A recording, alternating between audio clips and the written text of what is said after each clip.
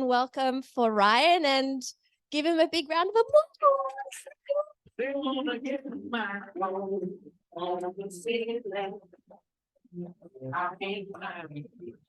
All right. Welcome to Bali. How good Bali? We're close enough. This is a 5-minute walk for me. This is a little bit easier. Open up your notepads, please. And if you don't have a notepad, that was your cue to get a notepad. If you think you won't be writing anything down today, buckle up. I want you to open up a fresh page. And I would like you to write one word at the top of the page for me. Not yet. The word is to describe how you're feeling right now. How are you feeling right now? Some of you just changed nappies. How are you feeling right now, Stinky? And bearing in mind, whatever word you write down, I don't want you to change it, but you can't insult me. I'm an English sales trainer on the Gold Coast that dresses like this. I'm uninsultable these days. I'm English, quarter Irish, so all I've got is sarcasm. Go the Irish. Okay, shout some words at me. What did you write down? Excited, pumped, inspired already. All right, that's me done, Shani. That was easy. What do you got out there? Fresh, pumped. Nobody's tired or dreary. Oh, there was a couple of them. They all get pointed at. Boo, boo those ones.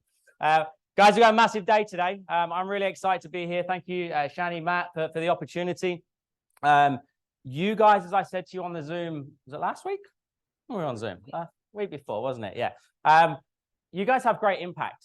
And I don't think you probably know the impact beyond the impact that you might be having. My aim today, my intent, is to help you maximize the impact that you have, both personally and professionally. The ripple effect of what you do for people will live long after what you actually do for someone. The ripple effect of what I do on this stage for the next 6 hours will live long after I get off this stage, right? I know that because I've been doing it for 13 years. I'm very excited for one of you, hopefully every single one of you, to message me in 66 days and say, Ryan, oh my God, this changed my life. Who'd be happy in 66 days if you had to send me that message? I didn't even finish my question. Who'd be happy to give me $10? This is a good game. I like this one. All right, sweet. Guys, I'm going to give you a quick overview of what we're going to cover today because we have got a big day ahead of ourselves. So I want to give you a bit of context around SWISH. We know SWISH stands for what? That sounded a bit cult-like. Selling with integrity and selling honestly. It's not a cult. It's a methodology. It's a mindset shift that we're looking to take. Who's got a negative connotation to the word sales at all? Who's a little bit icky around that? Yeah, previously I was exactly the same. I want to show you guys today that sales is one of the most noble skills you will ever acquire. If you honestly, hand on heart, believe that you can impact somebody by virtue of the product or service that you have to offer, you owe it to them to learn the skill of sales, and it can be learned. So I need to give you a bit of context. I completely agree. I'm going to, I want to level the playing field here, right? I'm going to start with something quite broad. I'm going to go through the most common sales and communication mistakes. And quite often you're going to hear me talk about sales and communication. I say it in the same breath. Why? Because communication is sales and vice versa. If you really don't like the word sales, for the next few hours, just change it. In your head, every time I say it, just put the word communication in there. I said to Shani just now, every single person in here right now can impact the experience that I have today. True or false? Every single one of you. When I get greeted on the way in, AV guy did an amazing job. I said, give him a round of applause, by the way, Nolan. The way that he deals with my demands, and I don't have many demands. I just want to be able to see what next slide's coming up, right? So the way he dealt with that, the way he regulates, the way he communicates with me, the way he asks me, hey, do you have a USB that you could put that on? Or does he say, you got a USB? Communication, right? Impacting my experience. Every single word that leaves your mouth will leave an impression of some sort. We talk about our 60-second legacy. Who remembers me talking about 60-second legacy? What is it? What's a 60-second legacy? In how long?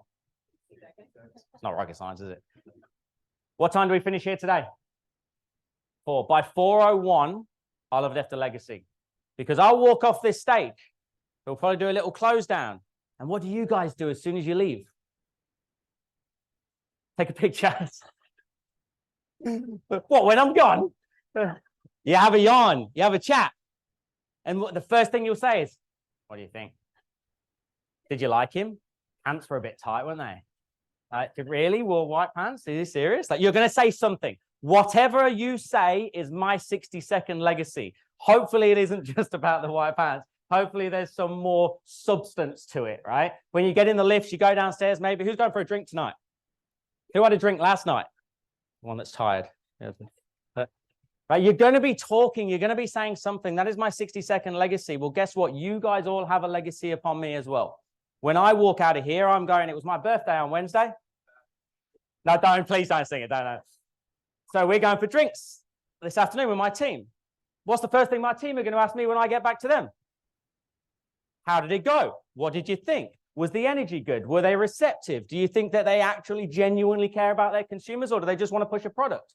You guys are all impacting my experience. So what I want to do is try and hit as many of you as possible by leveling the playing field and going through some of the communication mistakes that you might be making, right? Rightly or wrongly, often inadvertently. Then we'll break for lunch about 11:30 till 12:30, if I've got that correct. And Shani will probably tell me if I've got it wrong. Then we're going to start the afternoon by going through speaking the right language. We're going to talk about DISC personality profiling. I touched on it very, very loosely on Zoom. Now, raise your hand if you've done any sort of personality profiling before. Keep your hand up if you know what you are. Any of you feel that you're broken? We're going to find out. We're going to find out. Don't point at people. We're going to figure out what you might be and who you... and we're going to figure out why you're broken. I'm not going to promise to fix you, but awareness is the first stage, right? So we're going to go deep into that. I became DISC accredited in 2017. So DISC, motivational drivers and behavioral science, I find it absolutely fascinating. People often say to me, Ryan, what's the best sales book that you can read? What's the best training I should do? I'm like, study people. You understand people, you understand sales. This is not about making a sale. This is about making a human connection. There is a difference between the two. Right, so DISC is really going to highlight that. I promise you, by the time we finish that, there's going to be people right now that you're DMing, you're texting, that you're calling, that are in your pipeline, that are considering joining, and you're speaking to them the wrong way. And I'm going to prove to you you're speaking them the wrong way, because I might ask you to do something. And somebody's going to make a sale in here today. Who'd like to make a sale today? I have prizes. I have wine. Does that help? Does anybody like wine or chocolate? All right, sold. Easy. Marguerite, so I can't do that. Then we're going to talk about something called framing conversations. What is a frame? What's a frame? What goes in a frame? A picture of what? Anything you want, but you choose what goes in there, right? But once it's in, it stays in. This is a frame. This is an agenda. Why am I sharing this with you right now? Why didn't I just start the training? There might be C personalities in here that needs to know. What else? If you don't know, yeah, go on. So you know what to expect. Why is that important? Who cares? Why don't I just start? I know what to expect. I know what's coming. Feel trapped, feel lost. If you don't know what's coming, what are you thinking about? Oh, trust. I thought you said trapped. Don't worry about why I was thinking about that. So if you don't know what is coming, what are you thinking about? So what are you not listening to? What's actually happening? So often we just go straight into sales mode and we start presenting and pitching, and they're not actually hearing or understanding the words that you're saying, which means the value is actually lost. Have you ever had somebody say to you, well, hold on a second, what's the minimum buy-in? I mean, am I tied into anything? And you're like, we spoke about that 7 minutes ago. You ever had that before? Because they didn't hear it. You said it, but they didn't hear it. And this happens an awful lot, right? We coach thousands and thousands of companies all around the world. This is not just you guys, it's everybody. They go, yeah, Ryan, I say that. I ask those questions. I'm already doing that. But they didn't set an agenda. They didn't set the frame. So they were saying it, but it wasn't heard. Do you know what's worse? It wasn't felt. And there's a difference between hearing and feeling. I'm going to show you how to do both today. Then we'll have some afternoon tea. And then the back end of the day, we're going to go very deep into what we call discovery questions. I spoke about this on the Zoom as well. Right questions, right time, right tone. So again, you might have the right questions, but you might be asking them in the wrong order. And if you get them in the wrong order, you won't create that connection where they feel compelled to do something. And then I'm going to finish off with something called trial closing. I gave you a trial close live on my whiteboard in my studio on the Zoom. What were the 3 letters? Who said that? IBO, amazing. Do you know what it stands for? So close to a bottle of wine. So close. You're getting further away. It was the last one. We got 66%. Idea, benefit, opinion. Do you like the idea? Does the idea at least make sense to you? And you knowing your situation better than I do you think that will be beneficial for you? Do you mind if I share an opinion? That's the IBO. So that's one version. I'll reiterate that. I'll go through that again. Who was not on that session who hasn't seen it, honestly? You see those shining? Those are the ones that didn't watch it. All right. So I will reiterate that. I'll go through that again. I'm going to give you a banquet of different trial closes as well so that you can feel comfortable asking somebody for the business. Because if you don't feel comfortable doing something, you won't do it. You won't do it. I know that because that was my background. Right at the end, we'll do a recap and we'll have some action items. You have to take action. Guys, if you don't do it, this won't work for you. I don't want this to just be theory and a great day for you. I don't want you to walk out of here and go, oh, that was motivational. That was fun. So much so I'm going to start with a promise for you. My promise is this. This will be practical. All I'm asking for is your 100% focus for the next 6 hours. Who's got distractions? Who's got emails they need to get to? Babies they need to change? Again. Who's worried about something outside right now, outside of this room? Can you impact it right now? No, you can't. You can't. I'm not Tony Robbins. I'm sorry. Who loves Tony Robbins? I like Tony Robbins. I love Tony Robbins. We actually share the same public speaking coach, fortunately. But I'm not Tony. I'm an engineer by trade. I'm a practical sales and communication coach. So if you want rah-rah and a bit of motivation and you want to jump up and down and wake up your row, probably not going to be doing that today, unfortunately. You guys can do all of that if you want, but I get a bit weird with all of that stuff. So I'm going to give you practical sales and communication skills that you can use immediately. So you can have rah-rah for 48 hours, or you can have practical that's going to last you for a lifetime. My promise is the latter. Second part is that this will be fast-paced. You could probably tell already at times I'm going to talk like a horse racing commentator. We have 254 hours worth of content. What I do not want you to do is try to implement everything that I cover today. If you can you just rip out one piece of paper from your notepad, have it to the side somewhere, or even if it's just the last page in your notepad, just somewhere totally separate. And I want you to write at the top of that page, action items. Action items. My aim for every single one of you, regardless of your experience levels, regardless of how long you've been in this industry or how much training you've had, is that you pull out 3 things today. That is it. You will get way more than that. I know that, but I want you to pull out at least 3 things that you can implement. And I might give you time to implement today as well. This will be interactive. You can see I like to interact with you guys. I said, please take away the lectern. I'm not a lecturer. I'm not somebody that's going to stand in front of you and talk at you. I prefer to talk with you. Dialogue is the highest form of persuasion. Dialogue is a conversation between 2 parties, back and forth. Some things I say you are not going to agree with.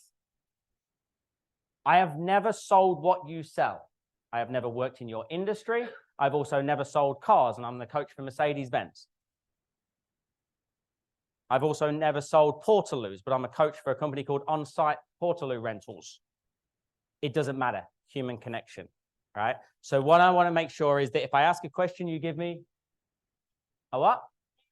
Okay. If you disagree with me, what are you going to do? Pull me aside on the break. Tell me quietly.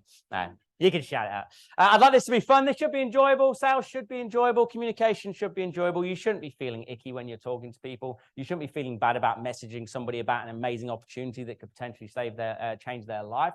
And I want to help you feel comfortable and have fun whilst you do it. And the last one, arguably the most important, probably for the people that booked me and paid for me to be here, is that this is tried, tested, and proven. I will not be trialing anything on you guys today. All right? You're not my guinea pigs. My team, as Sabrina will testify for me, back in the office, they're my guinea pigs. I just had a few days away with my 2 young boys. There's a danger when I get away. What's the danger? I get time to think. I come out with all these weird and wonderful ideas.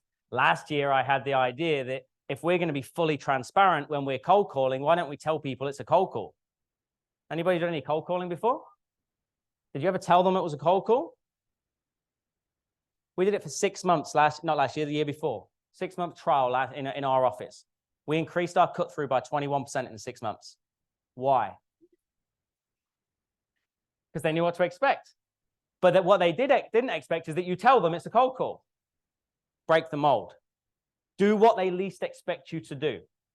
Are you trying to sell me anything? Yes. Are you? Am I selling anything from here today? What am I selling? Myself, my brand, future training, to love sales, an idea, a methodology, a principle, belief in yourself. We secured a tender with Queensland Government, Queensland Health, and Queensland Education. We now train have the opportunity to train 104,000 Queensland teachers, our teachers in sales. Absolutely. What are they selling? Education. More than that. Go deeper. Oh, that's nice. Our future. Who's got kids? Well, who's got kids?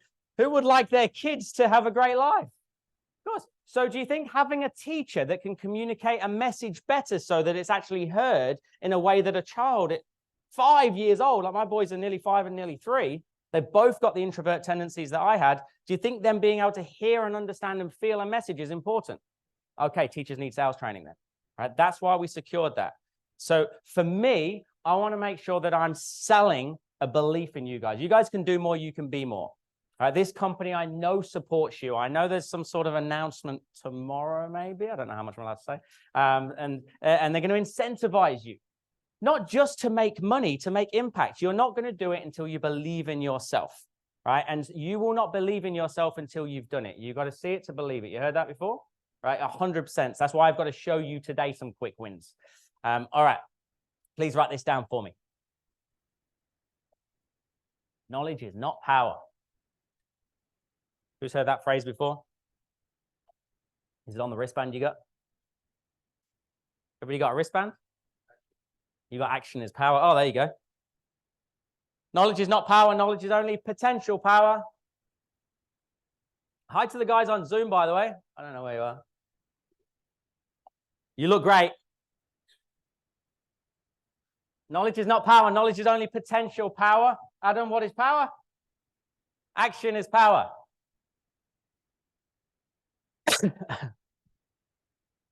As I said, you can sit here till 4 o'clock today, make some beautiful notes, do some doodles. Who's doodling? Who's drew a flower so far? There's always a doodler. I used to think they hated the training, but that's just how they consume. Right? If you don't do anything with this, nothing matters. Napoleon told us what we hear, we forget. What you write down, you might remember, but only what you implement will you truly understand. Some of the things that I say to you today, you'll go, oh yeah, that wouldn't work for me. Yeah, if you said that to me, Ryan, I wouldn't buy from you. I'm like, good, I wouldn't say that to you. I adapt, adjust, and respond to the person that's in front of me. That's why we're going to go deep into this. So some of the things that I say, you'll be like, I'll feel really uncomfortable if I said that. And then you'll use it, you'll see that it works, and you'll be like, screw discomfort. If it works, use it. But I want to make you feel comfortable using it. But if you don't actually try, nothing will change. What I'm looking for is this: momentum over perfection. You're not going to be perfect today. I'm 13 years in, and I'm far from perfect. I've invested just over $400,000 in personal development, mentors, coaches, and training in that period of time. And I'm nowhere near the finished article. Please do not compare my year 13 to your day 1. Some things that I say today, you're going to be like, Ryan, well, that's all right. That just rolls off your tongue. How dare you? I've done 330,000 cold calls in my time. It rolls off your tongue when you get punched in the face 328,000 times. I promise you, when somebody punches you in the face that amount of times, you figure out how to dodge a punch. So it's not rolling off my tongue. It's because there's repetition, there's consistency, there's accountability. How many of you are role-playing every day? Business role play. Come on, you're better than that. So all of a sudden, all the hands went down when I changed it to business. Okay, all right. If you aren't practicing this, how do you expect to master anything? It's not going to happen. Any of you play like any high-level sports at any stage? Yeah. Did you go straight out onto the pitch, the court, the field, and just play? What do you do first? You train, you warm. What if you don't warm up? You get injured, you pull a muscle. In sales, pulling a muscle looks like this. So do you want to move forward? No, that's too expensive. You just pulled your hammy. So what do you think about this opportunity? Do you think it's going to really help you move forward? No, it's not really for me. I don't really want to be a part of something like that. Just tore your glute. Can you do that? Can you tear your glute? I don't know. You get the gist, right? How do I know this, right? I'm a procrastinator. Any procrastinators in here? Look at there's such an irony with how fast procrastinating hands go up. They absolutely fly up. It's like you're proud of it. It's like, yeah, damn right, me. I'm a procrastinator. Yeah. My background is built around procrastination because I was an engineer for 8 years. I was a mechanical maintenance engineer. And I know when I walked out and you saw me for the first time, you were like, I bet he used to wear overalls for 12 hours and was covered in grease and oil. Is that what you thought? 12-hour days, 12-hour nights, covered in grease and oil, changing gearboxes, drive chains, the lot. That's what I did. And I was very, very good at it. Now, there is no room for error in engineering. Any engineers in here or ex-engineers? There's no room for error. Everything has to be perfect. Just the one. What type of engineering, Karen? Boat builder. Okay, cool. You can't really go wrong building it. Well, you can go wrong, but if you go wrong, what happens? It might sink. It might sink. Now, unfortunately, in the world that I live in right now, there's lots of room for error. How many people are in this room? 100 something plus? 150? There's 150 variables. Any one of you could go rogue at any moment on me. You could shout things, you could throw things. Please don't, but that could happen, right? That is a variable that I can't control. So I'm not born to live in this world. I'm born to live in the world of perfect process, system. But it didn't fulfill me. For 8 years, I did that, and I was very, very good at it. I'm meticulous. When we do personality profiling later on, you'll see why it was great for my personality type. But I wasn't fulfilled. I was earning some great money. I had a house with my ex-girlfriend of 5 years. We had an investment property. I drove an Audi TT. I had a Siberian Husky. I was very, very comfortable. I love Huskies. You got a Husky? They're the best dog. They're just, it helps though, right? And I got to the stage. Is any who's British? That was a British. No, you're not British. Any Brits in here? Where are you from? Birmingham. Oh, you're near to me, Leicester. Any more Brits in here? Bit racist. Nobody? Don't accept them? We're all right. We're just sarcastic. So for me, so you will understand then, if you're from Brum, I was coming home every night after a 12-hour shift. My dinner would be ready, and then we'd watch Coronation Street or Emmerdale, the equivalent of watching Home and Away and Neighbours every night. And I remember very clearly sitting there one night going, in my head going, is this me? Is this the rest of my life? Right? And I call it like, we have lots of what's the point moments. Anybody had those what's the point moments? Wasn't about 20 minutes ago when I walked in, was it? You have them. And I was looking at some of the older boys that I used to work with. They're in their 50s, shall we say. And they've been doing the job for 20 years. They had a nice house, they had a pool, they had a broken marriage, and they weren't happy and they were earning all this money. And I'm like, that's going to be me. And they had a bit of a gut on them as well. And I'm like, that's going to be me if I don't get out of it. So I decided I was going to leave. I decided to make a change. Was that comfortable? Damn right it wasn't. No, it was one of the hardest things that I ever did, breaking up with somebody who's a great person I'm still really good friends with and deciding that I needed to chase something else. I moved over to Australia in 2010. I lived in Sydney originally for a few months. It got cold in Sydney. They don't show you that on Bondi Rescue. They don't tell you it actually gets cold in Australia. They just paint this amazing picture of Oz.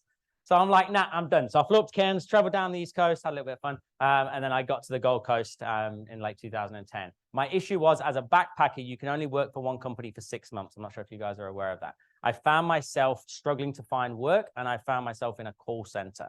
So that was the first time I realized what a boiler room was. Anybody seen Wolf of Wall Street? The environment that I was in was very much like that, minus the midgets. It wasn't that bad. But my job was this: pick up the phone 300 times a day, and I had 90 seconds to find out if a stranger had $15,000 to $25,000, as I mentioned the other day. If I asked you right now, how much money have you got in your bank? Who would tell me the real number? Who would even have a conversation with me? Do you know some people do? Some people will actually talk to you and go, well, hold on a second, where are you calling from before I give you that? I'm like, you're going to give it me? Well, what are you doing? Most people said what? I think he said, no, thank you. Most people punched me in the face, right? Put this into perspective for you. At 5 years old, my parents, specifically my mum, took me to the doctors because I had weird social anxiety issues. I didn't like social settings. I didn't like going to kids' parties. If we went out for dinner, I'd sit under the table and take my shoes off. Don't know why I took my shoes off. Just felt secure. I was so grounded. I'm a classic introvert at heart. I know you're not seeing this right now. You're seeing what I call a stretched behavior right now. You're seeing me masquerade as an I personality type when I'm actually a default C introvert personality type. Why do I share that with you? Because when you got somebody that is naturally more introverted than extroverted, and you have somebody abusing them for 8 hours a day, what happens? It breaks you. You have a choice. Not only that, I got to this stage. This is my crisis point, 31 cents in my bank. Right now, why I took a photo of it and put it on Facebook, I have no idea. But it serves me well many, many years later. Don't read the comments. So March the 8th, 2011. March the 8th, 2011. This is my next what's the point moment. Who's from the Gold Coast? Who's Goldie? So I lived in Broadbeach. I lived on the corner of Britannia Avenue and Surf Parade. There's a little place called Crystal Gardens near Broadbeach Football Club, not soccer club, football club. I was sleeping on a bathroom floor there at a friend's house. I slept there for 6 weeks on a pool floaty, or a lilo for the Brits. My crisis point was this: 31 cents to my name. There's 21 people in the sales room. Who's been on a sales floor, a proper sales floor before? They usually have a scoreboard, so you know who's shit.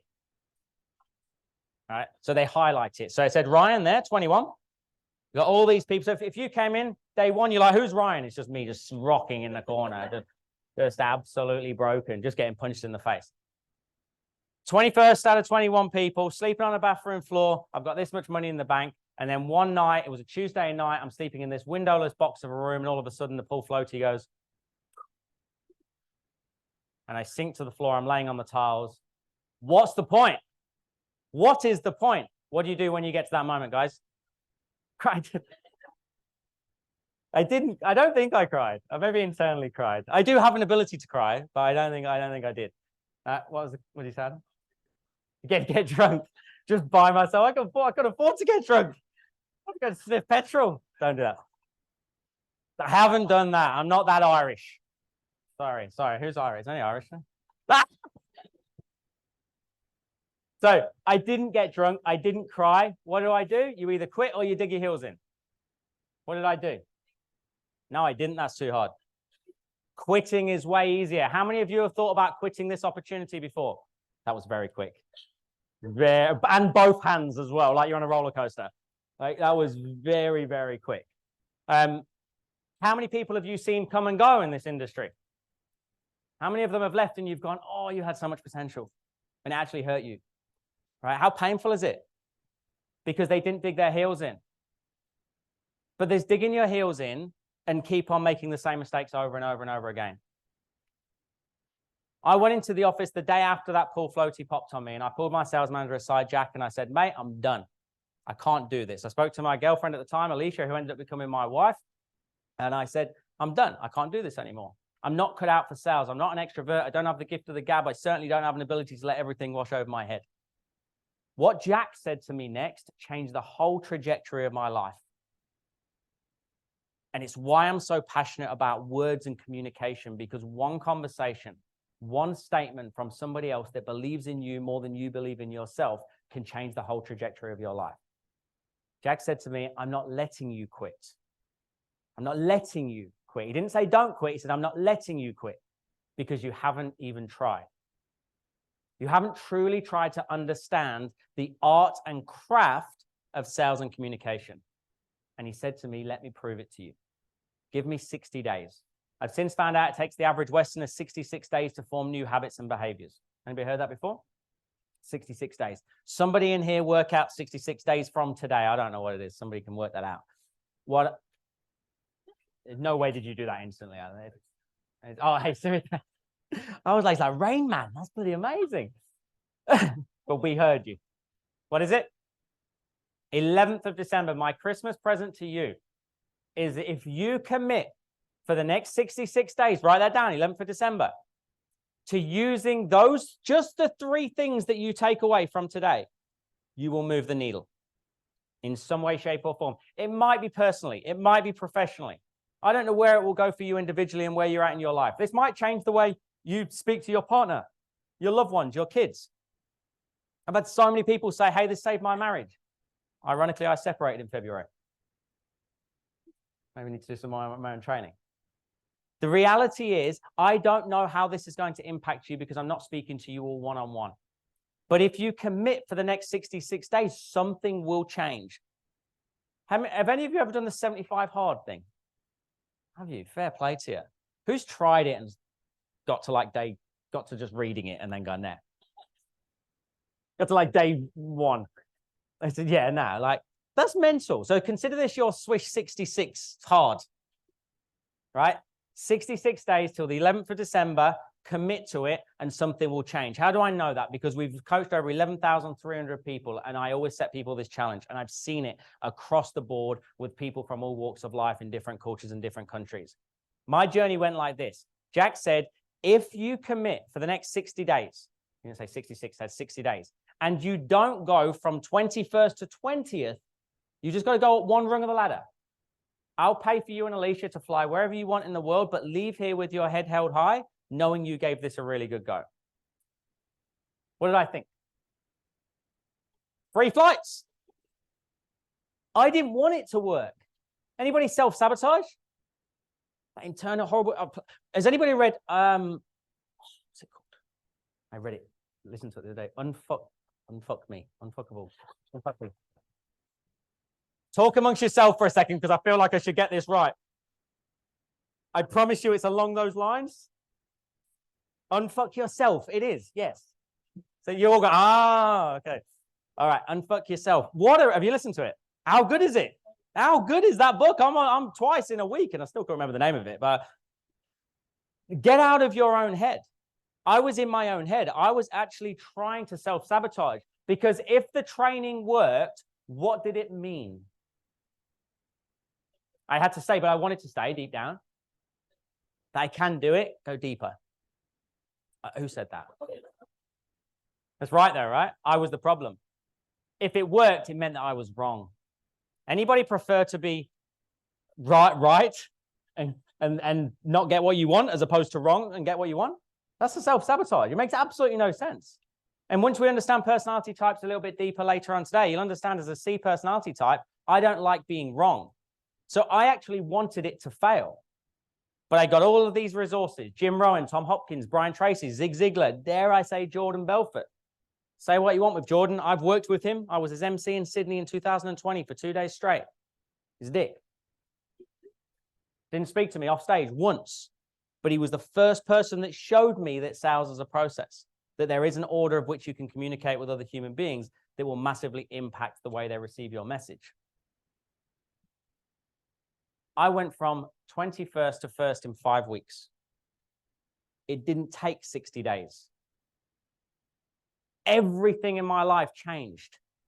Within 18 months, I was promoted to sales manager. I had a team of 47. So pretty much like maybe that side. A team of 47 people that I was then fortunate enough to be leading. I did $334,000 in commissions in 2013. I don't share that with you to show off because I'm sure to some of you that's a very small number and to some of you that is an absolute monumental number. I share that with you because I had 2 of the biggest lessons of my life through this period, and I'm going to ask you to write them down. Lesson number 1 was this. Sales is impact. And I've said it to you many times, and I'll keep saying it.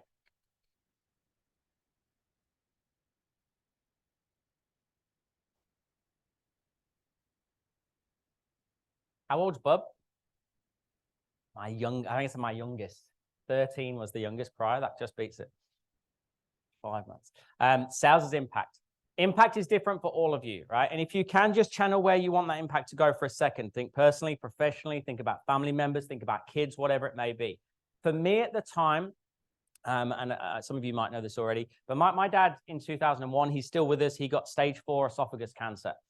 He got given less than 2 months to live. He had the single longest non-brain surgery in UK history, 23 hours straight, with 3 different surgeons. They literally cut him from there to there. They pulled his face back. They removed the tumor. He's highly disfigured. He's had multiple skin grafts, but he's still with us. In 2013, that was the first time I could actually pay to support my parents. That was my impact. Now, if you're from Brum, my mum and dad just wanted to go to Skeggy. That's the equivalent of sending your parents to old Surfers Paradise. It's not so bad these days. So I could send them home, send them money home. I could actually pay for their rent. I'm actually in the process of buying them a house. Like that is impact. Why? Because I changed the order of my words. I learned about tonality. I learned how to connect with human beings. I forgot about sales. I learned how to connect with human beings. So genuinely try to channel that today as we're going through some exercises. You're feeling a bit uncomfortable. Ask yourself, what is the impact I can have beyond this discomfort? Because if you don't know your why behind the why, you won't get through the discomfort stage. You'll just stop. And when I realized that, I'm like, screw it. I need to stand on stages and speak in front of thousands of people, because there's got to be other introverts out there like me that genuinely want to make an impact, but don't want to change who they are. They don't want to be inauthentic. So that was the first lesson. Second one was this. Sales is a process and it is a learned skill, much to my dismay. For me, it was just like engineering. And if it's a learned skill, anybody can understand it if it's taught in the right way. All of a sudden, you don't need to be like a Wolf of Wall Street person in a boiler room. You can just be yourself. I was talking to Shani beforehand, and historically, the best salespeople I have had, I don't want to get too far into the disc content, but the best salespeople I have had in the last 13 years, whether I've worked with or employed or trained, are female S personality types. And I'm not saying that just because you're in this room. I would say that to a group of only men in a room. Female S personality types. If you understand what an S personality type is, it's called steadies. They're very people orientated. They're a little bit resistant to change. They don't like to force things upon people. So why are they the best salespeople? Because what? They listen, they do listen. Who said they care? Because they actually care. And I know I'm not saying all the other personality types don't care, but to their core, they actually care, which means they listen, which means they ask better questions, which means they will dive a little bit deeper to make sure before they present it's right for the person in front of them. So they're actually unconsciously creating a better connection with the person in front of them, which helps them make sales. And they also don't have the spikes in performance that I personality types and D personality types have, because they get bored and they change things. So the extroverts, sorry if there's any in here, they're the ones that have got the gift of the gab. You know, the ones that go, I could sell ice to Eskimos. You say that to me in an interview, you're done. I don't want somebody that can sell ice to Eskimos. You shouldn't sell ice to Eskimos. Does not swish at all, right? I don't want somebody that can do that. I'm not talking about selling. I'm talking about connecting. So in 2014, I broke away and created Swish with Jack, the co-founder, who exited 3 years ago. Our whole mission was to change the perception of sales. If you walk out of here today and you'll just go, maybe there's a different way. Maybe I can do this and just be myself. I realized when I started as a leader and I had to hire people, I'm bringing like 17, 18-year-olds into the business, hiring them with no sales experience. And I realized I love coaching probably more than I did actually making sales. I love taking somebody who's like, Ryan, sales is not for me, and then taking you on a journey. And then all of a sudden your whole life changes. That's fulfillment. So can I get achievement? I still want to earn some good money. Who wants to earn some good money? There's nothing wrong with that. There's nothing wrong with wanting to earn some good money if you're doing it for the right reasons. You're in a great vehicle here that incentivizes you. You're going to get incentivized when you make more sales, but you're only going to make more sales if you're impacting people. So for me, creating this was born out of achievement and fulfillment. Last thing about me, guys, is I'm a dad. It's as close to a husband as I could get when I was in an apartment. So that's Saxon, that's Maverick, and that's little Fox. So those parents out there know that you're all in sales, don't you? Yeah, what are you selling your kids? Snacks. I think that's blackmail. But it works, right? The emergency stash of lollies. Yeah, what else are you selling your kids? Go to bed. Get in bed right now. The football's on.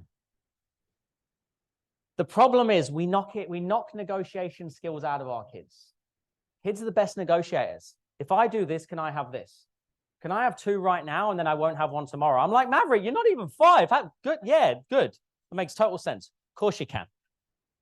There is opportunities everywhere. Our biggest opportunity came in 2018. We took the business onto the TV show Shark Tank, as many of you heard the other day. So we do still have Steve Baxter, Andrew Banks, and Dr. Glenn Richards, who are still with us to this day. So some of the teachings today I'll share with you come from those guys.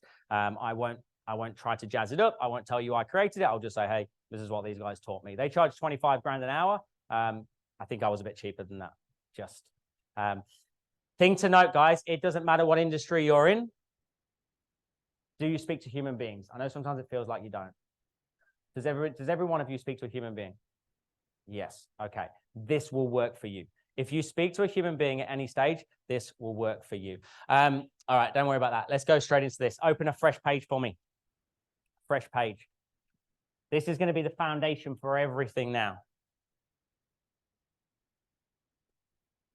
There are 3 pillars to elite communication. 3 pillars to elite communication. Yeah, Kushkan, yeah. Not yet. I will do it. I will do it in like 10 minutes. Just move it back a little bit. Yeah, it's okay.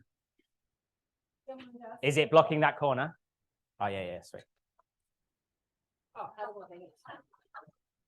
I was going to do it with one hand. So. Okay, so 3 pillars of elite communication. Number 1 is psychology. You can hear me talk about the psychology of connection a lot. You got to look inside, you got to look outside. What have I asked you to try to think about a lot so far? I've said one word that begins with I. Your impact, right? You got to look inside, you got to look outside from a psychological perspective. What is the impact that you want to have? What is your why? What is your reason for? Who writes goals? Who sticks to their goals? Well, they went down. Who's got somebody holding them accountable to their goals? Wow. Okay, not enough. When we coach our corporate clients, say like we got one company that's got 530 reps in our online training. One of the first things I will do is get them to find an accountability buddy. We can do a goal setting session with a company and their sales will increase through goal setting. No technical training, no capability training. Just get the mindset right in the first place. If I was to ask any one of you right now, what is your big focus for October? You don't need to tell me, but who would know the answer to that? Did you only put your hand up because I said you don't need to tell me? Who doesn't know what their focus is for October? Okay, for me, that's like your life's GPS. Who'd never been to this place before? This venue. How did you get here? Did you just get out? Did you start walking? Oh, I was lucky. How did you get here? Maps. Why did you put it in a map? Why not just walk? No idea where to go. Goals are exactly the same. How do you know where to go if you don't have a destination? Now, I'm a big fan of milestone anchoring, not goal setting. There is no destination. How many of you have written down a goal, you've achieved it and gone, didn't feel like I thought it was going to feel? Always happens, right? So there is no end goal. You ever had somebody say to you before, how you going? You go, yeah, getting there. Where? Where's there? There is no there. There is no end goal. When I was on my arse, getting smashed in the face 300 times a day, all I wanted to do was earn $1,000 a week. That was my life's ambition. If I could earn 50 grand a year, I would be absolutely buzzing. Is that the same goal that I've got these days? No, because your success thermostat changes. If you don't have an accountability buddy in accordance with your goals or your 3 actions that you're going to take after today, please write down on that piece of paper that you ripped out. The first task you're going to do is find somebody to hold you accountable. I would recommend it be a stranger. Do you all know each other, or are there people in here that you haven't met before? There's some people you don't want to talk to. Don't look at them. Find somebody that you don't know as well. Harvard University showed us in a study many, many moons ago that if you have somebody holding you accountable to your goals, you increase your chances of succeeding in them by 72%. That's huge. Dan Kerr and I, we often do it. We'll share each other our goals on a Sunday night, and then we'll text each other on a Friday. How did you go? Just knowing that he's going to message me makes me go, fuck, I know he's done his. I think he has. I don't know. I'm going to check with you. I'm going to double check. Just knowing there's somebody there waiting, like knowing that I've got a quarterly board report to provide to our shareholders. Do you think I chase targets? When do you think I chase them the most? About a week before. Who did their homework on the bus on the way to school? Some of you are just like, nah, damn, not bothered. So we go through our goals every Monday morning in the office as a team. I don't care when you complete your goals, as long as you complete them. I know most of them will do it on a Sunday night. But if you've got somebody going to hold you accountable to them, 66 days, that's a marker. It's a time stamp. The 11th of December. Imagine if we were going to come back in here again on the 11th of December and I was going to hold you accountable to it. You're going to do shit? Absolutely. So you need to find someone that can hold you accountable to that. The second part of psychology, after we've looked inside, is to look outside at consumer behaviors. Give me an example of a consumer behavior. What is a consumer behavior? Buying stuff, yeah, because they're consuming. It's not wrong. Buying things they don't need because it's on sale. Anyone guilty? But you saved money, right? It's 50% off. It makes sense. I'm not gonna argue the other side of that because I'm one of those as well, right? What else? Somebody said something in there. Consumer behavior. Yeah, okay, so the passion they have for their purchase, so they validate it in their head. That's a consumer behavior. Who's an impulse buyer in here? I'm an impulse buyer. Sabrina, how bad am I on Instagram? I'm an Instagram buyer. Like, you know that just single click pay? That's dangerous. That little purple button. Oh, got instant. You don't even know it's gone. It's just gone. Just there, and all of a sudden you got some pillows. It's great. Massive pillows. They're amazing. We stayed at an Airbnb. I hire an Airbnb. I do this 5-person 2-day immersion. It's the best bed I've ever slept in. It was like being in a cloud. In the morning, I woke up. I'm like, that was unbelievable. Ripped the sheets off, everything. I'm like, I'm buying everything in this bed. And I did, and I found it, and I bought all these pillows. I'm so excited. Where are we? Consumer behaviors. Consumer behavior is. What about discounting? Who asked for a discount? Did we speak about this on the Zoom? Did I mention this on the Zoom? Do you guys ask for a discount for things? You don't ask for discounts. Define big ticket item. A car. Okay. What else? Electrical appliances, like a kettle. A washing machine or a fridge. Harvey Norman. Okay, good example. Why? Why do you go in Harvey Norman and ask for a discount? Because they're crap. Most salespeople are crap. If I said to you guys, so what does it cost me to get involved? Shout a number out at me. $55. It's a bit of a stretch at the minute. Can you do it? Can you do it any cheaper? Ah, nice. Can you do it any cheaper? Oh, rude. Bit defensive. Yeah, good, better, cheap. So most salespeople are crap. And when you ask for a discount, what happens? They go, I'll just go talk to my manager. You're getting a discount, right? So a consumer behavior is to ask if I can have something cheaper. It's not a prerequisite to a sale. Please write that down for me. A consumer behavior is to ask for a discount or a trial or a freebie. Do you get that? But it is not a prerequisite to a sale.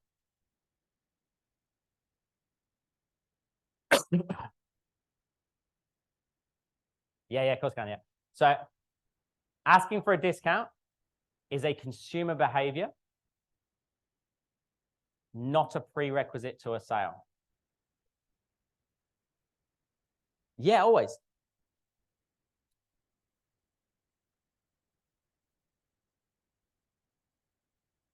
If you have that as part of your process and that's like a low barrier to entry, yes. And I'm a big fan of discounting, rewarding, and incentivizing loyal and repeat customers. Big fan of that, right? If people keep coming back to me year after year, I will incentivize them, of course. But if it's just the first interaction that you have with somebody and you haven't met them before, they haven't used your services prior, and they ask for a discount, my response is this. I think we both know the answer to that. Have you got any other questions? Because it is not a prerequisite to a sale. What pains me is when people go, can you do that any cheaper? Can I have a free trial? And then you go, yeah, and you've just elongated your sales cycle. How many times have you given, maybe not in this environment, but in sales in general, how many times have you given a discount and then they go, oh, and yeah, well, I need to go talk to my partner. I mean, you had that? It wasn't real. You can't knock that. You can't put that 10% back on now. You can't go, well, you either talk to your partner or you get the discount. Which one do you want? You've just discounted for no reason. I had an enterprise sales guy called Ray, very experienced guy that worked with us on a six-month partnership, essentially. He bought a spa. This was here on the Gold Coast, a hot tub spa thing. It was 16 grand.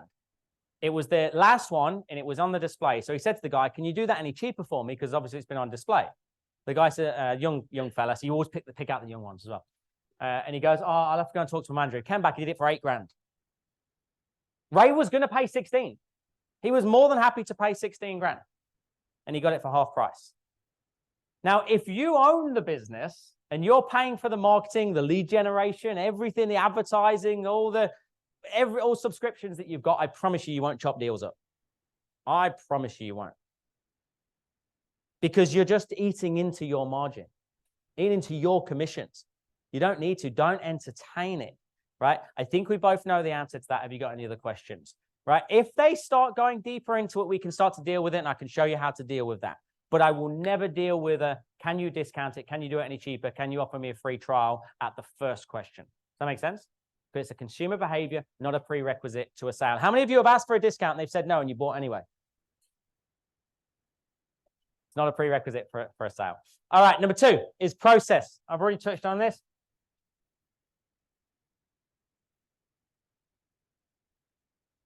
Process. The order of which you say your words or ask your questions will directly impact the value they see or hear or feel in those words. The order of which you say your words or ask your questions.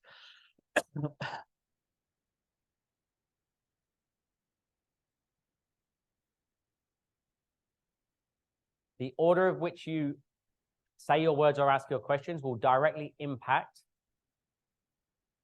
the value the other person sees in those words or feels or hears.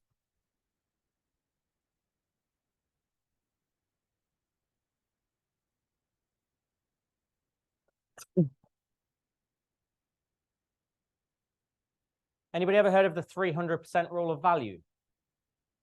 300% rule of value. Just as a little side note next to process, can you please write that down? 300% rule of value, and it's MCP. MCP. Myself, company, product or service that you have to offer. 300% rule of value, myself, company, product or service.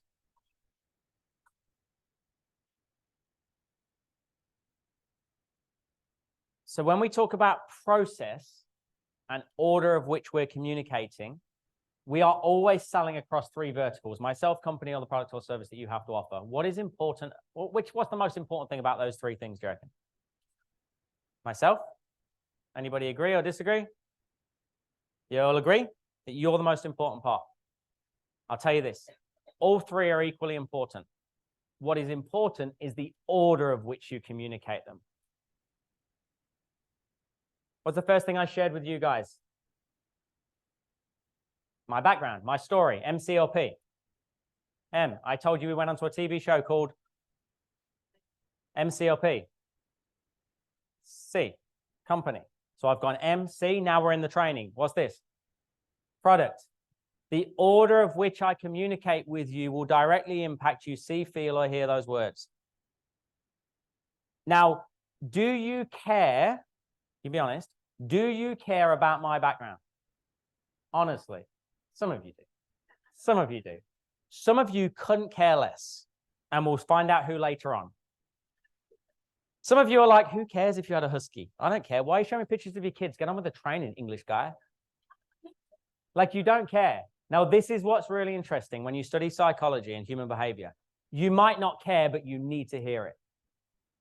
There is not a chance in hell that when you hear those words that you don't connect on an unconscious level somehow. Who's got a dog? Right. I'm not telling you I've got a dog to give me a chance, to say, hey, we've got dogs. We're going to get on. That's not what I'm doing. I just give myself a chance. Who's got kids again? Loads of you got kids in here, right? We get each other on a different level if you've got kids. I just took my boys away for the last 4 days for my birthday, just me and my boys. Absolutely loved it. I find it really nice just being present with the boys. There's not a chance in hell you can't connect with that if you've ever done that before. Some of you don't care, but you still need to know. Some of you will be like, well, Ryan, I don't want to tell everybody about my life, my personal and my private stuff. Who feels like that? But they still need to hear it. The key is you adapt, adjust, and respond to the depths of the story. So depending on the personality type you've got in front of you, you will change how far you go into your story and your background and your challenges and your woes, blah, blah, blah. All right. Last thing on here is execution, which sounds pretty brutal. You've got to be able to do it. So it's all well and good understanding the psychology. So you can read the personality type. You know what buying behavior they have. You understand what process you need to ask your questions or speak to them. But can you actually deliver it? Has anybody done any tonality training before? Who's heard of tonality? For a bottle of wine, how many tones are there? How many tones are there? Did you just put your hand up for the wine? For a bottle of wine, yeah, I'll take it. 27 different tones. 19 microtones, 8 macrotones. Has anybody ever taught you to go, just speak a bit quieter? Just be a bit more authoritative, bit louder. Has anybody ever trained you to do that? I'm sorry if that person that trained you on that is in here, and I mean no offense, but that's not tonality training. That's volume. There's a huge difference between tonality and volume. So you need to be able to deliver the words as well. And the only way you can master a capability or a skill, like playing an instrument, learning a new language, learning a sport, is by doing what? Practicing. So we live by something called the GROW model. On a fresh page, can you please, as an acronym, write GROW? GROW. I'll be back.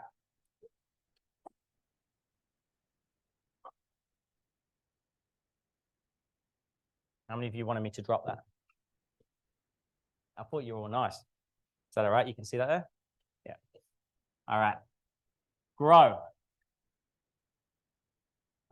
Tell me if we can see that on Zoom, okay? If you need me to change the pen.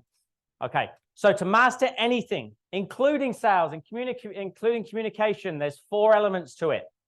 The first one, now, we've been coaching since 2014. So we're in our 9th year. We're 9 years old on October the 27th. We've coached 11,300 businesses in every single industry and sector, 158 industries or sectors. So I believe now with the results that we've got, we have the G, which is great content.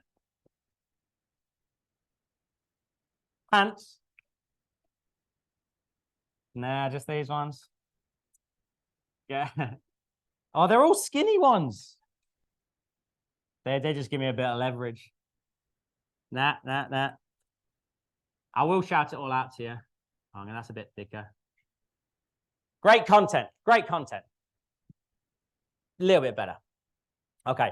The second one is with that content, you need, it's not better, repetition. We are not wired to hear and keep. We are wired to consume and get rid. So we can put the next thing in there. How much of today will you remember?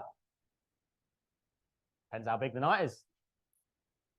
Probably about 10%. In the next 7 days, you remember about 10% of this, unless you repeat it often. It's why we created an online training program, so that you have no excuses. You can have a sales coach in your pocket 24/7, 365. Imagine if we did this every morning, even if we just did a 10-minute session every single morning. Does that make sure things stick? Absolutely. So I asked about role play earlier on, but you won't just do role play because you feel weird about role play, don't you? Who'd like to get on stage and just do something right now? Who'd like to do a quick activity? Well, your hands are broken. All right, that's smart, right? If you put your hand up, that means I won't ask you, or will I? So what we need is what we said earlier, is ongoing accountability.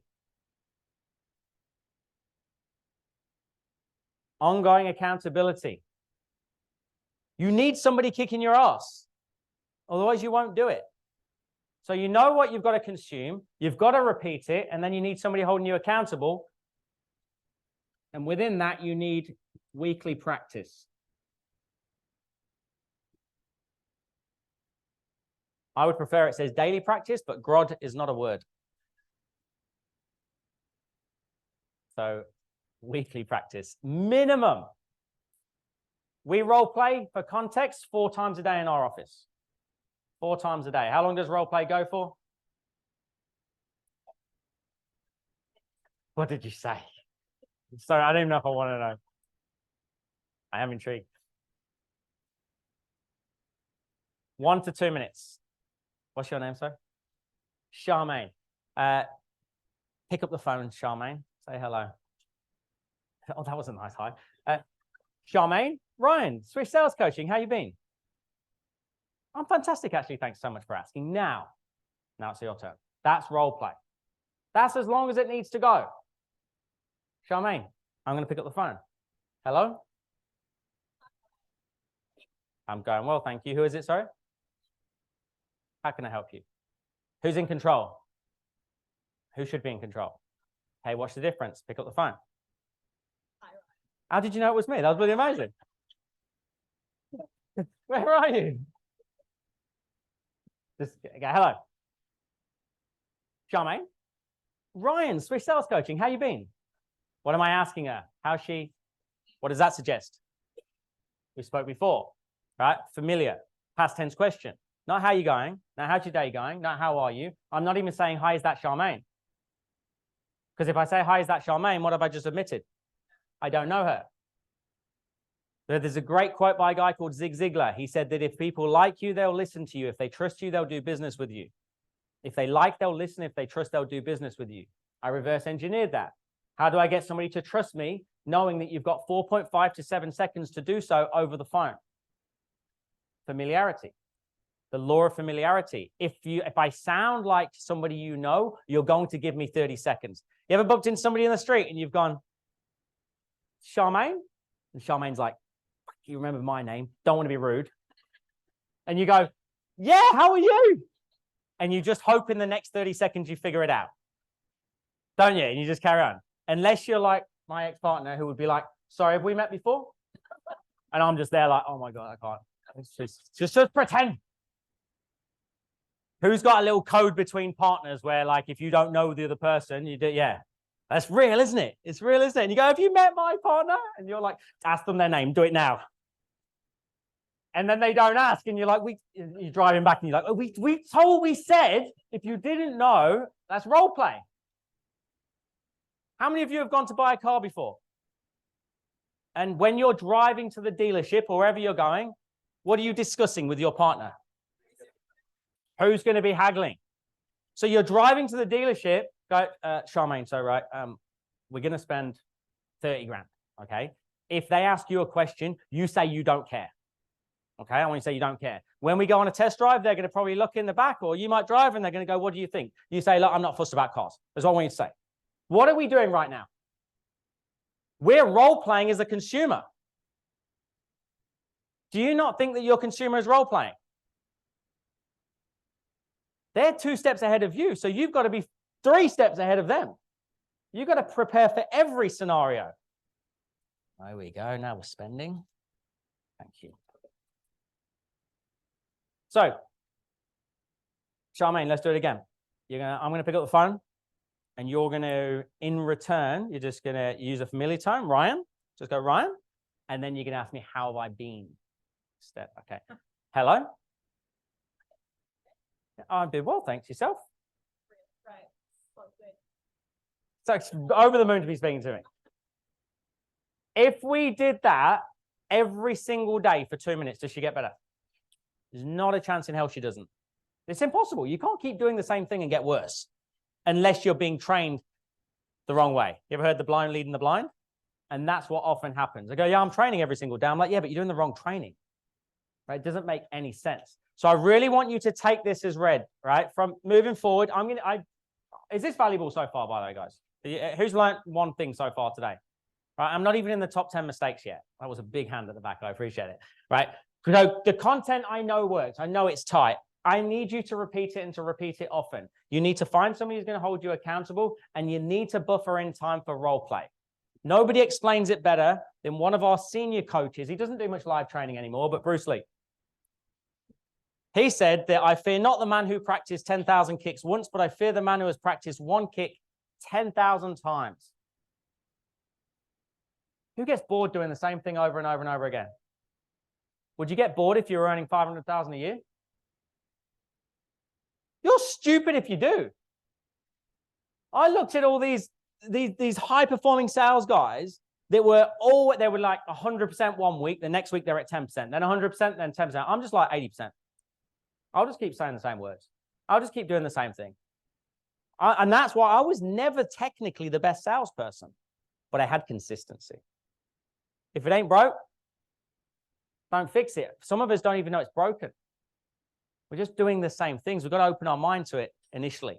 Look at the consideration around this, guys. 1% of your week, if you work 40 hours a week, I don't know if you do, it's 24 minutes. It's less than 5 minutes a day. Who's got 5 minutes spare in their day? Don't you dare tell me you don't. I'll follow you. I'll find you got 5 minutes waste. I got loads of waste in my day, 100%. My team get paid to role play. My team get paid for social activity. That's how much I value personal brand. Like, I don't say do it in your own time. I'm like, do it in working hours. You have to build your personal brand. All right, it's 11:15. What time's our first break? Still, are we on for 11:30? 12 would be great. Does everybody get really angry if I said that? I'm very aware of the demographic. Is that a good thing to say? Is that mic on? All right. So we'll go for 45 minutes. I want to get through at least the first five sales mistakes. So on a fresh page, top 10 sales and communication mistakes.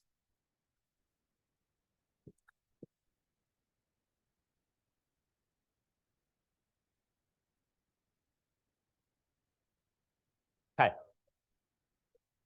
What I want you to do, just as a group of 2 or 3, so turn to 2 or 3 people next to you, and I want you to discuss 2 things. The first thing is, what have you taken from this morning so far? What is your key nugget of gold, as they call it? And the second thing is, what are some of the common mistakes you feel that you might be making or are made in general? Okay, I'm going to take 2 minutes to do this. So one key takeaway, and then what common mistakes do you think you might be making? All right, go.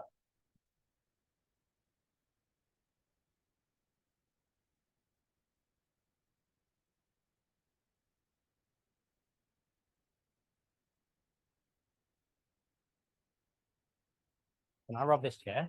You don't need that.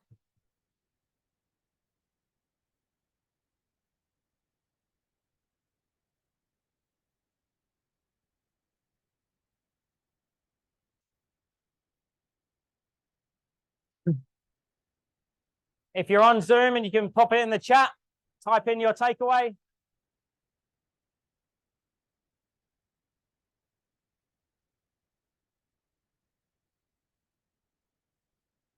The break is half an hour, not an hour. Oh, sweet. Oh, that's even better. We've got like a little 15-minute break.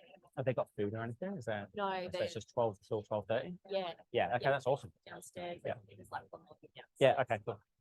Perfect.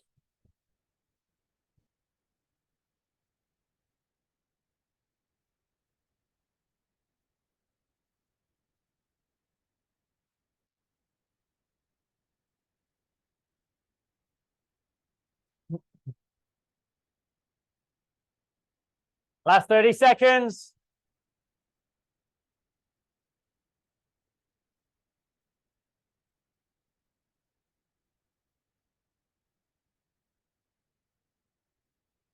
How's the whiteboard from the back of the room?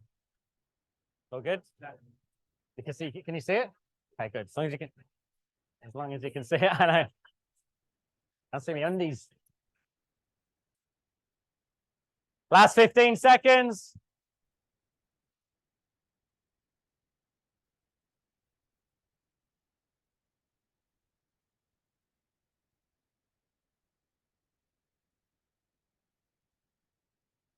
3, 2, and 1. Alrighty. Give me a takeaway from this morning so far. I love how you said when you say your words and questions in a particular order, it's really important for them to actually hear it and the impact that makes. Beautiful. Yeah. Awesome. And that's a principle, right? And this is really important, is don't try to be me. Don't try to just use my words and mimic me. That won't work. You need to understand the principle behind why we're doing what we're doing. So it's about connecting so they feel the message that's being delivered. Let's go somewhere else. Who wants to share one? Let's get a volunteer. Yes, amazing. Accountability buddy. Have you found one yet? Did you know that? Did you just find out? Awesome. Who else is going to get an accountability buddy? Please, please, please do it till the 11th of December at least. Let's go over here. Let's come technical. No, not me. Do you know what that means when you say not me? Going over the impact on what the order is going to say, going to come on the other person. Yeah. So an awareness of how impactful it is. Awesome. So that was having an awareness of the order and how that's going to make them feel from an impact perspective. Last one. What about your takeaway? And do you know what's interesting about that, right? Who's heard the phrase that they've got to know, like, and trust you, right? They actually don't need to like you. They actually don't need to like you. They just need to trust you. You don't need to like me. You're not going to like everything that I say. Who's had a mentor or a coach before? Right? Think about your mentors or coaches right now and think about the ones that have got the best out of you. They're the ones that call you on your, and do you like it in the moment? No, you hate it. I don't like them. I said it yesterday to one of my legacy clients. So I got a lady called Anna Samuel. She's a scaling up coach. She calls me on my shit all the time. She doesn't allow me to live in excuse land, which is why that book's really good. So I don't like her. I don't like her saying things like that. But then I get away from her and I'm like, she's right. Some of you, as I'm saying things, you'll be getting offended. I know you will. You should be, because that is discomfort. And if we can learn to go, all right, well, this is really comfortable, but nobody grows there. If I can just go like that and go, oh, I don't like it, but I'm going to stay here. I'm going to stay here for the next 66 days. Are you going to thank me? You can like me after. I don't need you to like me at the beginning. You can like me when you're making more money and you're making more impact. Right? Anna now is like, I call her my Greek auntie that I didn't know I needed. She's amazing. But I hated her at the start. I'm like, Harry, my public speaking coach, Harry. He works with Tony Robbins, Richard Branson, Robert Kiyosaki. I said to him, all I want to do is not be scared in front of 3 people. That was my brief for training with him. A lot of money from an investment perspective. I don't want to be scared in front of 3 people. He said, I'll get you speaking in front of 1,000. I was like, I don't want to do that. I don't want to do that. He goes, I'll do that, but we'll do it responsibly. I never forgot that. We'll do it responsibly. And he did. Within 18 months, I was MC for Jordan in front of 1,100 people 2 days in a row. You know the key? I loved it. And every time he kept pushing me out of my comfort zone, saying things to me that I didn't like. Now I love him. So you don't need to like them. They don't need to like you. If you can get that out of your head, because otherwise that will stifle you. If you think everybody needs to like and love you, you're not going to ask the tough questions, unfortunately. If I wanted everybody to like and love me, I wouldn't do any role playing, get anybody on stage. Did anybody notice I pulled the stool up? Maybe start freaking out a little bit internally. I don't need you to like me. I want you to hate me in that moment and then thank me afterwards because I've instilled a new belief. By the way, nobody's ever died during role play. No, I never killed anybody during role play. No, I'm not ruling it out, but it hasn't happened just yet. All right, common mistakes. Shout some common mistakes at me. Assuming the sale. When you assume you make an ass out of you and me, love that. Give me another one. Not listening, 100%.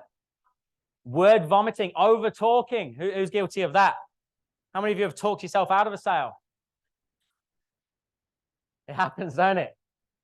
You ask them, so is this something that you want to move forward with? And then they go, yeah. And you go, oh, don't forget, you get this and you get that. And they go, I don't want that. How much is it without that? And you go, oh, well, that's already in there. I can't take, and you just mess it up. Shut up. Just learn to shut up. Less is more, right? Give me one more. Delay. Elaborate for me. Oh, okay. So not following up effectively or efficiently. Okay. How many of you are following up? Let's go. Let's start there. Are the rest of you not following up? Okay, we're going to talk about that shortly. All right, let's go through some of these guys. Now, these are in no particular order apart from number one. Number one is the only one that is consistent across every industry, every sector, every culture. The reason usually is because of management, because of the pressures that they put on you to make sales. So I'm not going to say it's your fault, but it is your problem. And I know as I put it up here, some of you will be like, yeah, that's me. Especially when you have targets to hit, especially when you're incentivized. So it's actually quite hard to get this out of your head, which is why I'm going to start with it. Number one is that you have the wrong intent.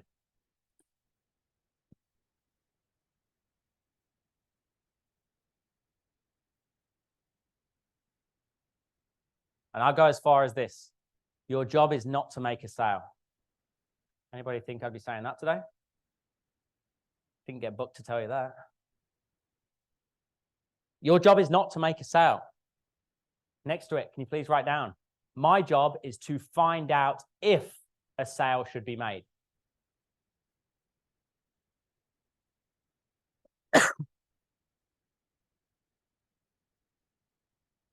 My job is to find out if a sale should be made.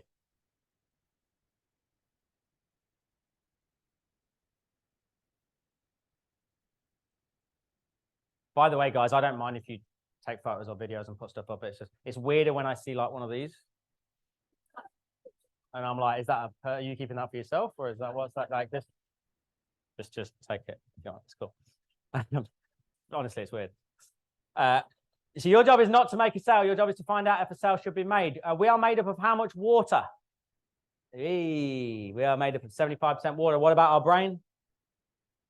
None. Then 90%. You're basically a cucumber. We're just like water beings. Water, which is pointless. It's all pointless. We all know that, right? Water follows the path of least resistance. So if you're a water being, you want to get to where as quickly as possible? The end. What did you say? The rain. Did you say the rain? Oh, the brain. Okay, that kind of it still makes no sense, but it's better than rain. All right, we're getting comfortable now. So water follows the path of least resistance, so you want to get to the end as quickly as possible. How many of you, when somebody messages you or shows half an interest, is like, oh my God, if they were to just buy, I'm going to get this, that's one more in, and you're all there already, honestly. Yeah. How many of you have spent a commission before you've got it? Of course, long gone. 2 years in advance. Long gone. So, how can you get yourself out of that? How can you flip your mind from commission to connection? Make it about them. How? Ask what they want. What they want is not what they need more often than not. Be cautious around asking people what they want. If I asked you what you wanted, you'd tell me objection handling training. I guarantee it. 99% of people say the same thing. Ryan, can you help my team with some objections? They keep getting told that it's too expensive, or can I think about it next year? I'm like, I can. That's just putting a plaster on it. I don't want to put a plaster on things. I want to fix the root cause. I'm not doing any objection handling training today. That's pointless. That's literally the back end. So what they want is not always what they need. Remember that as well. Imagine this for a second. Imagine you got a commission or a bonus based on intelligence gathered, not sale made. That make sense? So if you were to bring me on board, what are three bits of information you need about me to know that I would be a good fit? Don't say breathing. Say again. I know what I'm doing, maybe. Yeah. What else? What do I need? Go more specific than that. Result, what as in outcome of what I'm looking for. Yeah. What else? Personality, roles, goals. Yeah, goals. I'm teachable. So imagine this then. So you ask me a banquet of questions, and I give you 2 of those But then the third one, for some reason, I'm just like, I just don't feel comfortable talking about my goals. Can you just tell me how much it is? Do you ever get that? Can you just tell me how much it is? But all you've got to do is find out my goal. If you get that, and my goal, you get your commission. You don't even need to make the sale. Who'd like to play that game? What do you need to get better at? Asking better questions, that's what. Get me the answers, but to get the answers, I need to feel what? Connection and comfortable. Everything that we teach here at SWISH is about making the other person feel comfortable to share information with you. Who's heard the phrase rapport before? One of the most overused phrases ever. And rapport is not the same for everybody. Rapport is not the same for everybody. I like Tony Robbins' version of rapport. Please write this down. Rapport is total responsiveness between two people. Rapport is total responsiveness between two people. If I ask a question, you give me the answer. If you ask me a question, I feel compelled to give you the answer. Rapport is total responsiveness between two people. Have you ever had anybody where it's like trying to get blood from a stone? Maybe you're in the DMs and they're just not giving you, they're giving you one-word answers. You're not in rapport. And then you're like, so do you want to move forward? Like, what are you doing? Like the equivalent of me going to a bar and then just chatting to somebody and then go, can I get you a drink? And they're like, no. And I'm like, so do you want to come back? It makes no sense. We're not in rapport. I mean, I've been out of the game for a while. It might work these days. There has to be a deeper connection. So what I want us to try to do is focus on getting people feel comfortable to share information as opposed to just getting to your pitch and trying to make a sale. Easier said than done. But what I'm going to do with you later on this afternoon is share with you the questions that open people up. I'm going to share with you the questions, the order, and the depth that we need to go to. I'm going to give you about 25 to 30 different questions. Not every single one of them is going to speak to you specifically. It's not always going to work for you, but the principles will, and you can adapt, adjust, and respond. Make sense? Okay. Who thinks they're guilty of chasing the sale as opposed to the connection sometimes? Honestly, spending your commission before it arrives. All right. Number 2. This is going to set us up for after lunch. Speaking the wrong language.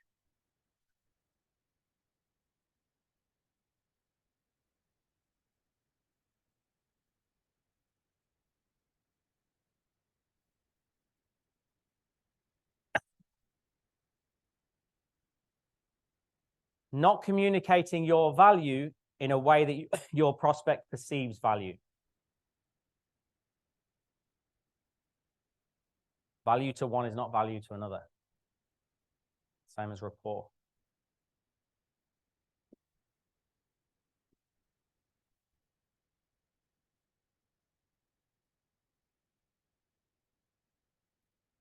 Anybody speak another language apart from English in here? What do you speak? Filipino. So we've got Philippines. Say again? Dinka. Where is that from? Wow. So we just learned something. That has got to be the best language about Dinka. All right. So I would say you speak Dinka. Was that the right phrase? Okay. So Filipino, Dinka. What else we got? Anyone? Spanish and ask. What do you speak? English, very well. Slovakian and Russian, everything. So I could do this exercise with just you. All right.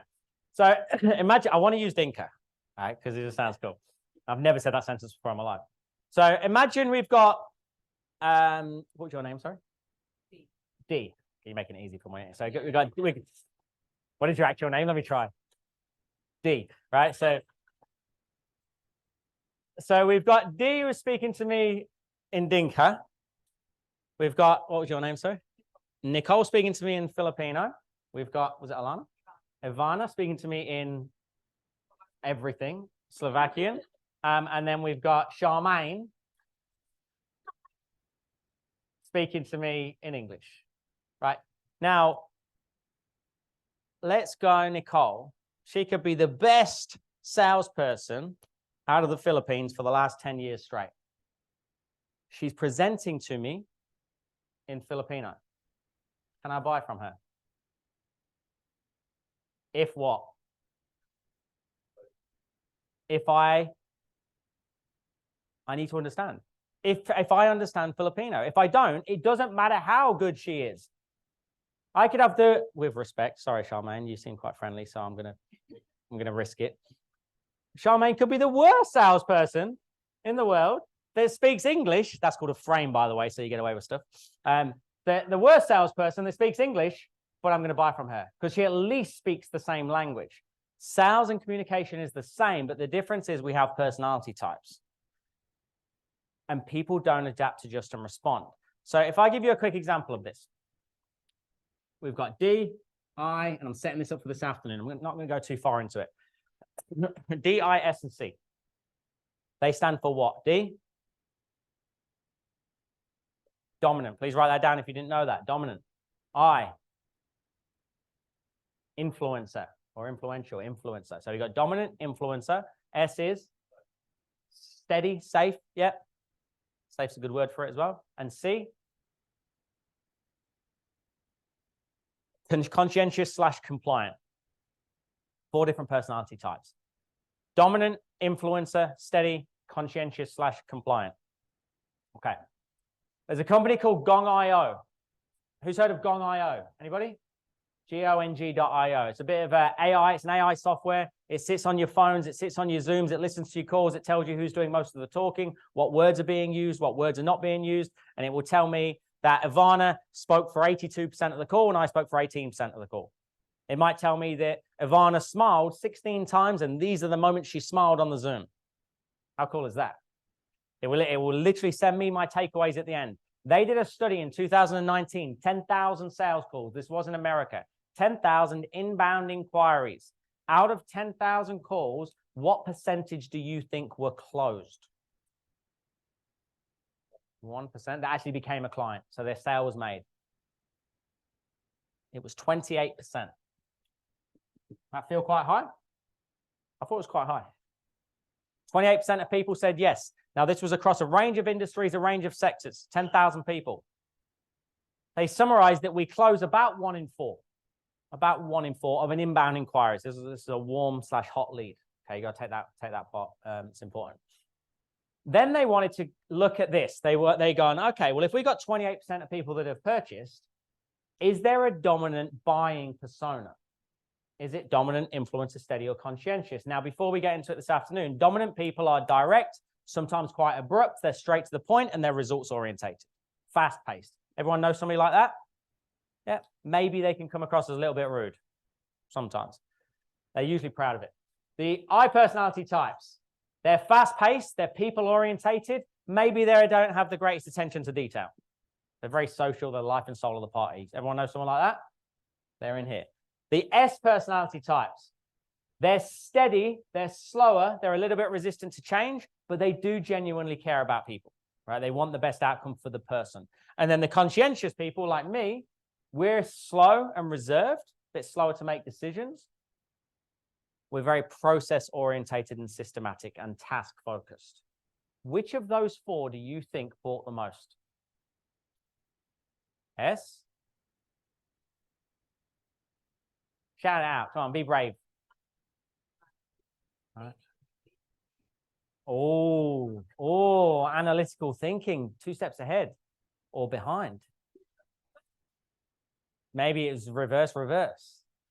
This was probably one of the most profound lessons I've ever had in studying people. The most dominant buying persona of those 4 that fitted into that 28% was whichever one matched the salesperson. Write this down. You sell how you like to buy.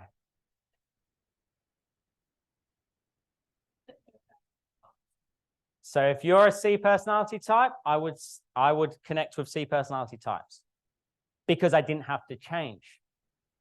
If you're an S personality type, I would sell S's. If I'm an I sell an I. If I'm a D, I sell a D because I'm abrupt, you're abrupt. We get on, we're like, well, I like you. I don't know why. So the key is, how do you connect with all of them? I'll go through that this afternoon. So I need to make sure that I'm talking to people that are direct, that are fun and the life and soul, that I'm talking to the people that are steady and don't want to change everything. I'm talking to people that are process orientated. I've already done it with you guys to make sure I get as many people in the room as possible. When did I do it? On the training? How else? On the website? I did it specifically. I had a slide. I had a promise. I had a promise. I said to you guys, this does get results. I'm not taking any chances on you guys in here. Anybody remember me saying that? You're not guinea pigs. I'm not practicing. I'm talking to the D's. This is results orientated. We're going to have some fun though. Who wants to have some fun? Should be enjoyable, right? Please don't try to implement everything. Just take 3 things. Don't revolutionize everything. Just take 2 or 3 little things. Oh my God, thank God for that. And I'm going to share with you a proven process. Step by step, here's my agenda. That make sense? Tony Robbins does that for 4 or 5 days straight every 6 minutes. He changes the persona he speaks to. He's been doing it for 20 years. That's why he's the highest paid speaker in the world. Because he can have 10,000 people in a room and he never loses you for more than 18 minutes. And he comes back to you again. You're like, oh God, here we go. Oh, process. Yay. Process. Oh, he's talking about a story again. Then the eyes are like, whoa, here we go. Like you have to be able to adapt. So like, I don't know if it happens to you guys, but do you have a situation where you're talking to multiple people, multiple decision makers? Any of you host webinars or do groups and stuff like that? Presentations. You've got to make sure that you're adapting just and responding. I'm a C personality type. So when I used to close, what's your name? Sorry. Alana. So I would say to Alana, so Alana, that's pretty much everything that I've got. So I suppose you want to sleep on it. I'll send you an email. I'll put all the specifications in and I'll let you know the next steps and just get back to me when you're ready. That's how I used to close. And my boss is like, what are you doing? She was just good to go.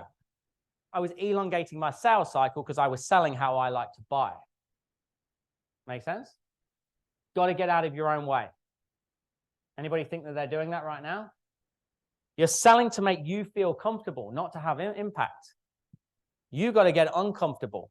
We've often been told that we should treat people how we like to be treated. No, we've got to treat people how they like to be treated. And you don't even know how you like to be treated. You just know that it feels right. Who's met somebody before and you're like, don't like them? Nah, not for me. 10 o'clock this morning. Freaking out. C personality types. I can't. It's going to be a long session. But what about on the flip side? You meet somebody for the first time and you're like, I like them. They got a good energy about them. I don't know why, but I just like them.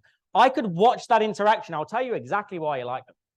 By the way they hold themselves, by the way they communicate. If you're at a restaurant, did they thank the waiter or waitress every time they came over? Did they acknowledge people around you? Did they say good morning, good afternoon, thank you? Are they polite? Do they open doors?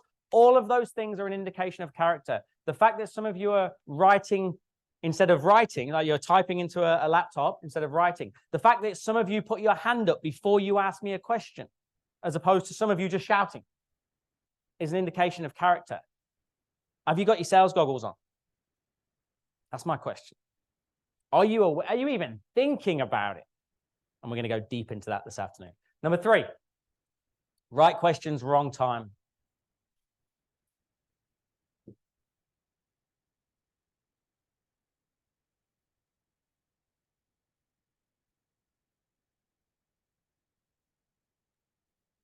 But we call it a discovery phase. Don't follow me.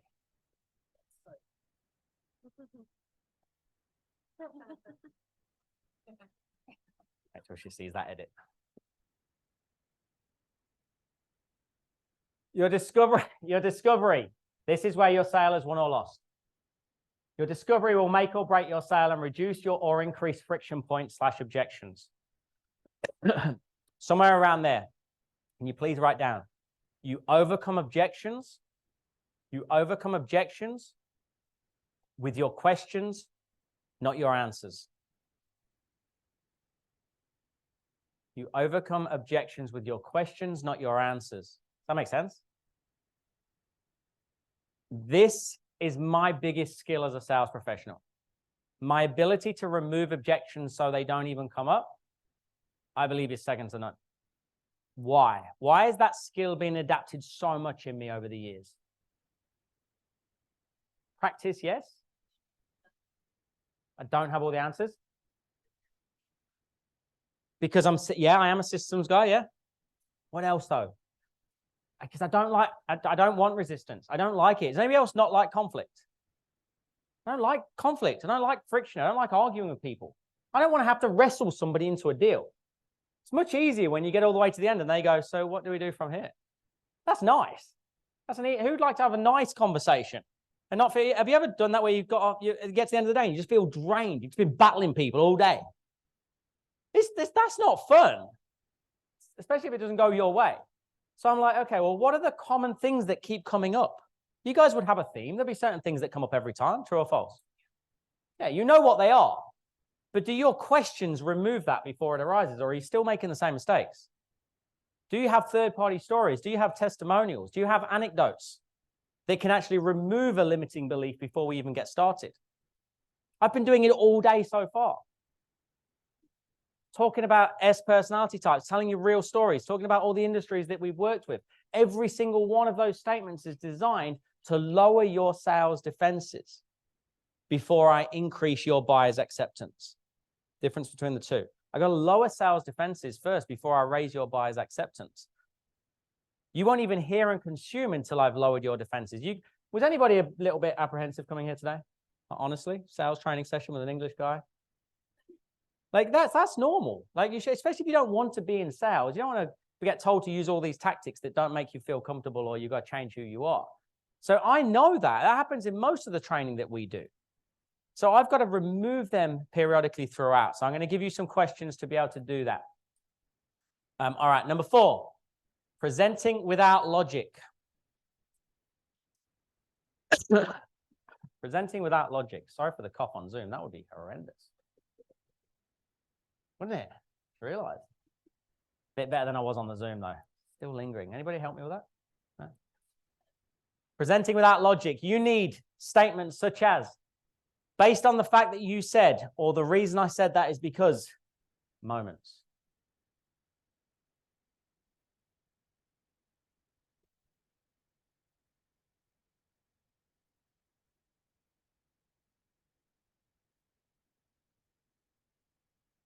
So earlier on, I asked you how many of you have done tonality training. I asked you how many of you have heard of how many tones there were. How many people raised their hand? 0. Based on the fact that earlier on I asked you about tonality and none of you have heard it before, I think it would be sensible if I shared a little video with you so you can watch and understand the different tones. Would that be beneficial? See what I did? Right, there has to be rationale before I present. There's a great book called Persuasion by Robert Cialdini. Anybody read that? Robert Cialdini. Persuasion, not persuasion, persuasion. And he talks about the words you use just prior to when you present will massively impact the value they see in those words. So just before I'm about to go into something, I'll say, hey, I need to share something with you. And I'm going to float an idea past you because you said something earlier that really hit me. You said to me that you were frustrated at the lack of impact that you have. Like, elaborate for me on that firstly. Okay. And bearing that in mind, what I think would be sensible is that we look at a couple of options for you. Is that okay? Right. They need to buy into the idea before they buy into the product. They have to be willing to change. Your first sale is change, not product. Does that make sense? And if they're not buying into change, if you guys aren't willing to commit till the 11th of December, none of this makes sense. Can you guys see how I'm practicing what I preach in here? Because if I can get you committed to a date, if I can find you an accountability partner by the 11th of December, as long as you do it for that amount of time, the rest will be easily bought in because you'll have already got results by then. But I have to get you on board with the change first. But I had to set it up. So you don't need to answer this question, but ask yourself, before I present something, am I just saying, hey, so this is what we have to offer? Or are you saying, hey, there was something you said to me on Messenger yesterday that really hit me. It was about your kids and the freedom and all of that. And because you said that, I think it would be sensible if I jumped on a Zoom and explained a few options that you might have. Would that be beneficial, do you think? I'm not saying let me show you the products, just let me show you the idea. Make sense? Okay. All right. Number 5. This came up earlier on with follow-up. You're too predictable. Only having 3 or 4 ways to reach or follow up with somebody.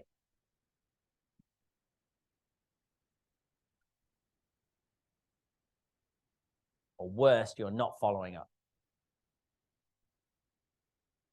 Where are those people that are not following up? Love your honesty. Probably too busy though, eh? Yeah, too busy. No time to follow up. If they're interested, they'll get back to me. Said no successful person ever. Oh, that was a bit cold. Who knows Steve Baxter, the grumpy shark? No, Steve? I said to Steve once, we were doing a quarterly review, we were on Zoom, and I mentioned that I had Maverick, our first boy at the time, and I alluded to the fact of being too busy to do something that he'd asked me to do, and he just went, just did this, and that means shut up. I learned very quickly. So he went, I got twin daughters that are 5. I've got an older daughter that's 8. I've got 31 businesses in my portfolio. Do you want to have a conversation about busy? I'm like, I don't want to talk about it.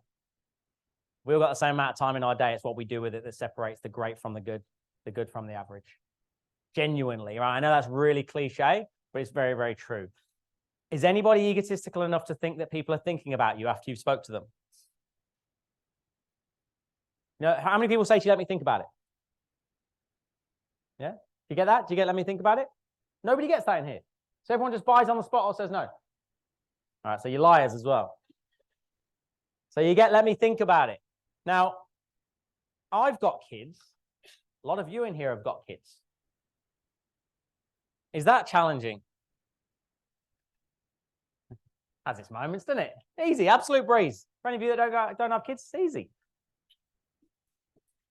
Right, so imagine me getting home after a day. Maybe I speak to Nicole today. It was Nicole, wasn't it? So I speak to Nicole today, and I'm like, Nicole, that sounds great, right? Yeah, do you know what? I feel like it would benefit me. I just need to sleep on it.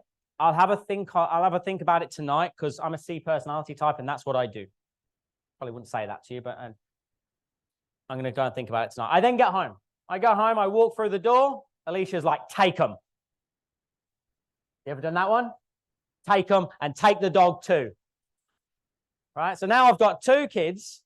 I'm like, all right, great. I got the dog. I'm like, well, hold on 1 second. 1 second. I spoke to Nicole today, and I told her I was going to think about something tonight.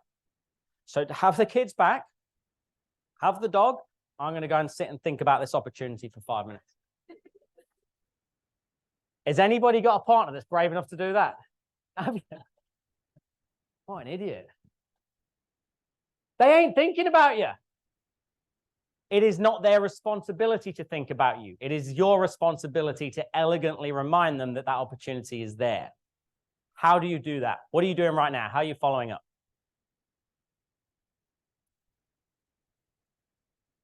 So, you polite hand raiser, you.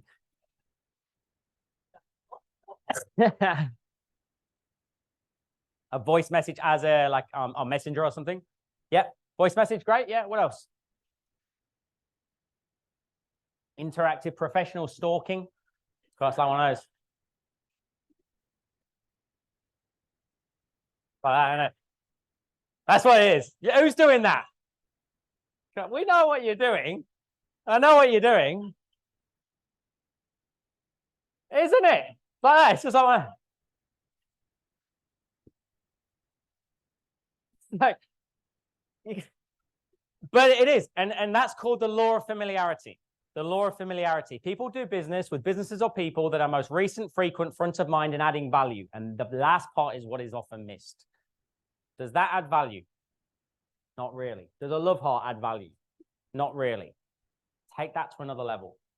What can you do to interact and genuinely add value? We've got 30 different ways to follow up. 30 different ways to follow up. How can you be recent and frequent and adding value without being annoying? Comment something that adds value on their post. Yep. What do they expect you to do? Look at it through that lens. Send it, follow up, saying what? Just follow. Did you get my message? It's like, yeah, it says seen. It's like, you looked like an idiot when you asked that question. Who's on LinkedIn? We get smashed on LinkedIn with SEO people that can definitely drive you thousands of leads. You need to be, so if you look at this like this is the start of your interaction. This is a principle. Start of your interaction. You need to be neutral at the start of your interaction. When I say neutral, it needs to be probablys, potentiallys, maybes. I don't know if I can help you. Those types of things. Does that make sense? The further we go along in the interaction of the relationship, the more absolute we can get. Now, I can say, guys, you need to watch our tonality video because I have intelligence. Does that make sense? But I can't just slide into your DMs and go, hey, I thought you'd find this valuable. Why? Based on what intelligence?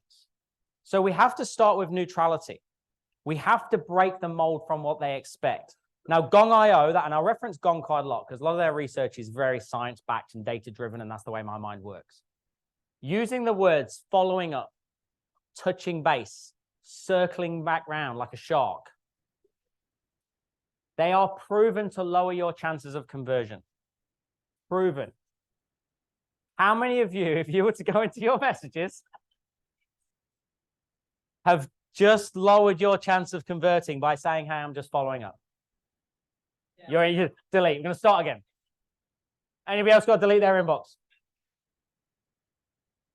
I did it. I did it as well, because what you are following up. But by virtue of you saying you're following up, you're actually just saying, hey, I'm a salesperson. So what can you say instead? Checking in, no, same impact.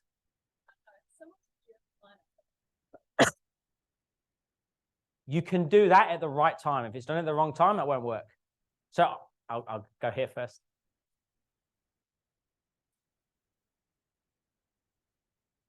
Love that. Love that. Did everybody hear that? Yesterday you said something. Don't care what it was. So I thought you'd find this valuable. That is one of these. You're presenting with logic. Remember, I could slide into everybody's DMs tomorrow and go, hey guys, just remember we spoke yesterday about tonality. I thought you'd find this valuable. No call to action. I don't ask for a response. I'm not saying, did you read my message? Did you get that proposal? Did you get the quote? Did you see the PDF I sent? It's like, yeah, I'm not an idiot. Don't underestimate the intelligence of the person that you're speaking to. Treat them as another human being, not a potential customer. This is the paradox that we have to live in. Can you help me before I pay you? So that's the principle. How can you help me before I give you money? That doesn't mean you give me freebies. Can you help me understand something about what you guys do? And that doesn't mean you send me a brochure with all of your products and services. I expect you to do that. I expect you to send me the price points. I could probably Google that and find it myself. I don't need you for that. You'll be replaced by a robot in 5 years. Probably not for 5 weeks at this rate. Can you pull out something really specific to the conversation and say, hey, I heard you say yesterday that you were struggling with this, you were frustrated with this, so I thought you'd find this blog, this article, this podcast really valuable. What is that building value in? MC or P? M, you, because you actually, and you listen. Can that create distraction and delay on the sale? But if you're like, look here, read this, do this. Like, I'm curious about like an idea like, say, one guy, you're improving this, creating an income, whatever it is. Yeah. Is that taboo as well, that sort of approach? Yes, if it's the first interaction after you present it. Okay. So we have an automation. So let's say I spoke to Adam today about an opportunity to do training. Who's got a script? You have got a script? I'm not a fan of scripts. I'm a fan of framework. All right, who's got a list of questions, whether it be in their head, that they ask every single time? Has everybody got that? So you've all got a script. So you just lied to me again. You know this is an ethical sales training program, right? You just don't like using the word script, do you? Because you don't want to be put into a box. But it's a framework, right? So let's say in my script, I would say, so Adam, when I first got into sales 13 years ago, one thing that I'd never heard of was tonality. I had no idea there was 29 different tones, 19 microtones, and 8 macrotones. Just so I don't patronize you in any way, shape, or form, like, have you done much training around tonality? What's your understanding? 99.9% of people say what? No, never done that before, right? I'm like, okay, cool. Bank it. Leave it. Don't do anything. when we, in our CRM system, and I appreciate you guys might not have this, but we can move somebody along in a different stage of our CRM. So we go, Adam's gone from fresh lead to first call complete. First call complete, that sets off a trigger. The next day, Adam gets a tonality document. I don't even need to do anything. All I need to do is make sure I mention it, because now it makes sense. So Adam, when we spoke yesterday, you said you hadn't heard of tonality, so I thought you'd find that valuable. What it does is actually reduce your sales cycle, because it builds trust. You won't elongate a sale if a sale wasn't there. You can't push something out further if it wasn't there in the first place. It's just never going to happen. What you do is just conform to what they expect, which actually makes your chances of making a sale worse. The easiest thing to do is just think, what do they expect you to do? Do the opposite. Voicemail is great. Going from a voice message, do you guys get phone numbers and actually leave voice messages? Anybody do that? Do you know what percentage are opened anyway? 16% in Australia. Emails, 2.9% around the world, ever. Emails and voicemails don't. Text messages, 99.5%.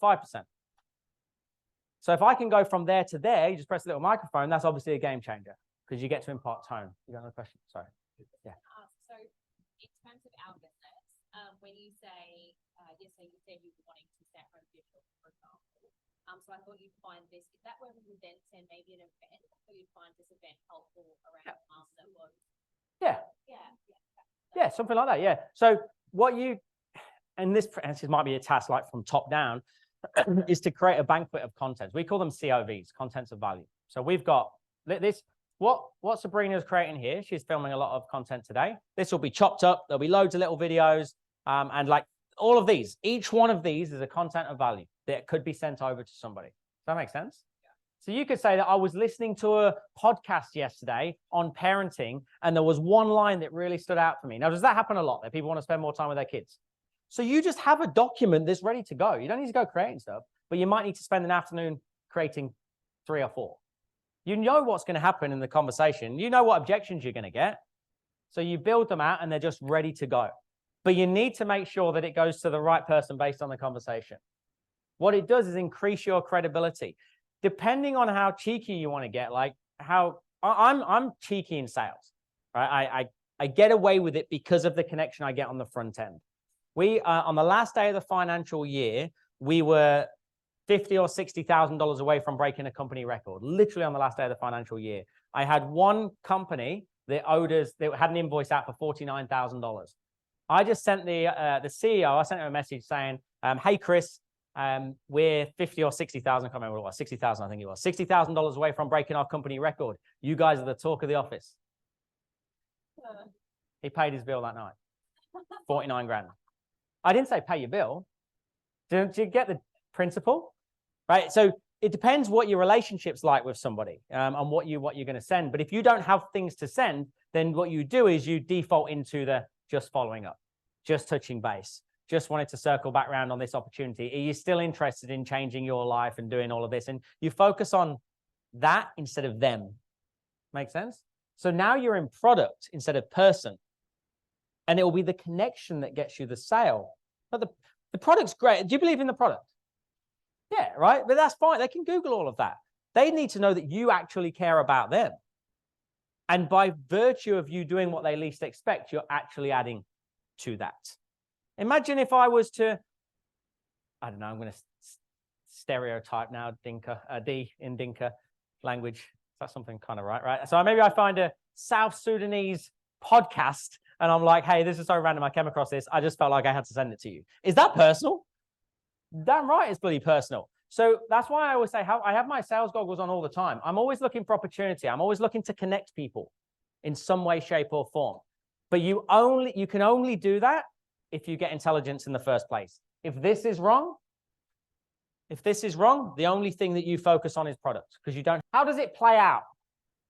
Like literally on a day-to-day basis, how do I know that you're making decisions for people? What actions are you taking that suggest to me you're making a decision for somebody else? It's like taking no as real. Taking a, can you give me a free trial? Can you do a discount as real? That's making a decision. Somebody said it over here. Not following up. I won't call them on a Friday because I know they're with their kids on a Friday. I won't call them on Friday. I won't call them on a Monday because I know they're really busy on a Monday morning with work. So I won't call them on a Monday. Do you know what? They haven't called me back, so I'll just send them a text. I'll just do that instead. Remember, it's not their responsibility to follow up with you. It's your responsibility to follow up with them. This played out for me in a very painful way, probably about 2012, I think it was. I had a guy on the phone. It was an older guy, but he was very, very experienced, very sophisticated, and he was way out of my league by virtue of what I could conversate. I didn't know how to converse with him. I didn't know what language to use. And he said to me, just as he was about to pay, $15,000. And for any of you that have worked in a call center, where's Kirsty go? Oh, she's gone. We were talking about working in a call center. You take their credit card details over the phone and you go, and the 16 digits across the front of the card, nice and slowly, in blocks of 4. And that's the language you would use. And they would go 3, 2, 7, 1. And then with every 4 numbers, you'd get sweatier because you know you're getting closer to the sale. So I got all 16 numbers. And then I said, expiring. And he went, hold on a second, Ryan. Sweat, drip, that's it, done, right? All of us, because I was so close. He said, what was the top package worth again? I'm like, oh. I said, well, it's a bit more expensive. You know, poor sales language. Following up, touching base. Expensive is another one of those words that actually raises sales defenses. It's a bit more expensive. And then I dug deeper. I said, I don't know. Finish that sentence. I don't know if you can afford that one. I didn't say afford. I said, I don't know if it will be feasible for you right now. Not that bad. So I don't know if that will be feasible, but it's $25,000. He said, you condescending little prick. How he knew I was little, I have no idea. It's not the point. And he put the phone down. I was an expiring a CCV away from making a $2,000 commission. I was going to make a $5,000 commission. And he said, so my boss Shane at the time, Kiwi fella, he was listening to the call. So if you've ever been in a call center, some companies have an opportunity for you to barge and listen to the calls live. He was listening to my call. He took everybody off the sales floor. There was nearly 40 people in the room at the time. He made me stand in the middle of the room and explain to everybody what happened. Now, Tony Robbins tells us an action plus an emotion creates a lasting memory. An action plus an emotion creates a lasting memory. The action, stand in the middle of the room. The emotion, what was it? Shame, embarrassment, fear. Everything was going on. I've never forgot that lesson. Shane said to me, just because you can't afford it doesn't mean they can't. Best lesson I've ever had. Now, whether it's $2, $200,000, $2 million, my delivery is the same every single time. I don't assume they can afford it. I just deliver the same every single time. It just is what it is. It's just a number. It's just Fugazi. When I first arrived on the Gold Coast, I had a small stint in Pack Fair. I worked at a clothes shop. And I called myself a personal stylist. I basically sold jeans and t-shirts. It was a system. One guy came in with literally just his shorts on. No shoes, no top. I didn't serve him. He spent $4,000. Gold Coast. Why? Because I judged him. I made a decision for him that he wasn't going to be able to afford what we had to offer. We have to get out of that habit. We have to, and I know it's easier said than done, but think about your own limiting beliefs. Right now, when you first joined this opportunity, was it a stretch for you? Honestly, financially, was it a bit of a stretch? Yeah, it was challenging. What you need to channel is their feeling in that moment. You got to remember where you were, because you see it in hindsight now. You're looking back and you know what you've been able to achieve, or you've seen the opportunity on a deeper level. They haven't seen that yet. I remember seeing Tony in 2017, and he said, people love to buy, but they hate to be sold things. You heard him say that before? Love to buy. We get that dopamine hit when we buy things. Some of us spend our commissions before we've got them. So we get the dopamine hit before we even get it. But we don't want to be sold to. And I remember hearing him say that and thinking, people love to buy, great, but they don't want to be sold to. I've created a sales training company. What should I have created? how to help someone buy a company. And that's what Swish is all about, is how do you look at it through the lens of the consumer, not the lens of the salesperson. And when you do that and you genuinely, hand on heart, you send a message, you call them, you send a voice message and you go, how might that be received? How are they going to feel when they hear those words, see that content of value, receive that piece of information? Look at it through their lens and the position that they're in. I said to you guys on the Zoom, this was $30 or something stupid to be in this room. I was 2 floors below a month ago and people paid $4,000 to be in the room with me. I can say $30 is cheap. To some people, $30 is a lot of money. I have to look at it through the lens of the other person. So what I said was, guys, I respect your situation. That's how I frame it, right? I disclaim it before I say it. I respect your situation. We need to put everything into perspective. We need to have a bit of context. What it says is I'm putting myself in your shoes. How many of you honestly, hand on heart, before you send a message, before you call, before you maybe jump on a Zoom, before you go and grab a coffee, how many of you are thinking about their personal situation and what feelings they might be having before that meeting? Honestly. Do you even consider their personality type? Then of course you're not connecting with people. It's not your fault, but it is your problem. Make sense? Try and get out of this habit. You have a question? Don't go to an auction. You just bought a house. All right, number 7.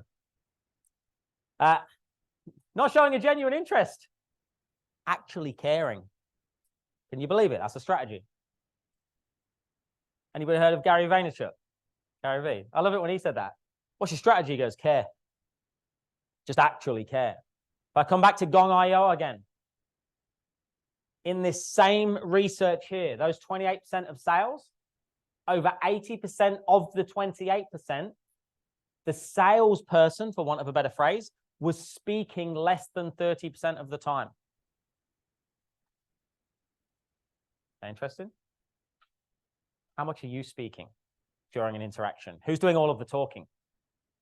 Who believes they're doing at least 60, 70% of the conversation?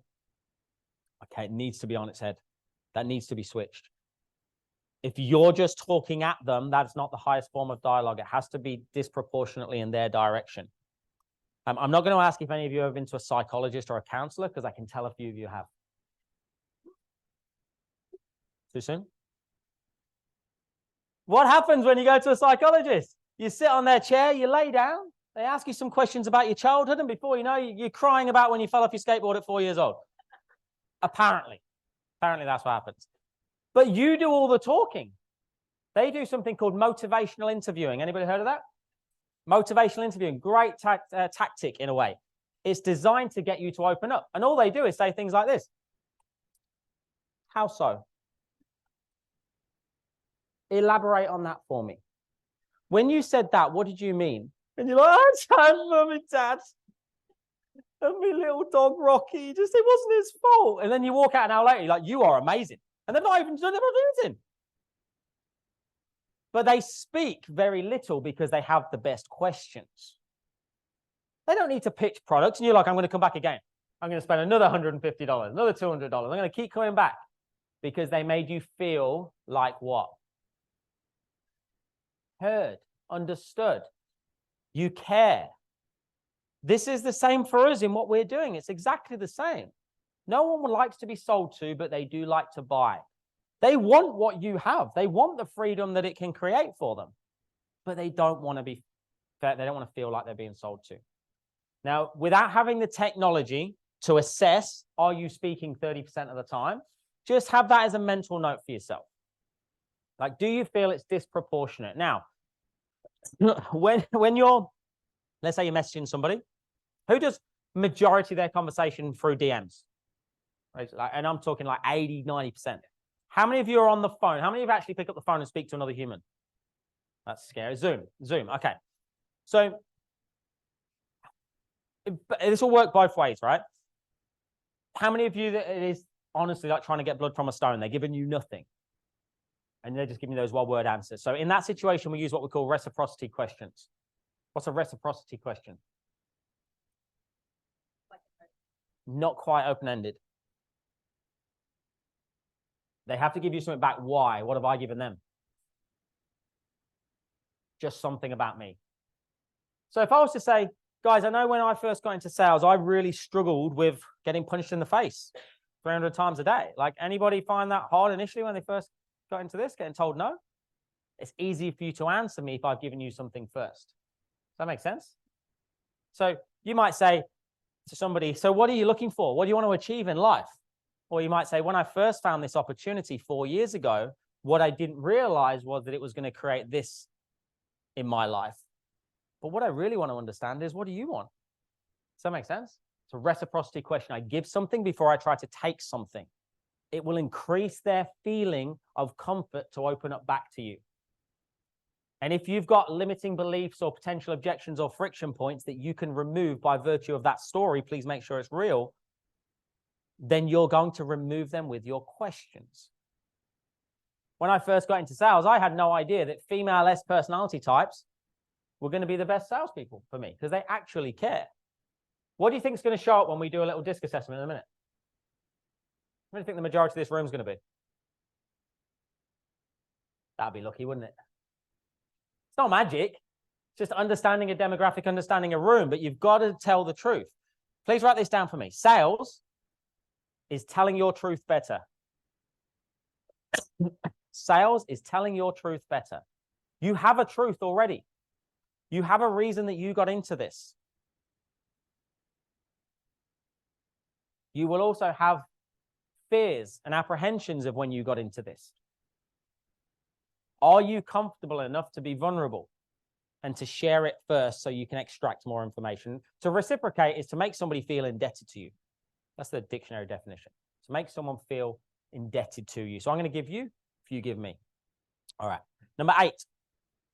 Limited options. I don't know if this is feasible for you guys, so shoot me down if it's not. But we'll see. It's not a magnet. I now know. How many options should you get when you buy something? 2, 3? Who said 1? That's because you're spending before you've got. Just like, whatever. I'll just 3, 1. How many quotes do you get when you buy something? 3. Why do you get 3? Why do we get 3? Average? Usually it's a high, low, in the middle. Do we know why that is? Why is that consumer behavior? Because you've been conditioned by Goldilocks. I feel like you need to elaborate.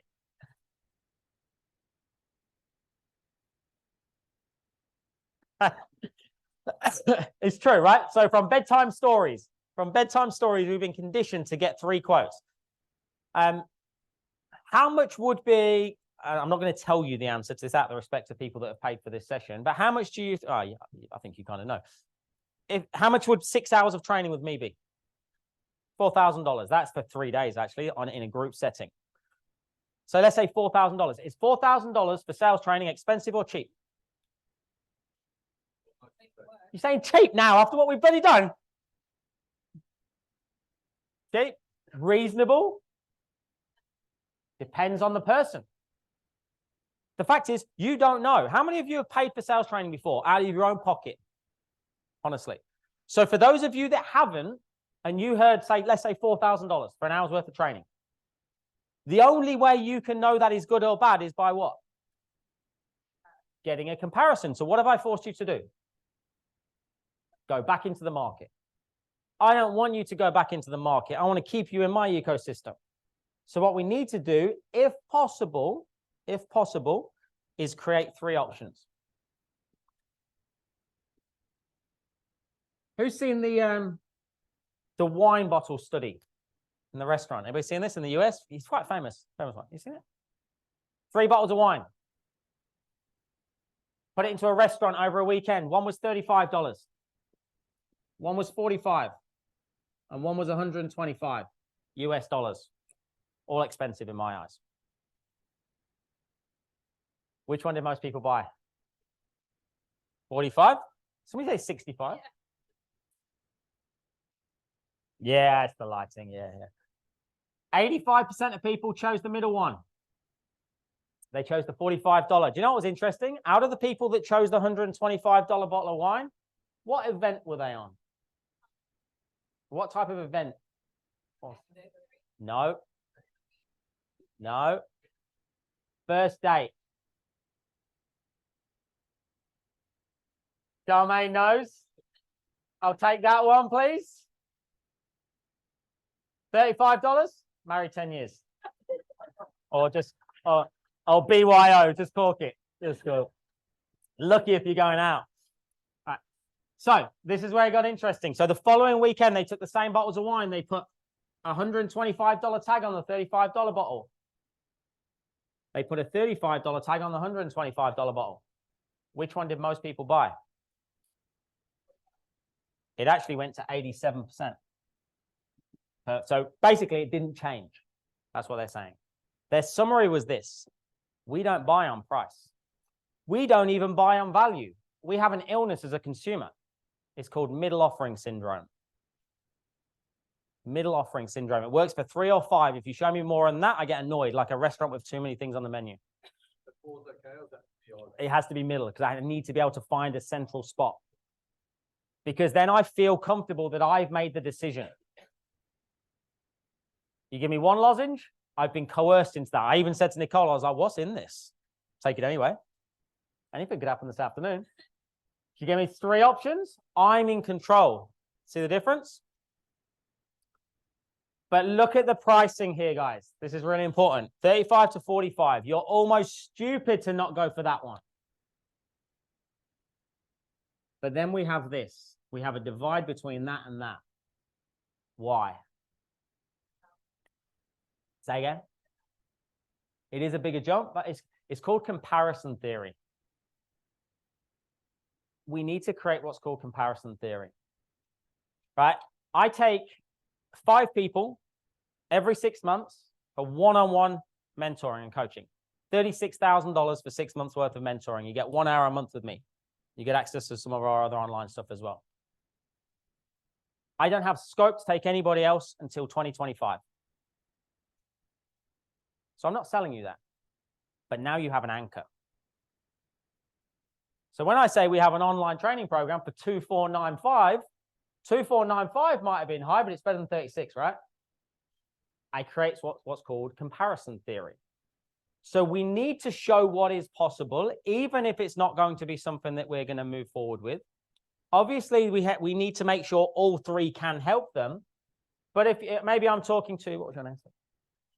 Tash? Tash. Maybe I'm talking to Tash, and I'm saying, Tash, you know what? Based on the conversation that we've had so far today, there's 2, probably 3 options for you. One of the options would be this package and program here.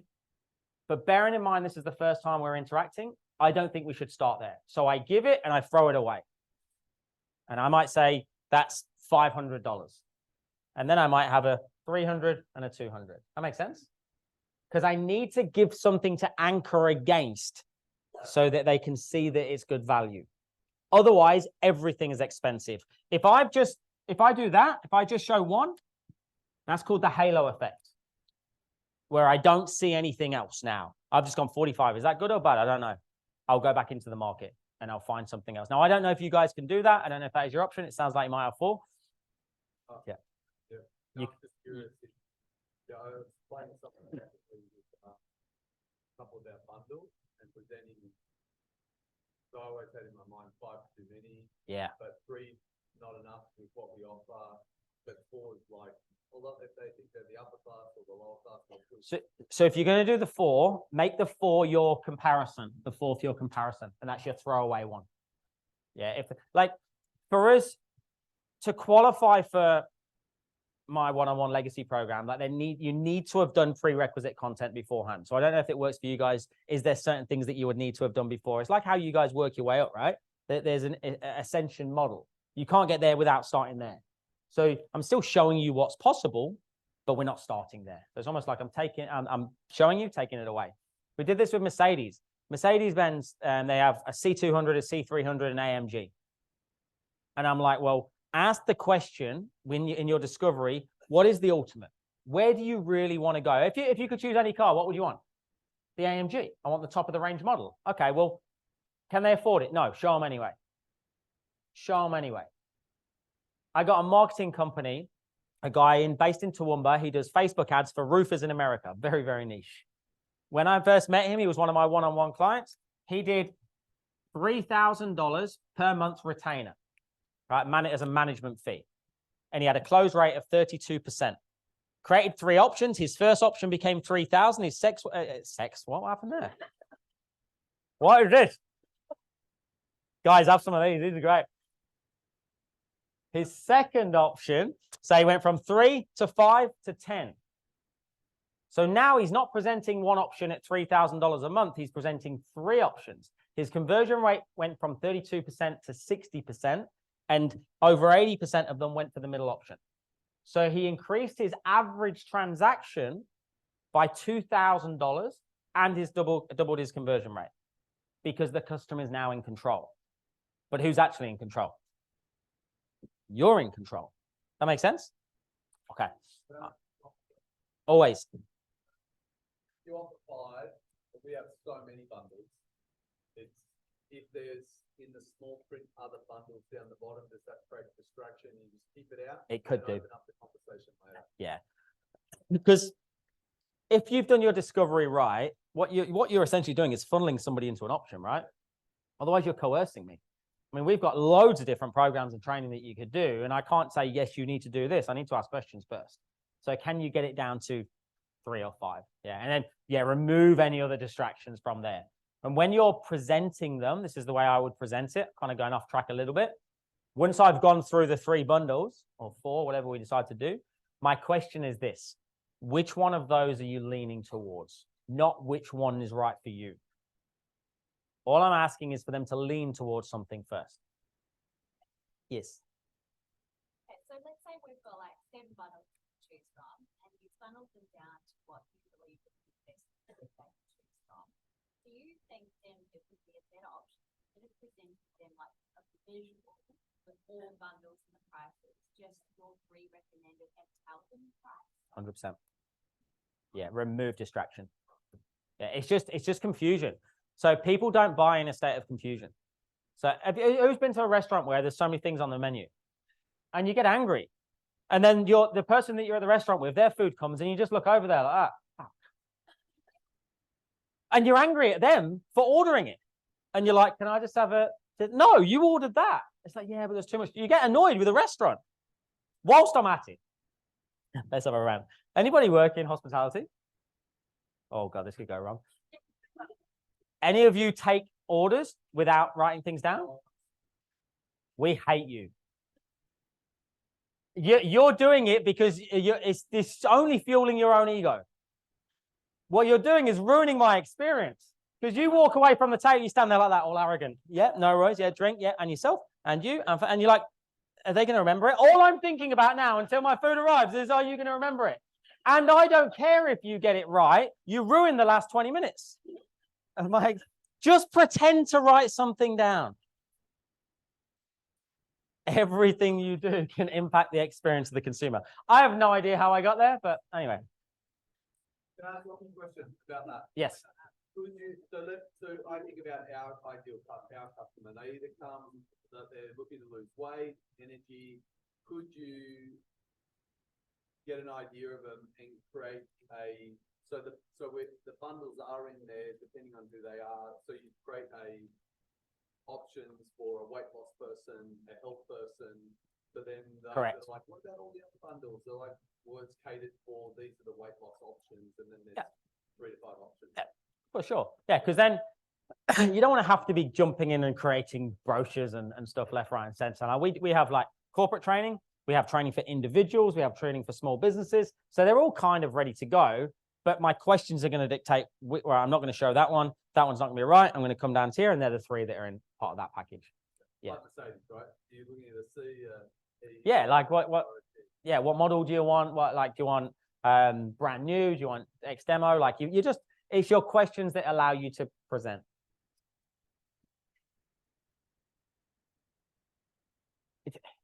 If you focus on what they can afford, you're going to give them what they want, not what they need, and they're going to fall off very quickly. Right? And what they can afford I mean, I'm not going to say it's irrelevant because when I had 31 cents to my name, I was a backpacker. I couldn't get a credit card. And I'm sorry, I don't care how good your option was. I had no money. Like I genuinely had no money. So I'm not saying hammer people over the head if they've got no money. But I don't get caught up in the affording bracket.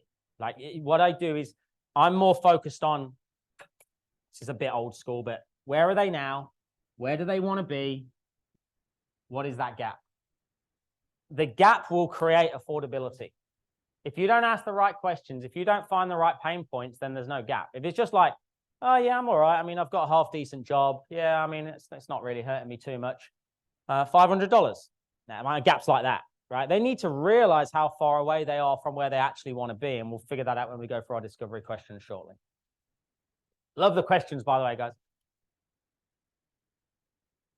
I would never ask budget. That's another trigger word. Budget.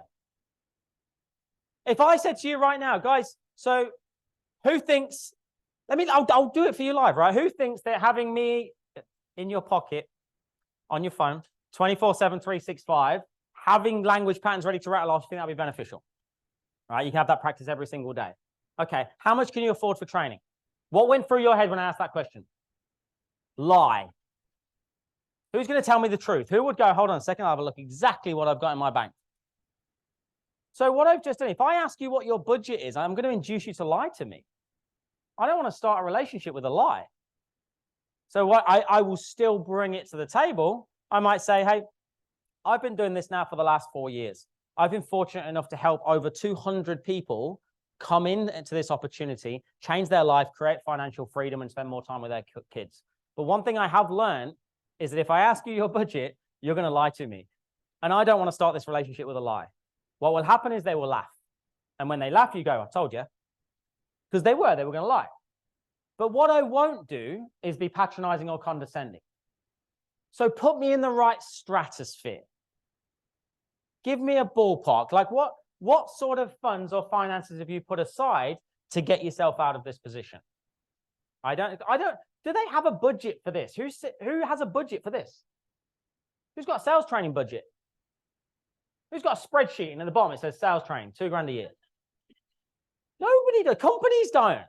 Very rarely do the companies have it. So it's a silly question and it's a trigger question. So I acknowledge it. I bring out the fact that you're going to lie to me. And then I say, put me in the right stratosphere. When we did, I had a real estate investment company from 2017. I exited in 2020. Used to go to people's houses. And one of my opening frames was, I'm not going to ask you how much money you've got in your bank. I don't need you to show me your bank account. I don't need to know how much equity you've got. But the more information you share, obviously, the better I can tailor a solution to you, okay? An hour later, they'd show me their bank account because I told them I didn't need it. I don't remember, I've not asked budget for years and years and years. It's such a painful question to hear. And you know you're doing it. If I ask you, you're going to lie. Of course, they're going to lie to you. And then you're like, all right, well, I'll just present this one option that fits within their budget. That's not what they need. So they don't get their outcome. They come in, they fall out. They come in, they fall out. And you guys are on this vicious cycle. Anybody been through that? Painful because you need to get them out of price-based thinking into outcome-based thinking. And that starts with you guys. All right. Last couple on here before we get into disc. Number 9. Don't be an order taker. Fish don't jump into ships. I said that to a company we coach in America once, and he goes, oh, they do down in Florida Keys, mate. Not in that accent. I was like, yeah, that's true. So fish don't jump into ships. Don't be an order taker. What I mean by that is, if you're just presenting and then crossing your fingers and hoping for the best, you're missing opportunities. At some stage, you've got to ask for the business, which is why I gave you the IBO method last time.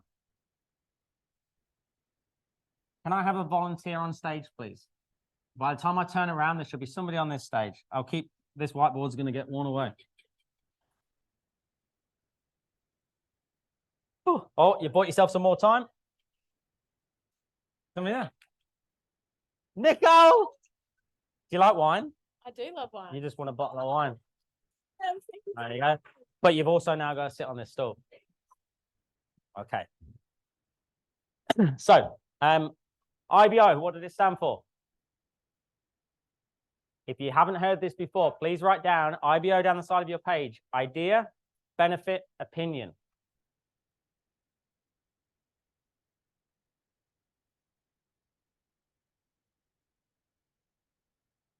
What idea are you trying to get people to buy into? Health and wellness. Health and wellness. Okay. So, Nicole, what is one question you can ask me to clarify whether health and wellness is something that I'm interested in? I don't know what's happening right now. Obviously. So, yeah, let's go with that. Yeah, yeah. Or poached eggs on toast. Do you make smoothie bowls? Nope. Is this a nice interaction? You enjoying this? Is this like an awkward first date? Okay, let's help you with your dating for a second here. I've done some speed dating training. There is a strategy to that as well. Oh, you perked up then. I'll see you after. So right. So imagine this. Like you stand here and I'll be Nicole. Now I've got the wine back. See how I did that? But, all right. And this is not how I would pitch, by the way. I won't just bring one chair. So Nicole, tell me the idea of health and wellness, having more energy, more focus, more productivity, being present with your kids. Does that appeal to you in general? Yes, but I don't Okay. I would have figured that out hopefully in the discovery phase. What's the difference between that and asking whether I make smoothie bowls? It's a concept. It's a concept. It's an idea. It's high level. We call it chunking up, right? I'm chunking it up to a big idea. So the idea makes sense for you. And do you think one day, if you did decide you're going to have kids, that you want to be quite a hands-on mum, you want to be present, you want to be there for them? Absolutely. Okay, fantastic. I'm not going to say what are the kids' names. I'm not going to go, what are you going to be doing on a day-to-day basis? Okay, so, and you knowing your lifestyle right now, you knowing the situation that you're in on a day-to-day basis, like how you said you feel a bit lethargic in the mornings, you sometimes feel a little bit lack of focus in the afternoons. I think they were the words you used. Yeah. Do you think having something like this in place is going to benefit you? Yeah. Did you hear that gap? Is going to benefit you? There was an intentional pause between the two. Okay, so now we've got concept and then we've got tailored concept. So yes, you like the idea. Now it's going to benefit you. Mind if I share an opinion? Sure. Mind if I float an idea past you? Do you mind if I make a recommendation? That is idea, benefit, opinion. Concept, personalized. Now I'm getting invited to offer or make a suggestion. Let's swap it around. You're going to go again. Okay. No coaching, just whatever feels right. So the same similar scenario. Yep, but I want you to use IBO. Okay. So if really like put on the What am I spot. trying to buy into? The health and wellness, right? The idea of it, the concept of it. So don't overthink this. Every single one of you can say, does the idea of having mental clarity, more productivity, more energy, more focus every single day appeal to you? Is that what you guys help people with? Okay. Could I work for you tomorrow and say that? Do I know anything about your bundles? I don't need to. I don't need to know anything about your products. I just need to know what it does. If you don't ask, you don't get. No? How many options have I got? About 150. Okay, so all I want to say is, does the idea of, and then insert whatever outcome you think that majority of people get.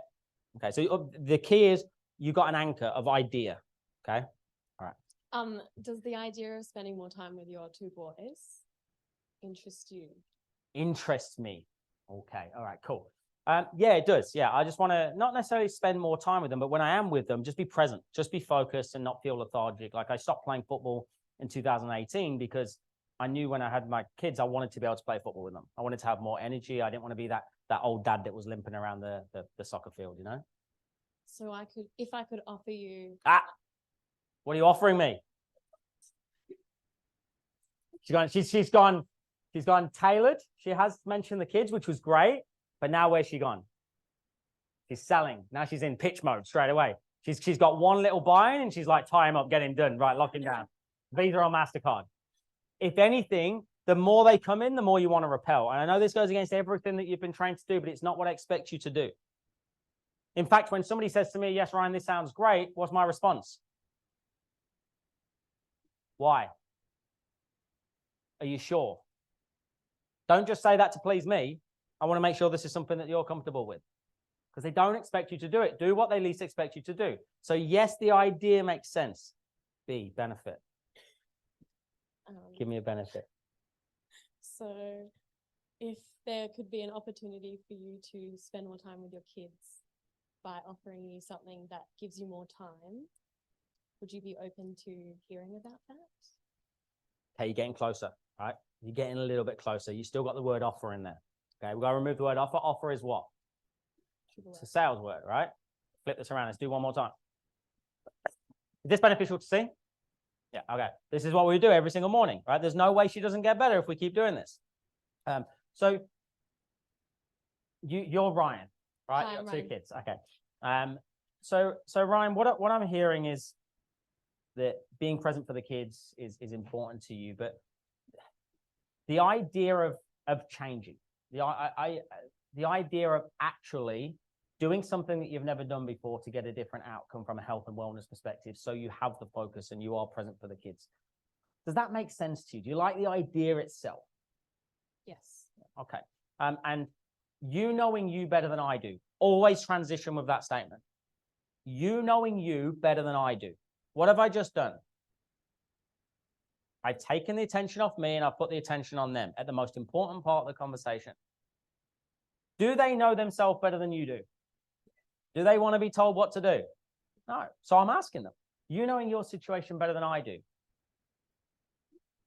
how much you genuinely, and I mean genuinely, do want to change? Do you think that having something in place that could give you that freedom and clarity, having something in place, I'm not offering you anything. Now, whether you use us or not, I don't care, but having something in place, it's almost like we're both looking, we're on the same team, right? So imagine if there's loads of different versions of Juice Plus over there. Imagine, so having something in place with your current situation, do you think one of them would be beneficial? Okay, well, mind if I float an idea past you? Now what I can do is go option A, B, or C and say, hey, well, you've got 2 or 3 options. Do you mind if I share them with you? And now I can go through them and I have what's called permission-based selling as opposed to interruption-based selling. That makes sense? Okay, we're going to do one more time with Nicole because I know she's absolutely loving this. She's earned her wine. So idea, do I like the idea conceptually? And then knowing you better than I do, is this something you can see yourself benefiting from? And then you're going to offer me an opinion. Okay, go. So you knowing you better than I do. Hang on, where's the idea? Go with the idea. Idea. I remember chatting to you earlier about how much you love spending time with your kids. Can I float an idea past you? The way you go straight to O. That's all right. That's all right. So just let's do it step by step. So all we're going to do is go. So Ryan, the idea of focusing on your health and wellness so you can be more present for the kids, does that appeal to you? Yeah, just do that. So the idea of being spending more time with your kids and being more present. Yeah, it does appeal to me. Does that Yeah, appeal you to whispered you? that last bit, but yeah, it does. And having something in place that could enable you to do that, would that be beneficial? And having something in place for you to better do that, would that be beneficial to you? Yeah, it definitely would. You knowing you better than I do. You've gone backwards a bit as well.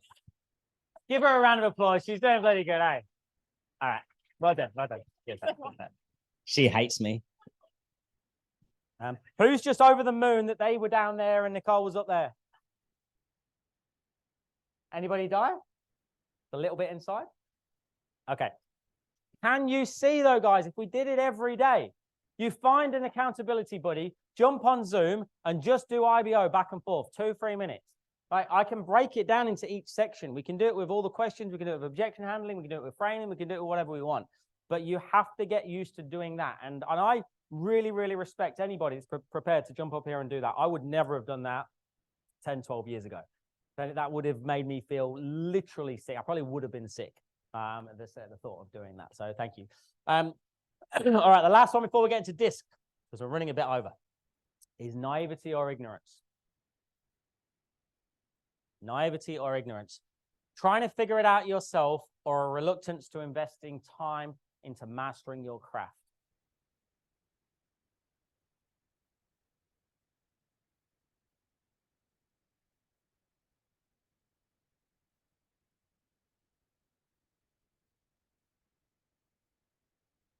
This last one.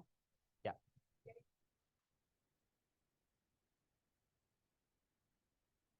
Yeah. So the principles and the questions in the order are exactly the same, whether you're typing or speaking. Exactly the same. And we get heaps and heaps of inquiries come through socials every single day, and our team will be responding the same. Yeah. That's why Sabrina, marketing coordinator, receptionist, administrator, whoever is responding has to be trained. Every single person. Our receptionist receiving the inbound phone calls, Caitlin, most trained in the company, has to be, because she's the first port of call.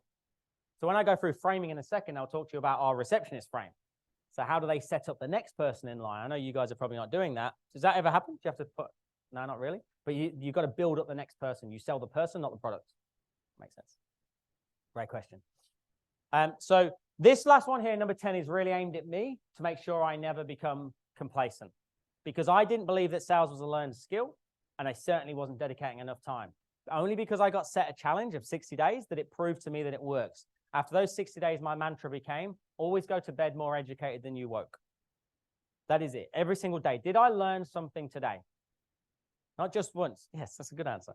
Not just today, but every day. Can I go to bed more educated than when I woke? And I just ask myself that question before I go to bed. At the minute, I don't know if any of you got kids, but for some reason, since Alicia and I separated, when I have the boys, we go to bed, we sit down together, and I always go, we hold hands, we sit in a little circle, me, Maverick, and Fox, and we go, what made you happy today? Right, little thing between the three of us. And then we'll say it, we clap each other, but that will evolve into what lesson did you learn today? Well, what did you learn today? At the minute, it's we'll probably keep what made you happy, because it's quite a nice thing to do. If you're not doing it, highly encourage you to do it, because it's pretty cool. But can you make sure that you're always moving the needle in some way, shape, or form every single day? So if you just implement 5 minutes of role play and practice with your accountability every single day, honestly, please send me a message on the 11th of December and tell me what the hell's happened, because this place is going to blow up. Imagine if only 10% of you do it in here, and only 10%. It probably will only be 10% of you. I know you're not all going to do it. It never happens. But even if just 10%, imagine what that does for the whole company. Right? Absolute game changer. There is something that we actually set up that I think can be challenging for some of us. Is well, the only business, well, maybe there are other businesses we talk about freeways. We have lots of freeways in our business. Yeah. There's a bit of a theme, isn't there?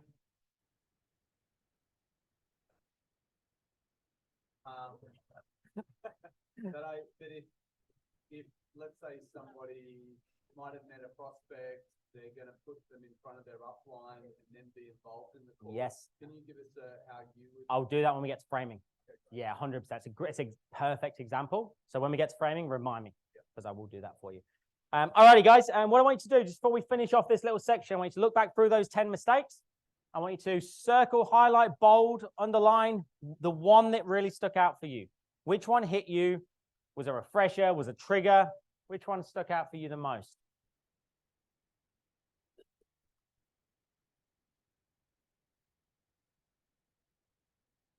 This should be called Juicy Plus, shouldn't it? Wait, this is going. After dark.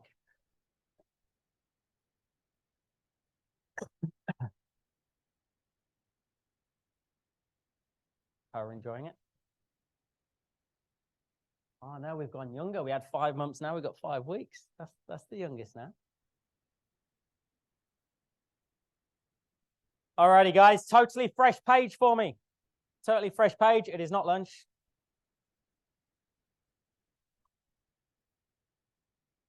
Let's talk about DISC. Who's excited to find out a bit more about themselves? Why you're so weird and wonderful? Who thinks they're very close to a psychopath? Don't look at them. Okay. We're gonna figure out where they are right now. Now you're like, why are they always next to me? Maybe you're. All right. And where does disc come from? Who's heard of disc before? Just show of hands again. Who's heard of it? Where's it come from? What year? For a bottle of wine, what year? 2012 is not the right answer. You just keep going, you'll get there eventually. Not 99. 1928. 1928. It was developed by a guy called William Moulton Marsden. He's the same guy that created the polygraph machine, which is a lie detector test. He's also, interestingly, the same guy that created Wonder Woman. William lived a colorful life. Sounds like he could have worked for Juice Plus the way today's gone. He had his wife over here, and he had his mistress over here, but they lived together, all three of them.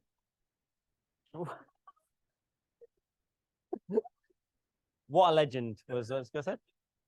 So now his summary was this. His wife had 2 personality types, and his mistress had the other 2 personality types.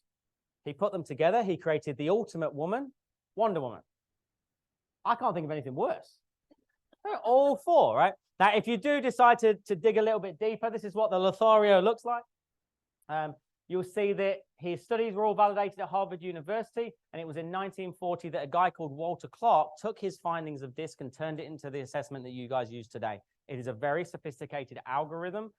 Members of our training, they get it totally free of charge because I value it at that much. You get a 17-page report, and what it will do is tell you why you think, feel, and behave the way that you do. It is very, who's done the assessment, actually got the assessment? Yeah, okay, so depending on which one you do. Tony Robbins, I think, has got a free one on his website. If any of you want to go and just try it and have a look. It's not as sophisticated, but it will give you a good guide.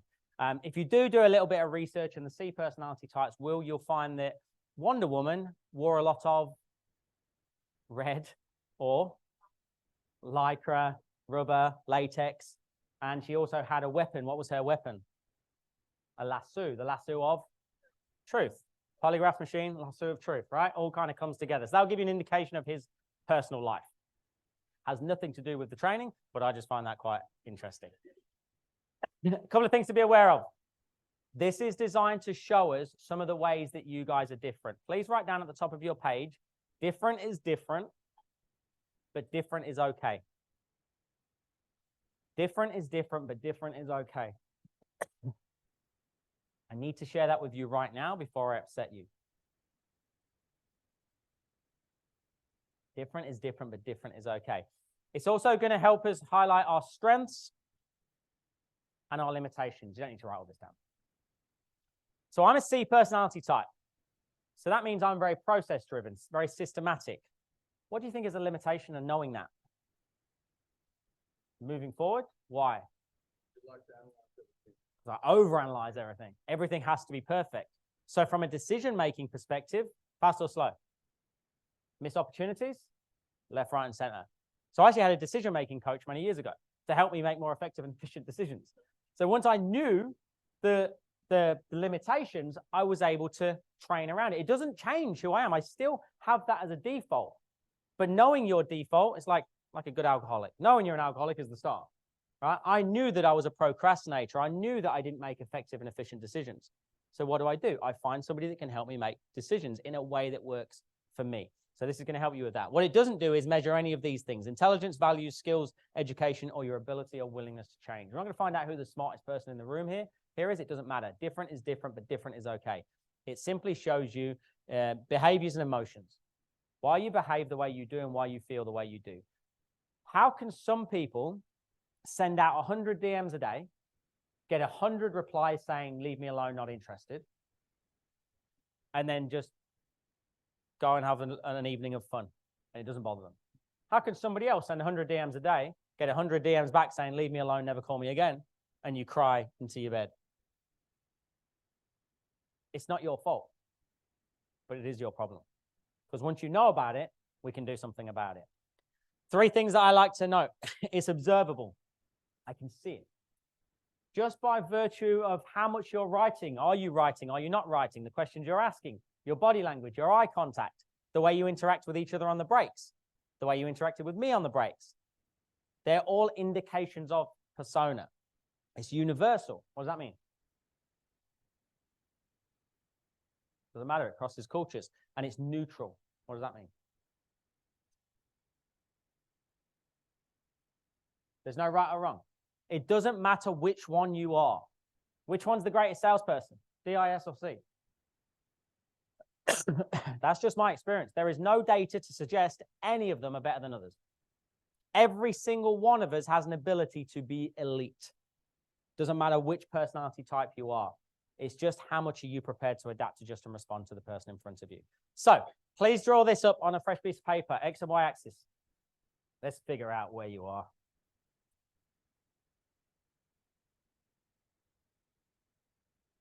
You will be. I just got a question saying, can you be a blend of two? You will be. Some of you will be a blend of all four. I was talking to Loz about this on the break. The more mature we are in life, and I'm 41 now, so I'm mature.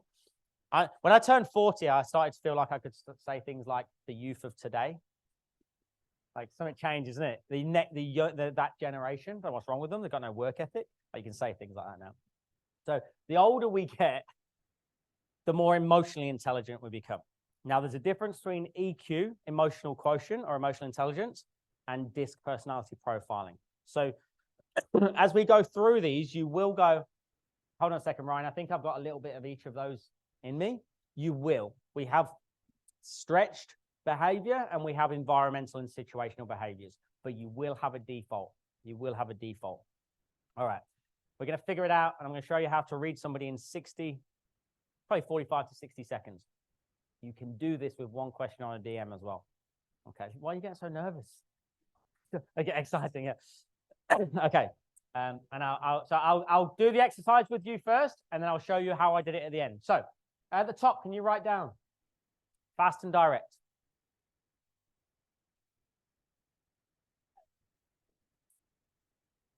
Remember, different is different, but different is okay. It's all right. See, I told you, that's why you're always in the mood.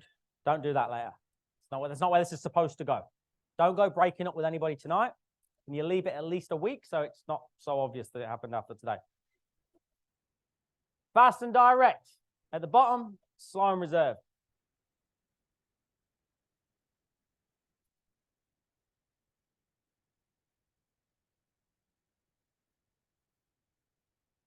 And all I want you to do is circle which one of those you think you are most of the time. Don't overthink it. Are you fast and direct or slow and reserved? So believe it or not, I'm slow and reserved. So I put a circle there. If you haven't circled one just yet, yeah. Yeah. Oh, but Ryan, what about this situation? No, slow and reserved. Circle it.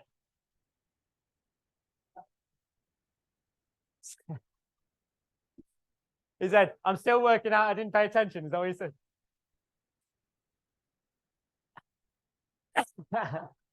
Slow and reserved. Okay. Is anybody really struggling with this part? It's going to be a long session. Okay. So everyone's got a circle of some sort. Okay. On the right-hand side, people focused. On the right-hand side, people focused. On the left, task focused. These bringing up some fancy apps to do this. So.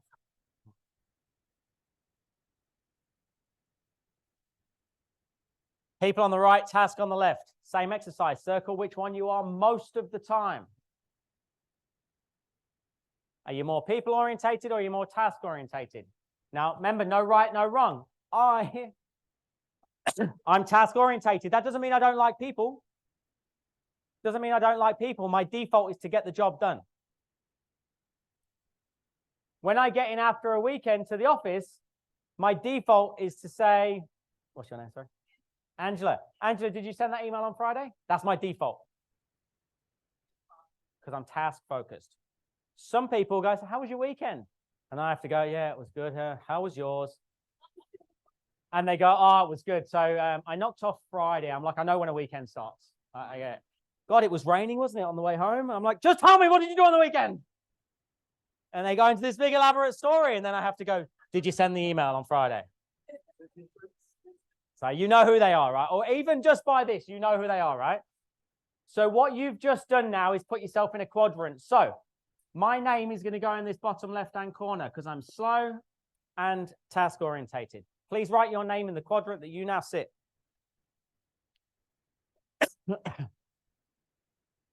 There's no wrong. Different is different, but different is okay. Yeah, if you can't find one, then we'll call somebody in to take you away. Okay. Now I'm going to do this very rough. Just by a show of hands, who's top left?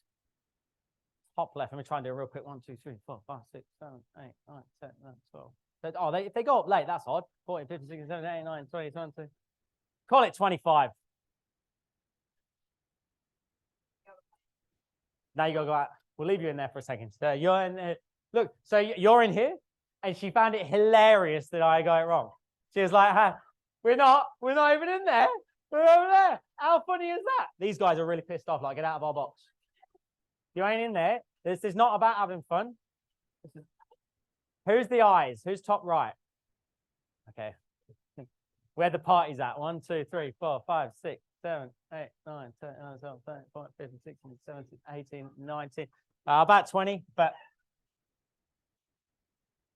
there you go. I'll take a couple off. Bottom right, where are the S's? The ones that haven't spoken yet. 1, 2, 3, 4, 5, 6. Literally the ones that haven't spoken yet. 7, 8, 9, 10, 11.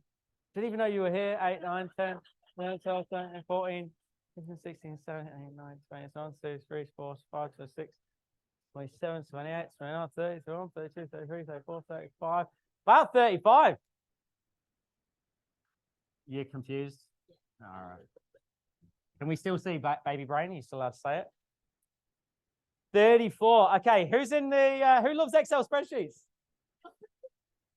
1, 2, 3, 4, 5, 6, 7, 8, 9, 10, 11.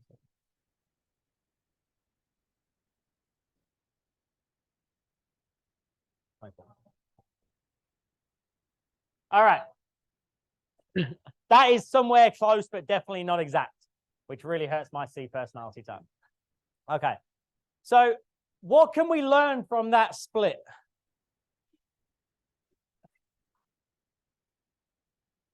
Or have you? Or have you? What we've learned is absolutely nothing, because there's a perfect split in this room. There's almost a perfect split. It's disproportionately S, which is what I said earlier. I can't predict that. Was it true that the S's are the ones that have asked the least amount of questions? Yeah. Doesn't mean they're not interested. Doesn't mean they're not interested at all. These ones up here are probably going to be a little bit more forthright in their thoughts, opinions, and their questions, because that's just the way they're wired. Doesn't mean these guys aren't interested. They're just processing things. So let's break down each one of these sections now in great detail, whilst remembering different is different, but different is okay. And whatever words come up on this screen, even though I wrote them, I do not mean to offend anybody. Okay, so what I'll do first, I'll just give you one statement that sits in every single one of these boxes, and then we'll start a fresh page, and I'll give you some bullet points on each section as well.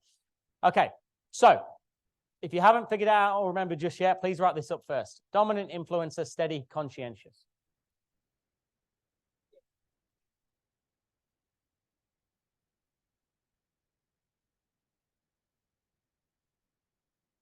DISC.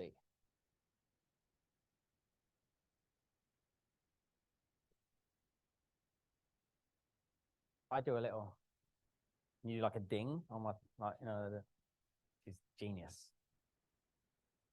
All right, D's. So where were the D's? Who's top left? Okay. Purely motivated by getting results. Outcome focused.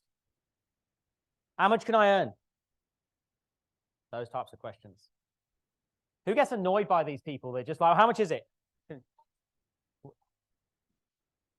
Opposites attract. But sometimes in sales, it's the opposites that get most pissed off. Right? The S's will get annoyed with the D's because they're fast-paced and direct, whereas the S's want to create a relationship, and we get annoyed with them. Eyes, we crave social recognition. Where are you guys again? Nicole. Nicole's an eye. Any volunteers to get on stage? Yeah, go on, crack on. Oh, I'm really embarrassed. Oh, can't believe I'm up here. Oh, give me a bottle of wine. Did I skip? Did I actually just do that? They're the ones that when they do something good, you know about it. Right? They tell you about it. They go, oh, so actually, I got somebody on board yesterday. So what happened? Oh, we jumped on a Zoom and I said, hi, so what's your name? Yeah. I said, so I said, hi, Stacey, my name's Ryan. And she said, oh, hi, how's your day? And I said, my day's going well. And they tell you everything about the interaction. And you're like, what did you get? Did you get the sale? Did they come on board? Yes. Okay. So for me, you have to tell me the process. Tell me how you got there. All right. S personality types. You like to maintain the status quo. I don't know if that's an English or a British phrase. Is that more British, Celine, do you reckon? Maintain the status quo. Who doesn't know what that means? That's a solid start, isn't it? Maintain the status quo is just to keep doing the same thing. They make great accountants. Is there any accountants in here? Financial advisors? Data analysts? Are you a financial advisor? Are you? Which personality type were you? You're a D. You was, if you just retired. You are. I'm out. Didn't enjoy it up there. Looks way more fun in the eye. Okay. So like to maintain the status quo. So these are the ones that are, if it's not broke, don't fix it. If that's, oh, this is the way it's always been done, Ryan. I mean, we've always presented 4. I don't think we can go to 3. That scares me. Right.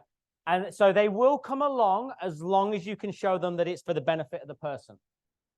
So if you're ever change managing a team and you've got to get people on board to a different way of thinking, maybe you guys have a total different product range, different bundle that you're introducing.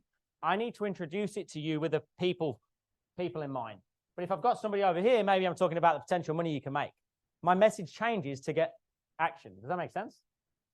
Yeah. So my old sales manager, a guy called Rob, he was a high S personality type. He went to Glow Church. Anybody know Glow Church? I'm here on the Gold Coast. So he was training to become a pastor at the time, very faith orientated, and he would give 10% of his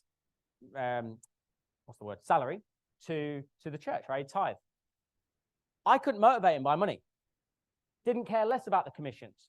What we had to sit down and do was talk about the impact on the community that those commissions could make. So when I did his reviews, we'd literally sit down and we work out how much more impact his 10% would make depending on the sale. So that's how I reverse engineered his activity in the office. Does that make sense? That's impact beyond impact because he was an S personality type. I'm not having that conversation with respect to a D personality type. Not that they don't care, but it's just a different orientation. It's a different default. The C's, me, we have to be correct. You're the guys that are freaking out right now going, how is he going to get the rest into the next 2 hours? I've learned to live in this variable, remember? Everything has to be correct. We need all of our ducks in a row. Yeah, take a photo of that.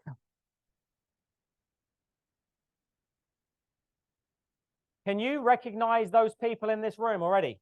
Somebody starting to think about even loved ones? Okay. This should start you thinking about how you talk to them. This next slide is going to take it a step further. Different is different, different is okay. Okay, so same X and Y again on the next page because I'm going to give you a few bullet points in each quadrant.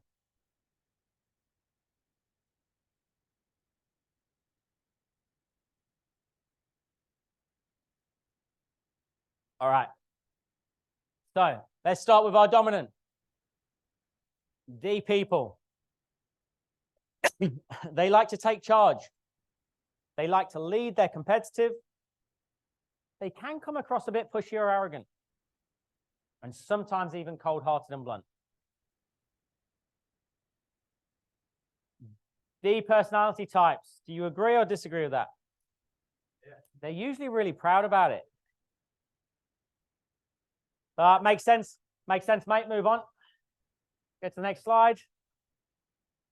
Like, hell yeah. Yeah. Not cold-hearted, just want to get results. Come on. I don't see why people wouldn't want to get results. Makes no sense to me. Why are they procrastinating? What's wrong with them? What's wrong? Exactly. It's so true. What's wrong with them?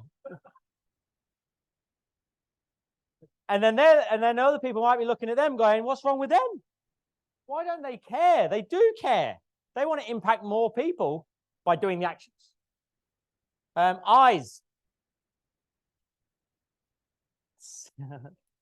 They're social and talkative. They're enthusiastic and confident. They're quick on their feet, but they're not detail orientated, and they sometimes don't listen. It's a thing. It's an illness.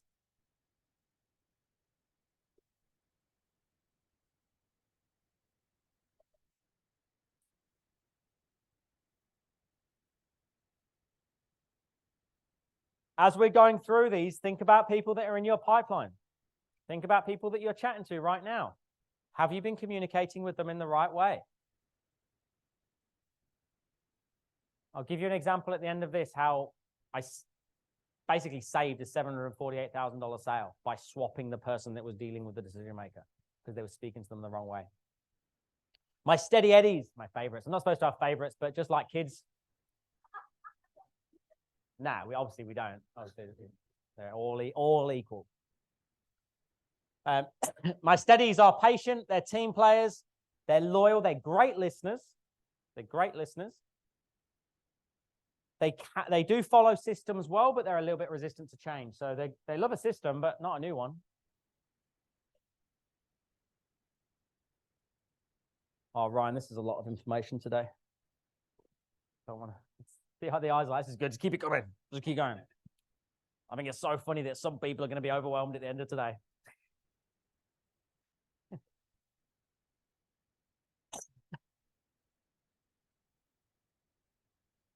S's, are we agreeing with this? Loyalty. Who's been with this company for more than 2 years? Oh, wow. How amazing is that? 3 years. 4 years. 5? 8? Wow. Amazing. What personality types are you? SC. S. Broken. I'll share something in a second. All right, so the ones at the bottom, slow and reserved, that maybe appreciate their results take a little bit longer, they stay the course. For me, we're in year 9 now, and over the last 18 months / 2 years, I've really seen that. Right, I've really seen it go, and I love to think of it as sometimes it's time in the game and reputation in that time. Time in the game and reputation in that time. Sometimes you just got to stay in the game. Right, you don't need to be breaking records left, right, and center, but you've got to stay in the game and maintain your reputation. Right, we've done that. We've stayed true to our values for such a long time. We've turned away so many people if they're not right for us. We know who our target market is. We've learned. Sabrina gets a great message out there of conveying SWISH. So we're attracting the right people right now. And then it starts to go. And so who's seen that little, like the meme where it's the guy digging underground and then see, he's really close to the diamond, then he stops and turns around. He was like, it was so close. And you just don't know how close you are. Time in the game, reputation in that time. Conscientious, we're analytical, we're anal, we're accurate and detailed. I can't believe some people wouldn't be detailed. Why would you not? These are the ones that have seen all my spelling mistakes on this slide. And you're too courteous to tell me about it, which I respect. Please don't tell me about it, but I'll think about it all weekend. I prefer to work alone. C personality types. Do you like to work alone? Absolutely love it. Who enjoyed COVID lockdowns? Anastasia, every morning, 10 o'clock. I'm like, 3 more days. Come on. It's rife out there, Anastasia. Come on. Sorry if you're in Victoria, but I love working by myself. We have exceptionally high standards, but my team will tell you I'm exceptionally hard to please. See the twist on that? You got to understand. So for me, I'm like, guys, we've got to raise our standards. We can do more. We can be more. We can impact more. It's like we can never get to your level. We can never get to what you expect. So I have to know how that is seen. Now, when we look at these, we need to respect that not everybody will see a D as pushy or arrogant. I won't, because I'm on the task-orientated side. But if you're a D personality type and you've got an S personality type in front of you, you need to understand that by virtue of the way you act, behave, and speak, they might see you as pushy or arrogant. So you need to adapt. People will not adapt to you. Your partner will not adapt to you. We have to learn to adapt to them. I want you to do this for me. I want you to write down, if possible, 3 names of people that you know. You can do this twofold. You can do 3 people that are in your pipeline, people that you're speaking to right now about potentially joining the opportunity, or just 3 people in your personal life. And I want you to see if you can categorize them and put them into one of these quadrants. All right, I'm going to give you 2 minutes to try and write down some names in each of these sections. And I'll show you how to read them really quick. Technically already done it.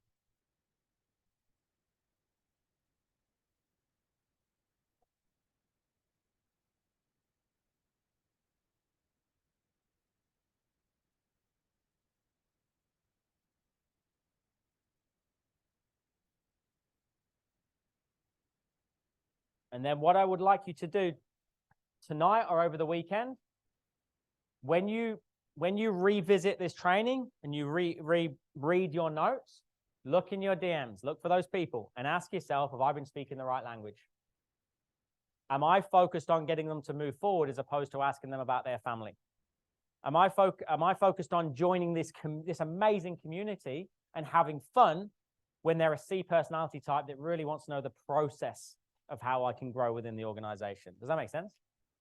And I guarantee it will be happening. Like if you said to me, Ryan, it's an amazing community, it's fun, we have events, they create massive incentives and we can go traveling. I'm like, I don't care less. With respect, that's not my motivational driver. If you'd have asked the right questions, if you'd have understood my personality type, what you would have recognized was me understanding a timeline and processes and systems and the support on the back end and the training that we get is way more important. That's what will get me involved in the opportunity. So are you speaking the right language? We are at 1:57. We're going to have a break in 3 minutes. Has everybody, raise your hand if you've got the name of at least one person in each of those quadrants.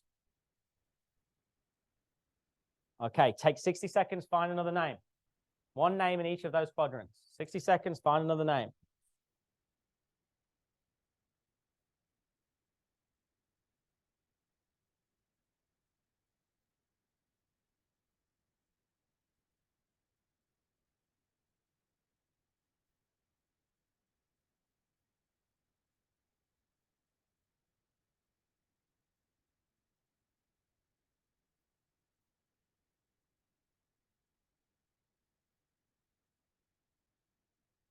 All right. Guys, 3 pillars of elite communication. The first pillar was what? Psychology. Beautiful. Who forgot that? I love your honesty.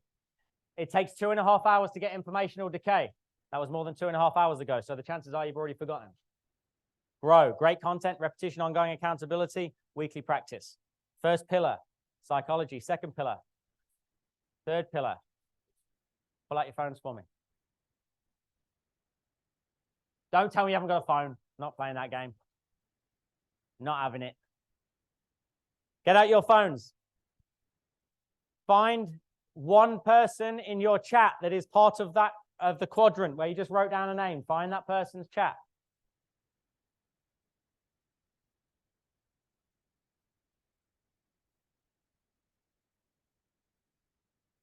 Raise your hand when you found that person. Okay, keep going, keep going. Awesome, we've got them. If I get 18 text messages right now, this is going to be really weird. See you connecting on Instagram. So Ryan, based on the fact that you've got a cough right now, I'll give you the language to sell me. Okay, what you're going to do is choose one of those people, and I would like you to send them a message. The message is going to go somewhere along the lines of this. It's called a line in the sand message. What do you think a line in the sand message is designed to do?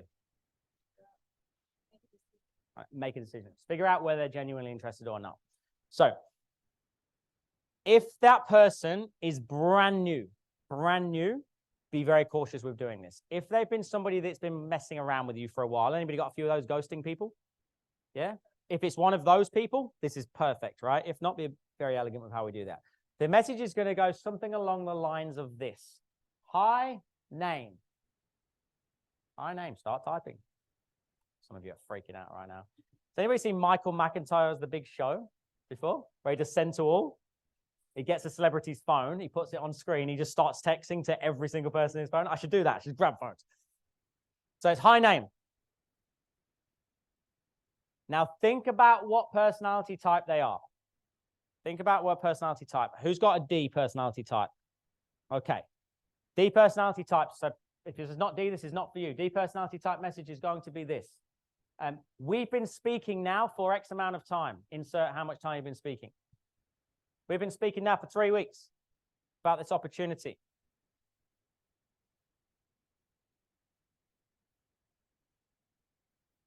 Is making more money still appealing to you? Yes or no? Either way is cool. That's it. If it makes you feel weird, good.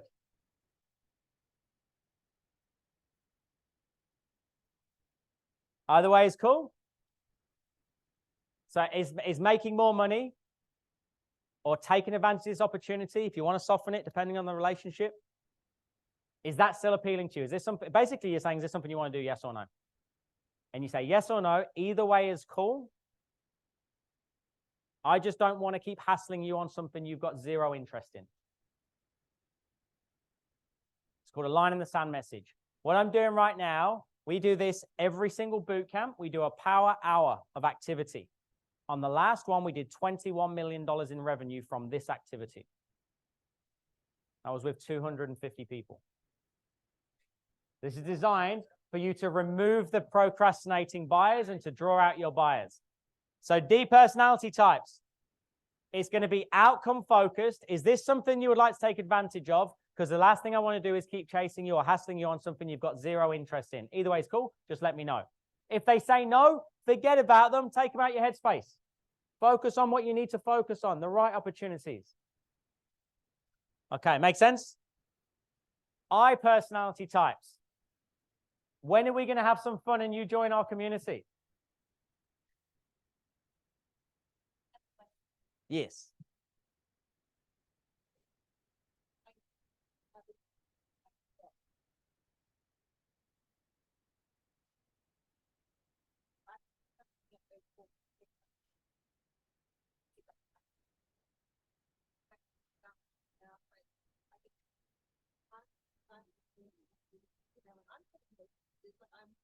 But they're not giving you anything back. What are they saying? Give me an example of some of the words they're using.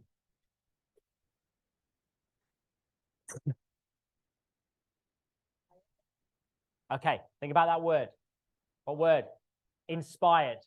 What type of word is that? Was that a type of word that a D personality type would use? C personality type? IRS? Okay, so we know they're on the people-orientated side. Does that make sense? Right? So I'm listening to words. So what is the process? What is the process? How does it all work? Where would I put that person? C personality type, right? Do you know what I mean? So I'm really looking at the intricacies of some of the language they might be using. Even down to the fact, do people ever ask you how you're going in return? Sometimes. If they do, where might they be? People orientated. Does that make sense?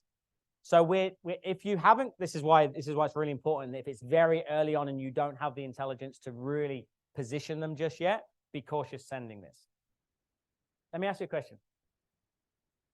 Do you know, does anybody have any data on how long it normally takes to get somebody from hello to yes? What's that sales cycle? What's like an average sales cycle? Would you have that data? 8 to 17 messages. Okay, so we call that our buying window. Our buying window. So let's say message 1, message 16. And if they don't go on 17, what happens?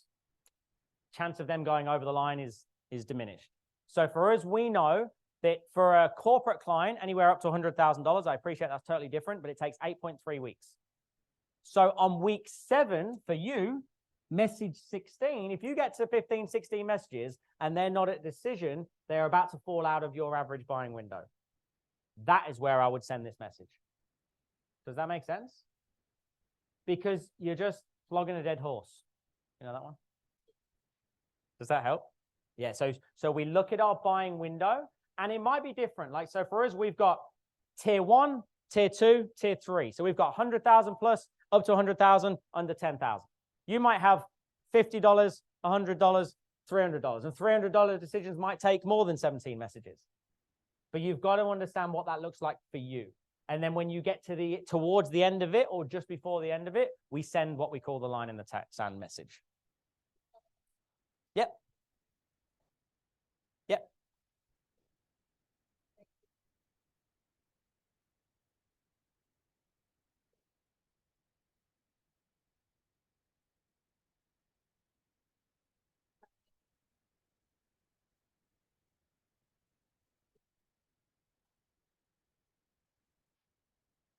Okay. I know you wouldn't have been able to hear all of that, guys, but while I said there was somebody that had replied saying, really important, I would like to have a business, family orientated, I ran a family business or worked in a family business. Look at the order of which they share their goals. Did they say, I want a business and it's important that I have family time? Or did they say, I worked with a family and then I want a business? Does that make sense? These are unconscious things because they're defaulted. You can't help it. It's the equivalent of you walking into my reception for a 2 o'clock appointment with me, and you go up to my receptionist and say, hey, I've got a 2 o'clock appointment with Ryan. Fast or slow? Task or people? Where are they? Opposite. Hey, how are you? I've got a 2 o'clock appointment with Ryan. Fast or slow? What was the first question? How are you? I've got a 2 o'clock appointment with Ryan. Does that make sense? Look at the order of which they've communicated. What are your goals? What are your dreams? I want to have a family. I want to have freedom. I want to make lots of money as well. Which one came first? Because that's a default we can't control. And they don't even know they're doing it. Does that help, Loz? You need to dissect them all individually. But it can be done. And if you're asking the right questions, when we go through discovery questions, this is going to start to show up for you. It's going to start to show up for you. Yeah. Yeah, you can't send this. Yeah. Yeah, if you haven't got anything, you can still say, hey, we'll go through discovery questions. Yeah. If they're literally not replying to you, so my rule of thumb is if I message 3 times in the same medium and they're not replying, get on a different medium. If you can. It might not be feasible. It might only be Instagram, but maybe you've been sending a voice message and they're not replying. Maybe you send a meme. Maybe you send them a content of value. You've got to try something different. I got a letter yesterday. I literally got a letter. Oh, Sprin's not here. From a guy in WA yesterday with a $5 note attached to it. And the $5 note said, hey, I've been helping businesses make money for the last 9 years through video marketing, helping you make social media videos, right? Posted, handwritten from WA. I'm not saying you guys do that, but what it did was break the mold. Did that handwritten note get past my gatekeeper? Absolutely. Have I read it? Yes, because it's better than a cold email. So we've got to try and get creative. What can you do different to open me up? Because if you do what I expect you to do, you're going to keep getting the same responses, which is cold because I expect it. So consider this. As Lauren's given those examples, read your messages, guys. Some of you are like, shit, I shouldn't have sent that last text message. Take the principles. Take the principle, right? So D is outcome orientated. Like is making more money, taking advantage of this opportunity, something you're still interested in. Because the last thing I want to do is keep hassling you or chasing you up on something that you've got zero interest in. What they have to do now is acknowledge they have zero interest. If they don't reply, they're gone anyway. What will happen is they go, you might have, I'm so sorry, I've had a lot on the go. I've been for a divorce, I've been for a breakup, I've been really sick. It doesn't matter where it goes, as long as you bring it back to life. The I personality type, I'm saying, hey, we've been speaking now for the last 3 or 4 weeks. I've loved getting to know a little bit about you, but what I don't want to do is keep hassling you if this is something that you've got no interest in. So is joining the Juice Plus community and the family and everything that comes with it something that still appeals to you? S personality type. Do you think having a loyal community and network, you see where I'm going with this? I'm just changing my language to the person that I'm talking to. With a C personality type, I might say, hey, you said you want to start your own business. If that was a C personality type, I might say, do you think having the backing of a company that's got all the processes and systems in place for the last X amount of years is something that will be beneficial to you? If not, let me know and I'll leave you be. But what I'm doing is giving them the out, which goes against everything I ever get taught. Because do you know, if you don't give them the out, what are you doing? You're wasting your time. You need to ruthlessly protect your diary. You need to focus on the right activities, not the wrong activities. There's no point just trying to dig people and like grind them down. Like there's no fulfillment in arm wrestling somebody into an opportunity they don't want to do. And you'll feel good for a minute, but then in a month later they're out and you've just absolutely broken that relationship. There's enough fish in the sea, right? There's so many people out there if your activity levels increase. If you guys increased just your activity levels and sent that message, Jesus Christ, how many are there? If you guys increased your activity levels and just became aware of your buying window, and every Friday you said, I'm going to have a power hour or a power half hour of sending a line in the sand message, you will increase your conversion rates. I know you will because we do it. We do it ourselves. Make sense?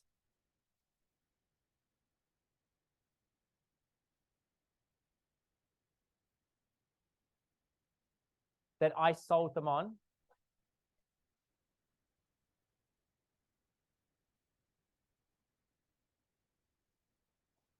Yeah. Yeah.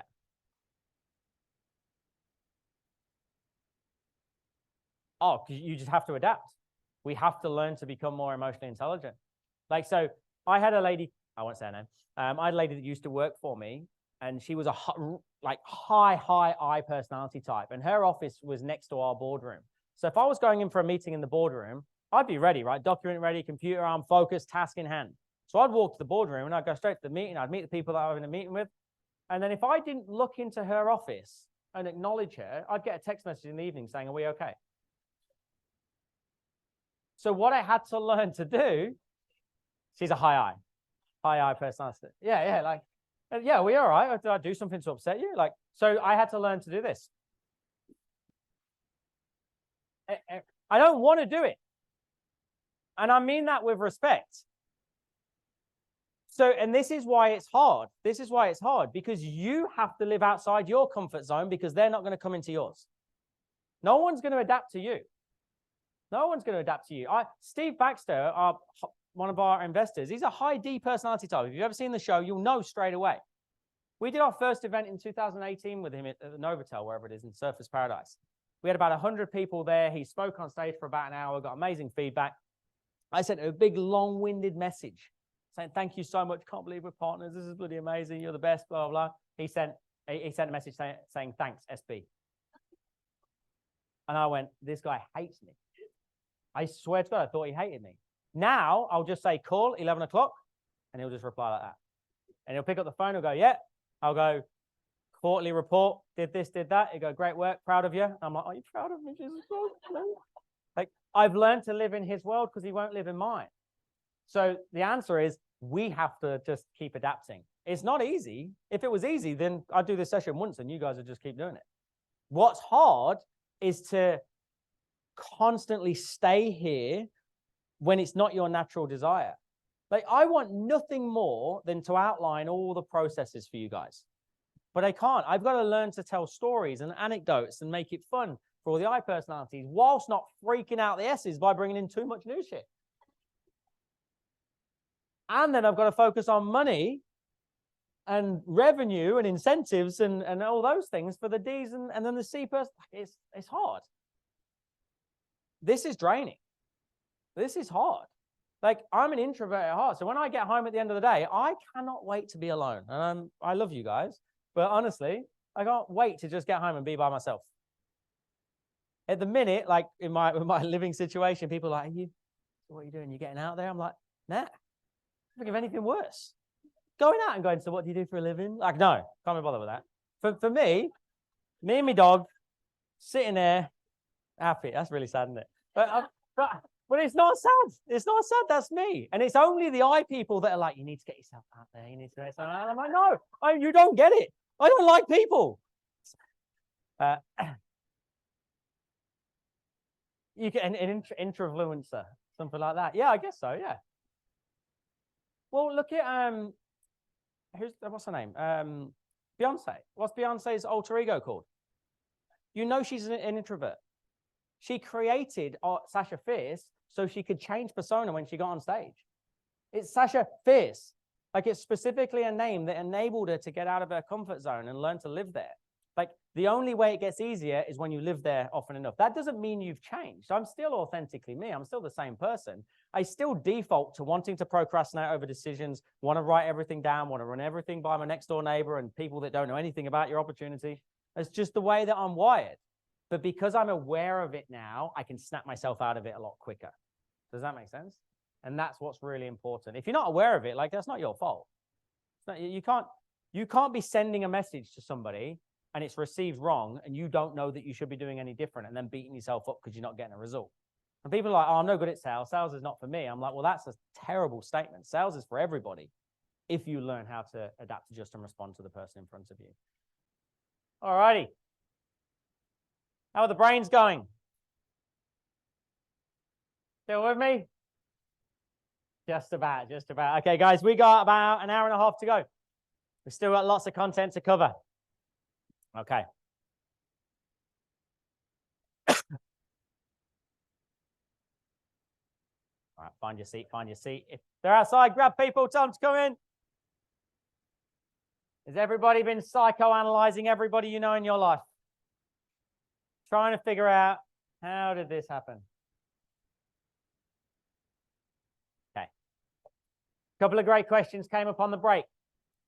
Firstly, how many of you have got those people that are ghosting you again? Where they've said yes, send it through, ready to get started. They've literally said yes, you send everything through, you just need their details. Got those people, right. We talk about what's called the 4 buying archetypes a lot. 4 buying archetypes. You've got buyers. 10% of people you speak to are buyers. You've got, who said that? Somebody said it, I think. You got your buyers. 10% of people you speak to are absolute shoo-ins. They're good to go. 20% of people you speak to are what we call motivated to buy. 30% of people we speak to are what we call tire kickers, and 40% of people are what we call legends. 10% buyers, 40% legends. Buyers say yes straight away. Legends say piss off. Why the hell are they legends? Because they don't waste your time. Stop letting people waste your time. Time is the only thing you can never get back, depending on what you believe. Don't let people steal it. Coffees for coffees. Meetings for meetings when you know it's not going to go there. Time is your most precious commodity. Use it wisely. Your ability to succeed in this industry or any other industry will be based on your ability to spot a tire kicker or a motivated to buy really quickly. Motivated to buy people sound like this. Yeah, maybe, probably, potentially. That would be really nice if I could make that happen. That sounds like a tire kicker, right? They're actually motivated to buy. This is what a tire kicker sounds like. Absolutely, sounds great. Send it over. I want to get started. Are they the ones that are ghosting you right now? Why are they doing that to you? If you're writing that down, next to tire kickers, write down Satan. Worst people in the world. Don't be a tire kicker for somebody else either. Just say no. If you're not interested, just say no. If somebody says, you want to go for drinks on a Friday night, and you go, oh, I'll let you know, and you know you're not going, who does that? S's and C's, me. We don't want to upset people, do we? Do you know what's more upsetting? When you message us 15 minutes before saying, oh, I really can't make it, I'm so sorry. That's more annoying. Just say no. You know. How many of you do that? You know you're not going out and you just leave it till last minute. And you hope that it'll just go. It'll just go away. It's not happening. It's not real. Why do we do it? I do it. I'm going out with my team after this for birthday drinks. I'm like, how can I get out of this? It's my birthday. All right. I snorted then. So excited. that'll be a good content of value. Somebody, oh, I said, where was it? Was it Amanda? Who was I talking to? Where's Amanda? She's gone. There she is. How did you do that? Did you just come in like on a wrecking ball? I don't know her. She said she got 2 people. I think it was you, Amanda. You said you got 2 people that you think about sending the message to, right? One of them's an I and one of them's a C. What can I send? I said, I personality type, jump on this stage, make a video saying this is the community you can be a part of. Love for you to join in. That's it. Like, don't overthink it. It's just fun and exciting. The second question that Amanda asked me was, what do I send first if I've got a tire kicker that's wasting my time? Do I go line in the sand or do I go content of value? My rule of thumb is this: content of value first, line in the sand second. Just everybody that's you're messaging. Content of value first, line in the sand second. Always go content of value first because you have no idea what's going on in their life. Something might have happened, genuinely. So I want to always lead with value. I'm going to try and help you first before I start saying, hey, do you want to get out? I will send the line in the sand message when I get to the end of the buying window. Remember that? So when I believe that they're about to drop off. The only time that is overrode, let's say, for instance, I'm at 6 messages. So I'm not at 16. It takes 16 messages before somebody says yes. Maybe they've said yes at 6 messages. So they've gone, yes, send everything over. I want to get started. And I think, Amanda, you said all you need is their personal details, right? So I'm going to send content of value. But now I'm going to send, if I don't get anything back, I'm going to send line in the sand message. I'm going to go COV, and then I'm going to go line in the sand. I'm not waiting till 16 messages because they've already told me they want to move forward. Does that make sense? If you've said yes, I'm going to call you on it. The best thing to do if you think you've got a tie kicker is ask them for the business. They'll say, oh, I ain't got my wallet at the minute. I don't know where it is. I'm not sure. I just need to go and take the kids swimming. You told me you didn't have kids. Okay. They just turn into this, put the phone down. So have that as a rule of thumb. Content of value first, line in the sand second. The only time the buying window is overrode is if somebody has said definitively that they're going to do business or they want to move forward. You guys could take that over the course of the weekend, look at all those people that have sent you that message and send them the line in the sand now if you haven't sent them a content of value of sorts. Yes.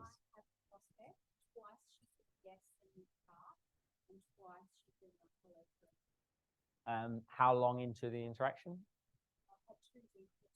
Yeah, perfect. Line in the sand. Yeah. No idea. No, I'd have to see your messages. Tie kicker can be anybody. Yeah, it could be anybody. Usually they won't be a D. A D will just tell you because they're not upset, they're not bothered about upsetting you. So they're not usually a D. They're usually an S or a C historically. So you can kind of you gotta look into it. Oh, the example I was going to give,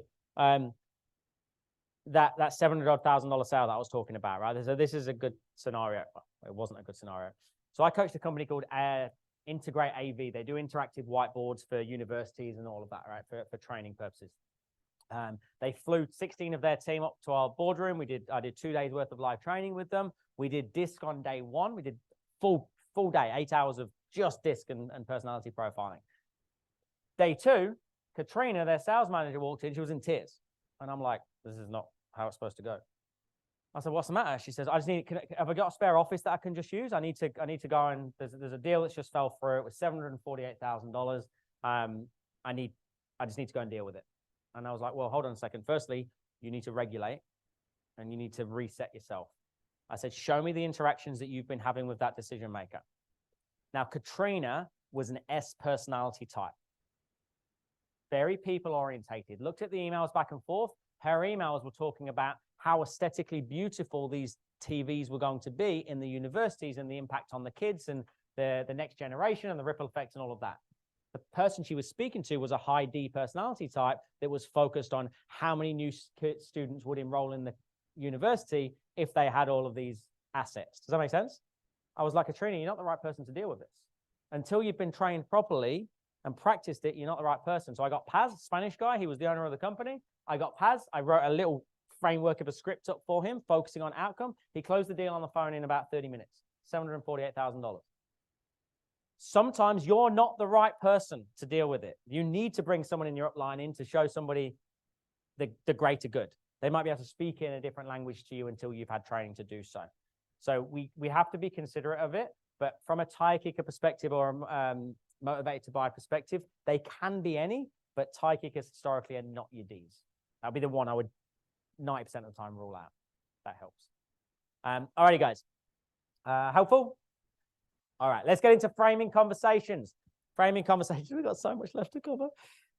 Who wrote this agenda? Okay, fresh page for me. What I would like you to do is write down ANOT, A-N-O-T.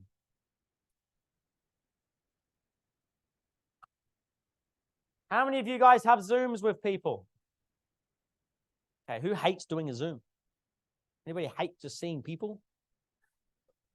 In general, like, anybody prefer to stay in the DMs? Okay, you guys need to get uncomfortable. COVID was the best thing that ever happened to sales. Like, I've not done a face-to-face sale in years. I won't even go back that way.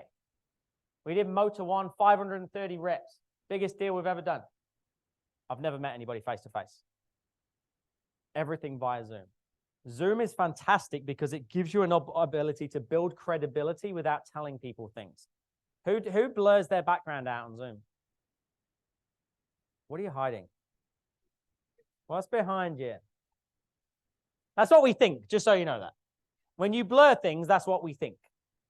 Find a nice spot. I nearly fell then. Nearly fell. Find a nice spot and create a background that enables you to build value. In the background for me, I've got a TV with our logo on, right? You don't need to do that.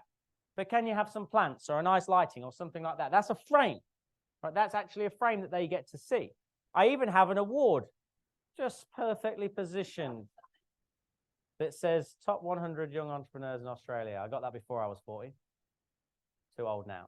And they're like, that's fortuitous, isn't it? You can just see that. I can't take that to a coffee shop and go, see that? You can't do that. So Zoom is fantastic. And if you feel uncomfortable doing it, that's why you have to do it. Everything that you feel uncomfortable doing, that's why you have to do it. Okay. What we need to do at the start of a Zoom or the start of a meeting. So DMs, historically, we go DMs to phone call or to Zoom. Is that a general rule of thumb? Is that what we're trying to do? Preferably. Okay. So let's say, for instance, now we're out of the DMs. We have booked an appointment of some sort. At the start of that appointment, our frame goes a little bit like this. The first thing we're going to do is acknowledge or appreciate their time. Acknowledge or appreciate their time. How long do you book appointments for? What's the rule? Is there a blanket rule across the company? 40 minutes, 20 minutes, 40 minutes. Some of you will need longer. Some of you think you need longer. Why? Who do you think takes the longest? S's and the I's. You got two I personality types together. What are they chatting about? Everything but. The D personality types are jumping on, going, right, so you want to do it or what? You need a blanket rule. So you need a blanket rule of how long you schedule the appointment for, but you don't have a blanket rule of how long you should have to make a sale. Because you're not going to get me on the first call. You can't say, I'm going to say yes or no, because that's just not the way I'm wired. Some people will, some people won't. Adapt, adjust, and respond. So the first thing I'm going to do is say, Lauren, I just want to say firstly, thank you for sharing 30 minutes with me today. Thank you for sharing 30 minutes with me today, not giving me. Sharing from the start, we, us. Really appreciate you sharing 30 minutes with me today, sharing 20 minutes with me today, 15 minutes today, whatever it is. What have I also just reminded them? How long we've got. Now, if you think they're a tire kicker, you ever got somebody where you're like, I feel like this is going to be a waste of time, but I'll do it anyway. Right? What you can do is go, look, I appreciate you sharing 30 minutes with me today if we need it all. If we need it all. So you give yourself the out. So you can be 8 minutes in and go, well, do you know what? I think I've got everything I need. Leave it with me. And then you just boot them. It's like, you know, when you're on the first date and you got your mate texting you about your cat that's stuck. And you're like, oh my God, I've got to go, right? You need to give yourself the out. The N is naturally. Naturally. This is where we look to build unconscious value and credibility. Where's my tattoo artist? What was your name again, sir? Luna. You didn't tell me. That's why I would have remembered that. Luna. Okay. So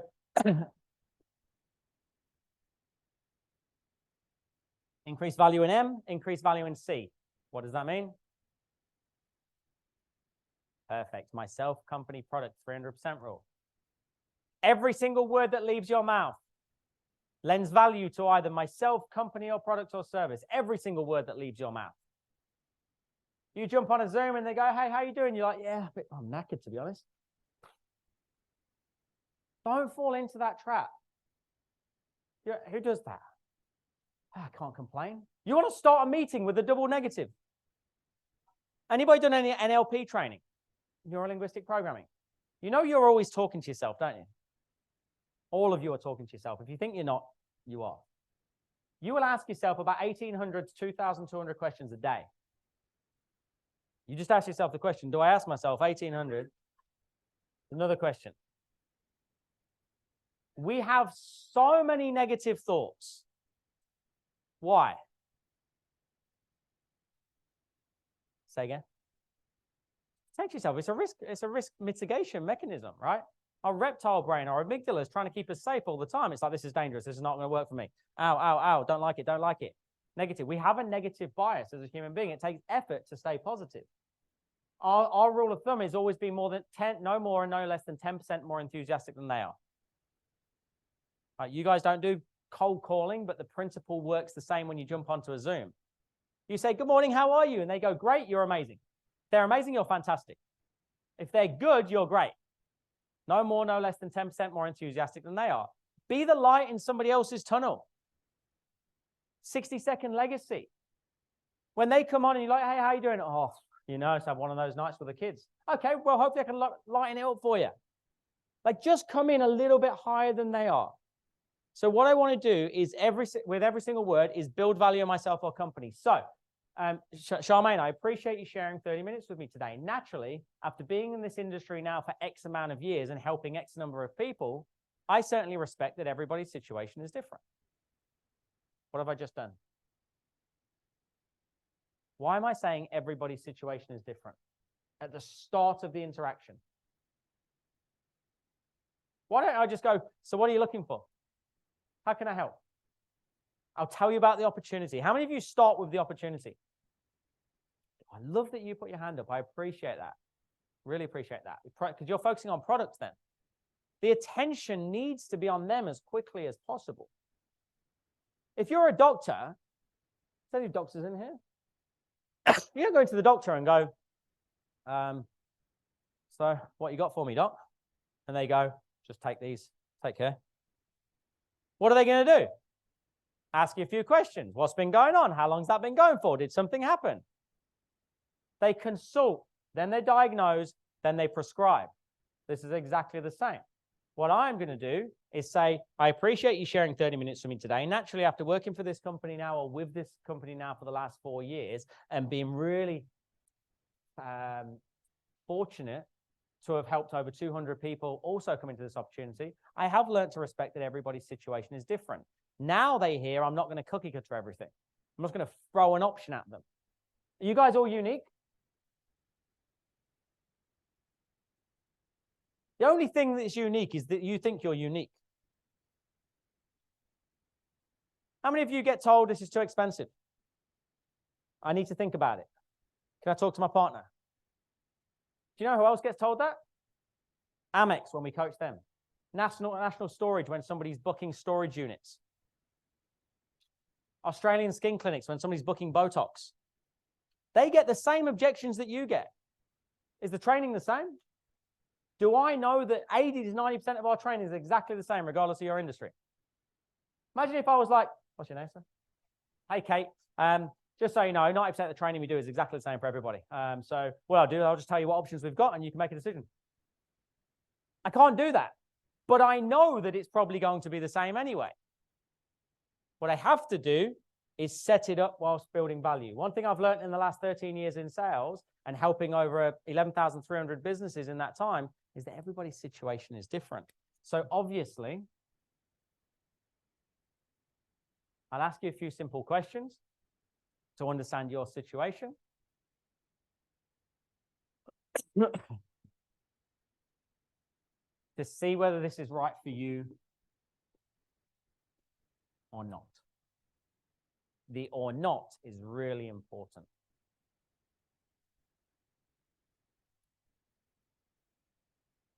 When I say to see if this is right for you or not, what do you hear?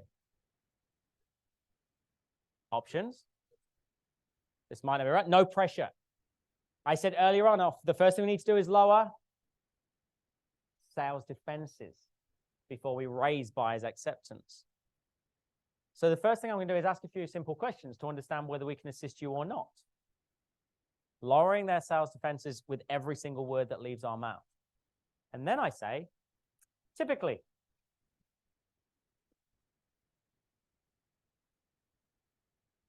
Typically. Nobody heard it, it's fine. Typically, this is going to go one of two ways. Which way would you guys like it to go? Sale, right? We know that. You're going to tell them that? Typically, it's going to go one of two ways. The first way is that this is not right for you. The first way is that this is not right for you.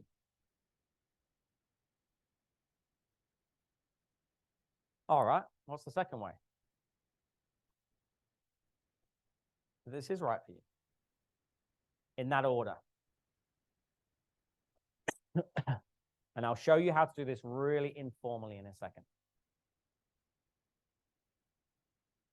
So the first thing I want to say, Sarah, is I appreciate you sharing 30 minutes with me today. Naturally, after being with this organization now for the last 3 years and fortunate enough to help 200 other stay-at-home mums like yourself, I've learned to appreciate that everybody's situation is slightly different. So obviously, I'll ask you a few simple questions to understand where you're at so we know whether we can assist you or not. And typically, this will go one of two ways. If we can't help you, is it okay that I be quite direct with you and just let you know? Is that all right?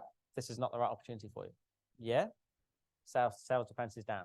Okay, and on the flip side of things, if at the end of asking you a few questions, it does appear that there is an overlap with what we do here and what you're looking to achieve, is it equally okay that I explain what options you've got? That make sense? What I'm doing is setting up my close in my open. I'm not saying, hey, we'll have a good chat and I'll talk to you about what options you've got. I'm not going to discuss options with you until I know I can help you.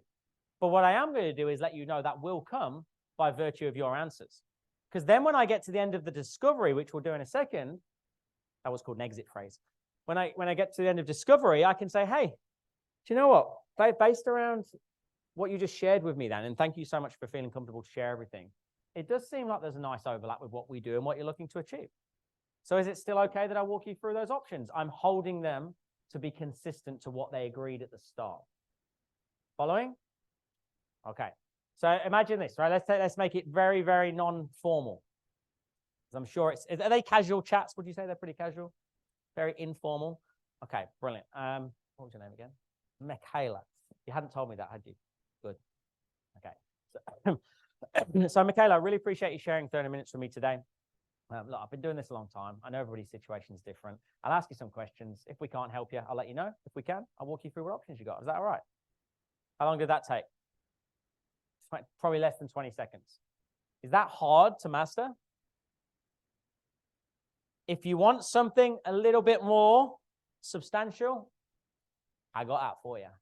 I got you. That's what the cool kids say, I think. The youth of today. Appreciate you sharing 30 minutes with me today. The first part of the call meeting catch-up is really about finding out about you, your background, what you're doing now, and what you're looking to see if we can actually help. Does that sound good? I'm just telling them what's coming. Take photos. I'll do the last one for you. Just to ensure we're on the same page, my role or this call is simply to see if we can help in any way. What are you hoping to get out of this meeting? How many of you asked that question? Did none of you ask that question? Not one of you says that, what are you hoping to get out of this meeting? Please, if that is the only actionable item you have, please implement that today. As soon as you jump on a Zoom, forget everything else I've spoken about. What are your expectations? How will you know in 30 minutes time that this has been a good appointment? This has been a good meeting? How will you know this has been productive? Oh, well, hopefully you can tell me what options I've got. I mean, my cousin I know did this years ago and it didn't really work for them and I'd love to do it and I want it. They'll just, bleh. And you're not even in the questions yet, but they've just given you so much leverage. What are your expectations? I love that Shani, when she came up to me before we started, said, we were just chatting and you went intent. She said, intent. This is the intent of today. This is what she wants you to get out of it, personally and professionally. I knew what the expectations were, so I can make sure I can deliver against the expectations. Add that in instantly. What we've got here, the first part, the middle one, the first part of the call is really finding out about you, your background, what you're doing now, and what you're looking for in the future. I've gone past, present, future. Everybody pick that up? Did I talk about this on the Zoom? I can't remember. Past, present, future. Okay. So this is going to set us up nicely for the discovery questions.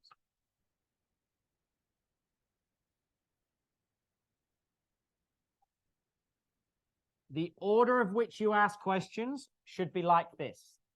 Past, present, future. I'm going to give you lots of questions in a second. But even if you look at the questions you're asking right now, are they focused on the future initially or the past? Who said future? Give me a type of question that you're asking.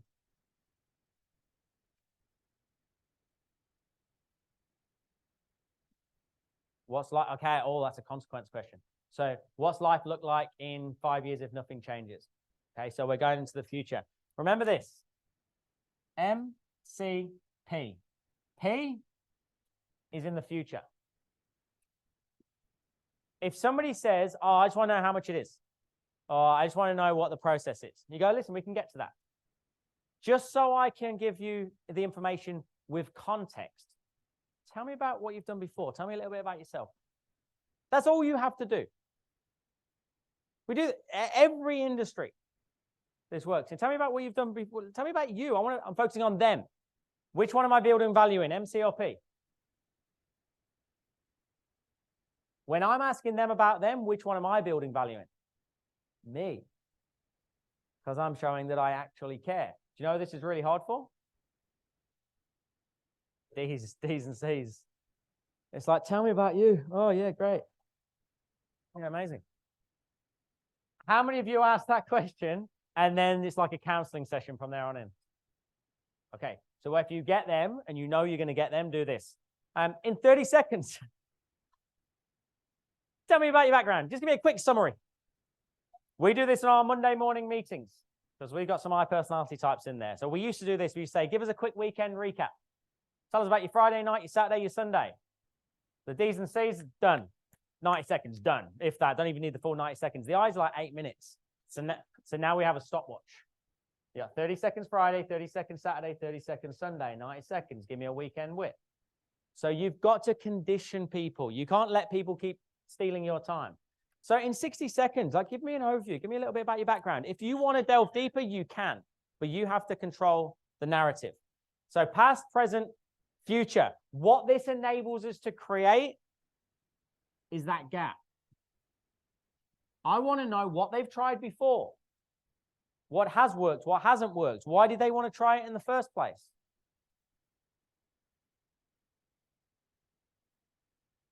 I want to get objections at the start, not the end. Why? Because you've got time to handle them. You've got time to build value against it. So if I'm asking questions here about past, what have they tried before? Not from a network marketing perspective, but from a wealth creation perspective, from a health and wellness perspective. Ryan, talk to me about what you've done. What personal development have you done in the past? Did you see it through? Why not? Oh, well, this other company, there was just no support and it was like $500 buy-in and they did this. And you're like, oh shit, that sounds exactly like what I'm about to present to you. But that's what always happens. So I don't want to find that out then, because that's where I'm going to ask them for the business. I don't have time to build value against it. So I want the objection here so I can find their friction point earlier, and it gives me time to build value against it through my discovery questions. Does that make sense? So I know for us, for a fact, everybody thinks they need in-person training. Everybody prefer, oh, Ryan, a little bit old school we are. We prefer face-to-face. We don't really, that online stuff doesn't really work for us. Happens all the time. So when I'm asking questions about what training they've done in the past, and they say, oh, we normally do face-to-face, I'm like, that's interesting, because the data actually suggests for us that online training is much more beneficial if it's done in the right way. Just throw that out there. It's done in the right way.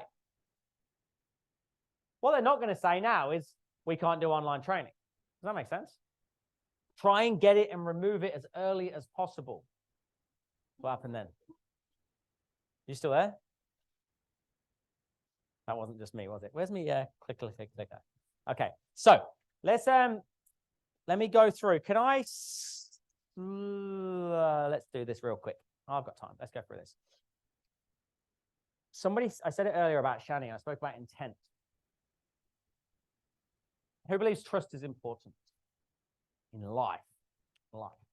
Great book for you guys to read called The Speed of Trust by Stephen Covey. Anybody read that?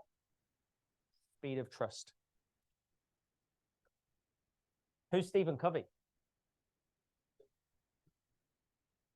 That was actually his dad, also called Stephen. Anybody got kids that are named after them? Really annoying, isn't it? So Stephen Covey Sr. wrote 7 Habits of Highly Effective People. His son wrote The Speed of Trust. Stephen Jr.,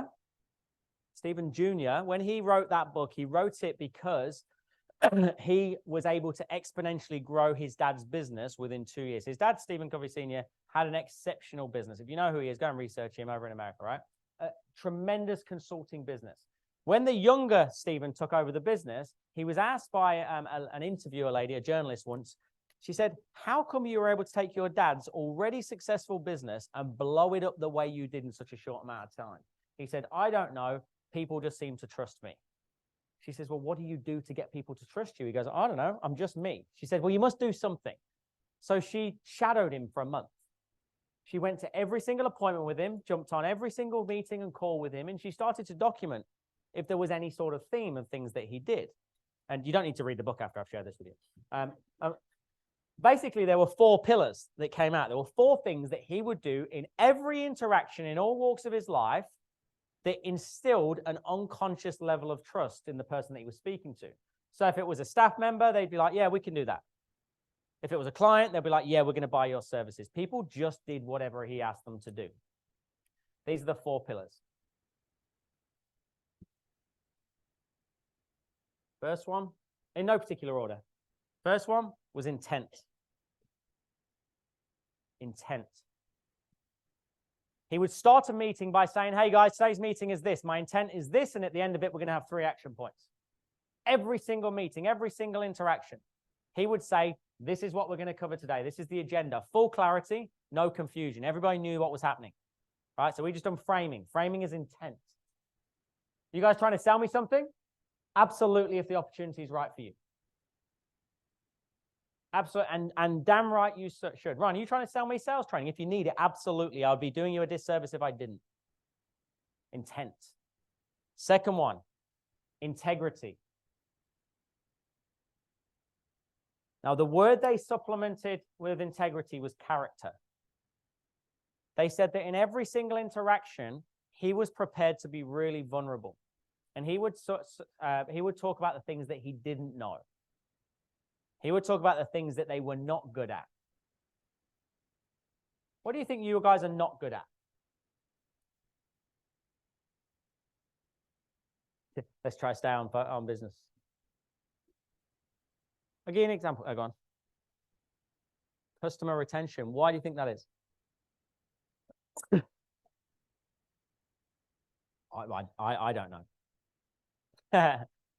So customer retention, maybe, right?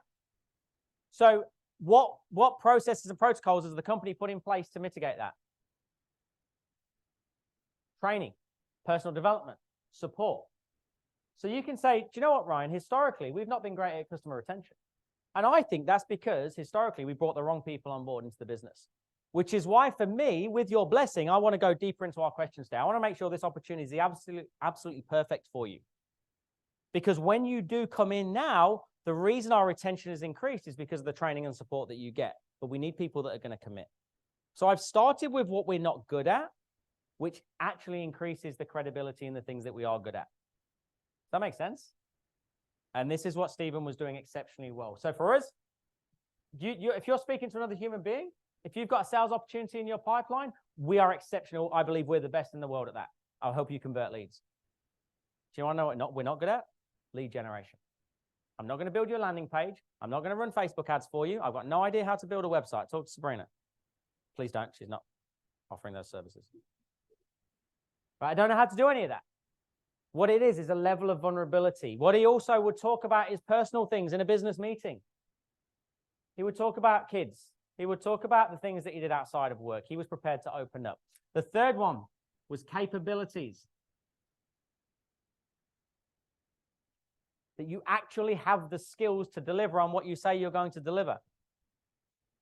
And it might be that the company has the skills and the support for them. And then the final one is results.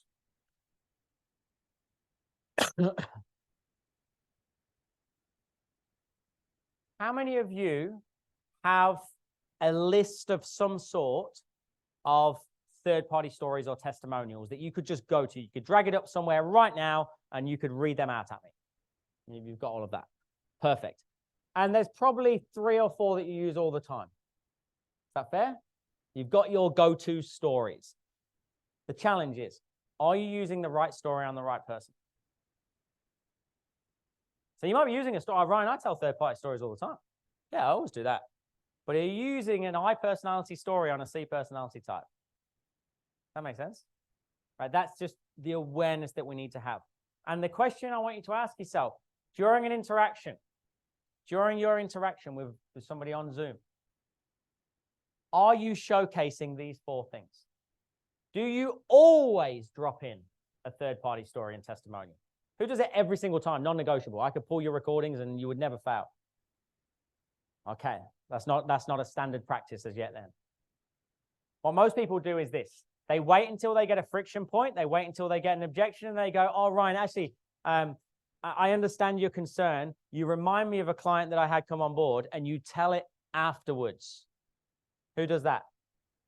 You do it reactively, not proactively. When they verbalize an objection, they own it. I don't want them to verbalize it. These have to become standard practice. What do you feel comfortable talking about around yourself? Luna is a tattoo artist. But do you all know that she's a dental nurse as well? How does that make sense? Like engineering to sales, it doesn't make sense, but I've made it make sense. Because I realized that sales is just like engineering, it's a process. You're like, oh yeah, that makes sense. I can see why he does this now. But there's no way when I share with you that I was an engineer for 8 years, it doesn't change the way you see me slightly, rightly or wrongly. Same way when I meet people that talk down to me at business meetings. And then I talk about one of our investors that came on board in 2018. I don't say Shark Tank, I just say one of our investors. They change the way they talk to me. They shouldn't, but it happens. It's human behavior, right? Whether we like it or not, people judge each other. So you need to make this a standard. You've got your frame in there. Thank you for sharing 30 minutes with me today. One thing I've noticed in all these years is everyone's situation is different. These are the things I struggled with. This is the skill set that I've got and the support you get from the company, and these are some of the results. Do you have all of that in your interaction? If you don't, you're not giving yourself the best chance of converting. Make sense? Okay. All right, well, we got 48 minutes to go. Guys, stand up for me. Stand up for me. Stand up for me. Put everything down on your chair. You have got 3 minutes. 3 minutes to speak to as many people in this room as possible, preferably somebody you haven't spoken to yet today. Go and tell them one takeaway you've got from today so far. 3 minutes. 3, 2, 1. Go find a stranger.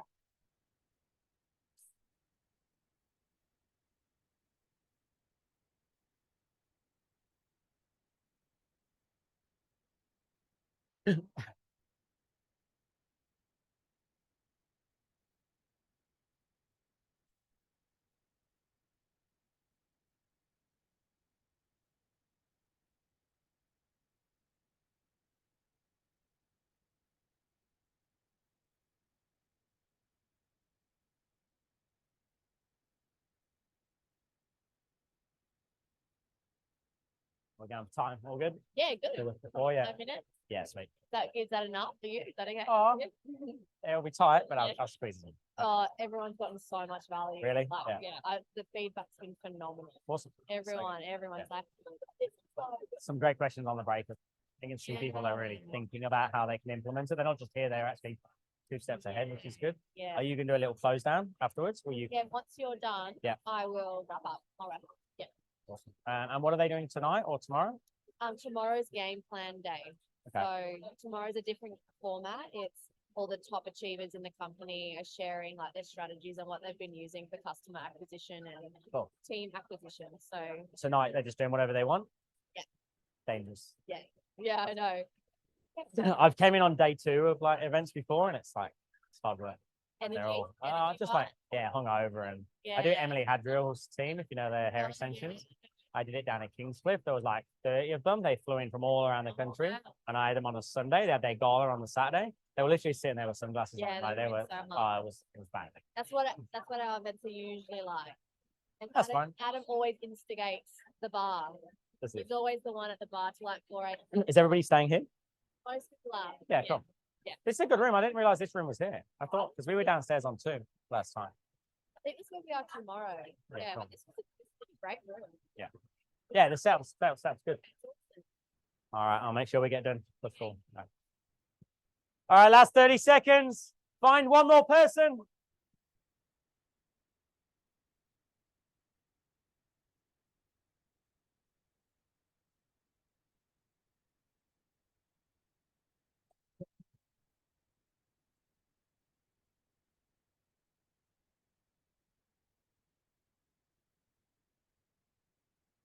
All right, 5, 4, 3, 2, and 1. All right, grab a seat, grab a seat. Grab a seat. All right. I knew letting you loose was dangerous.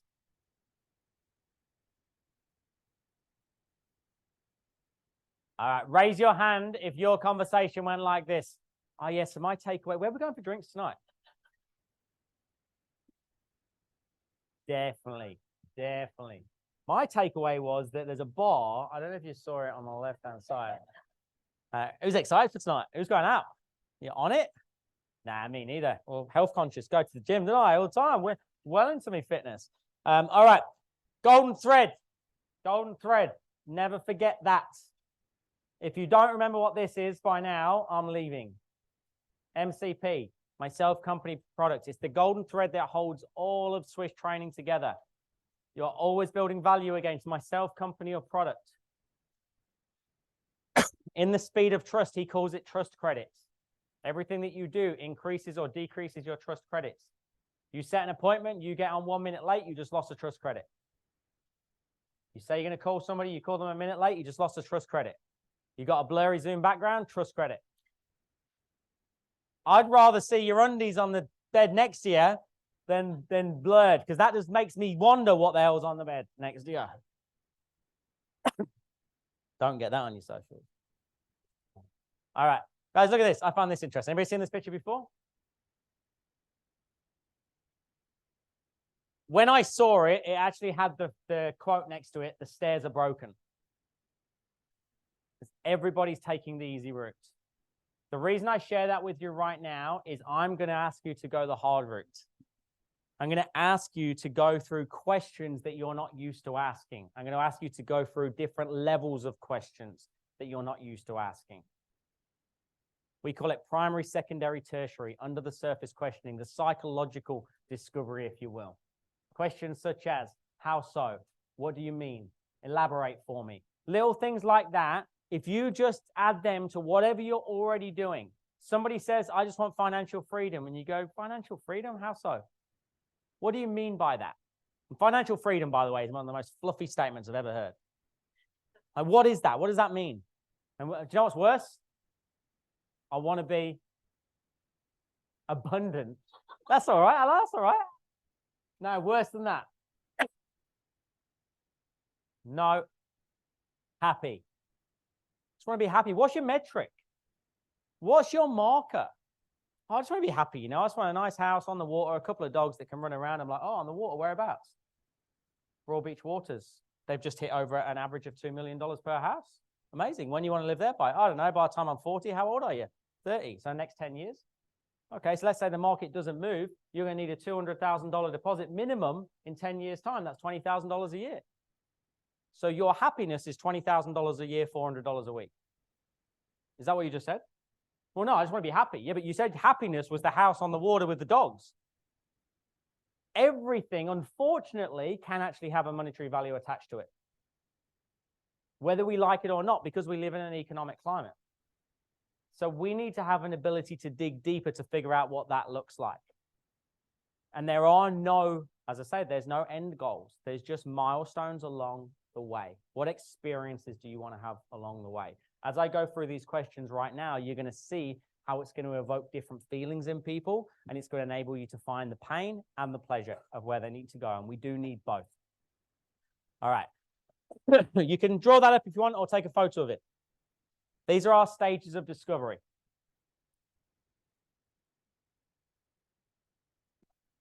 It's like a Beyonce concert every time you guys do that.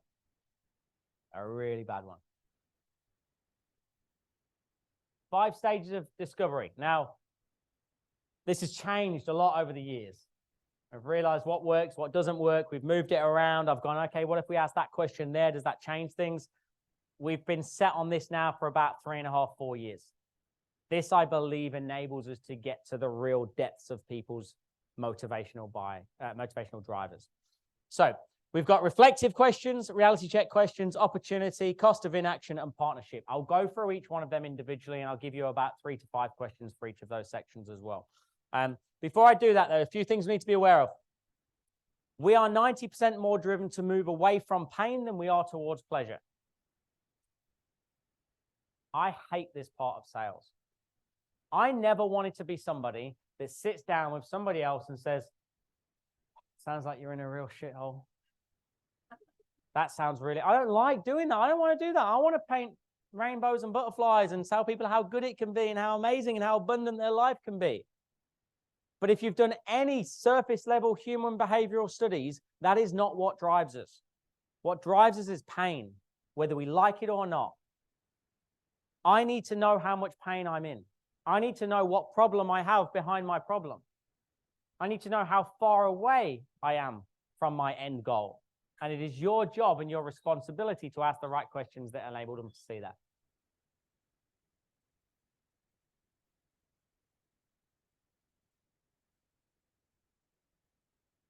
Yes, it's in here, a cost of inaction. Yeah, so and we will have that. It is different sort of verbiage, but it's very, very similar. Okay. Another thing to be aware of, we need to find the why behind the why. Don't want financial freedom. Why do I just want to be present with the kids? Why do I want more energy? Like, what is the reason behind the reason? What is the impact behind the impact? And that can be as simple as just asking, why? Why is that important to you? It's the same when we went through the 3 options. Myself, company, product. Sorry, 3 options. I think I'm conditioned. You've got your 3 options. You know the wine bottles, right? And you go, which one are you leaning towards, A, B, or C? And they go B. My first question is why? What made you choose that one? Which of those 3 bundles do you think would be right for you? Probably the first one. Okay, interesting. What made you choose that one? Not perfect, let's get you started. How many of you do that? RA. Okay, brilliant. Right, so I just need your card details. Deeper. We call it scuba questions. What most salespeople do is they ask surface level questions. Anybody got a noodle in their pool at home? Who's got a noodle? It's kind of bobbing around on there. Like, so what do you want to get out of it? Oh, financial freedom. Yeah, nice. Yeah, awesome. And what's the reason? I just want more money. Okay, fantastic. And they just stay around on the noodle. They don't go anywhere.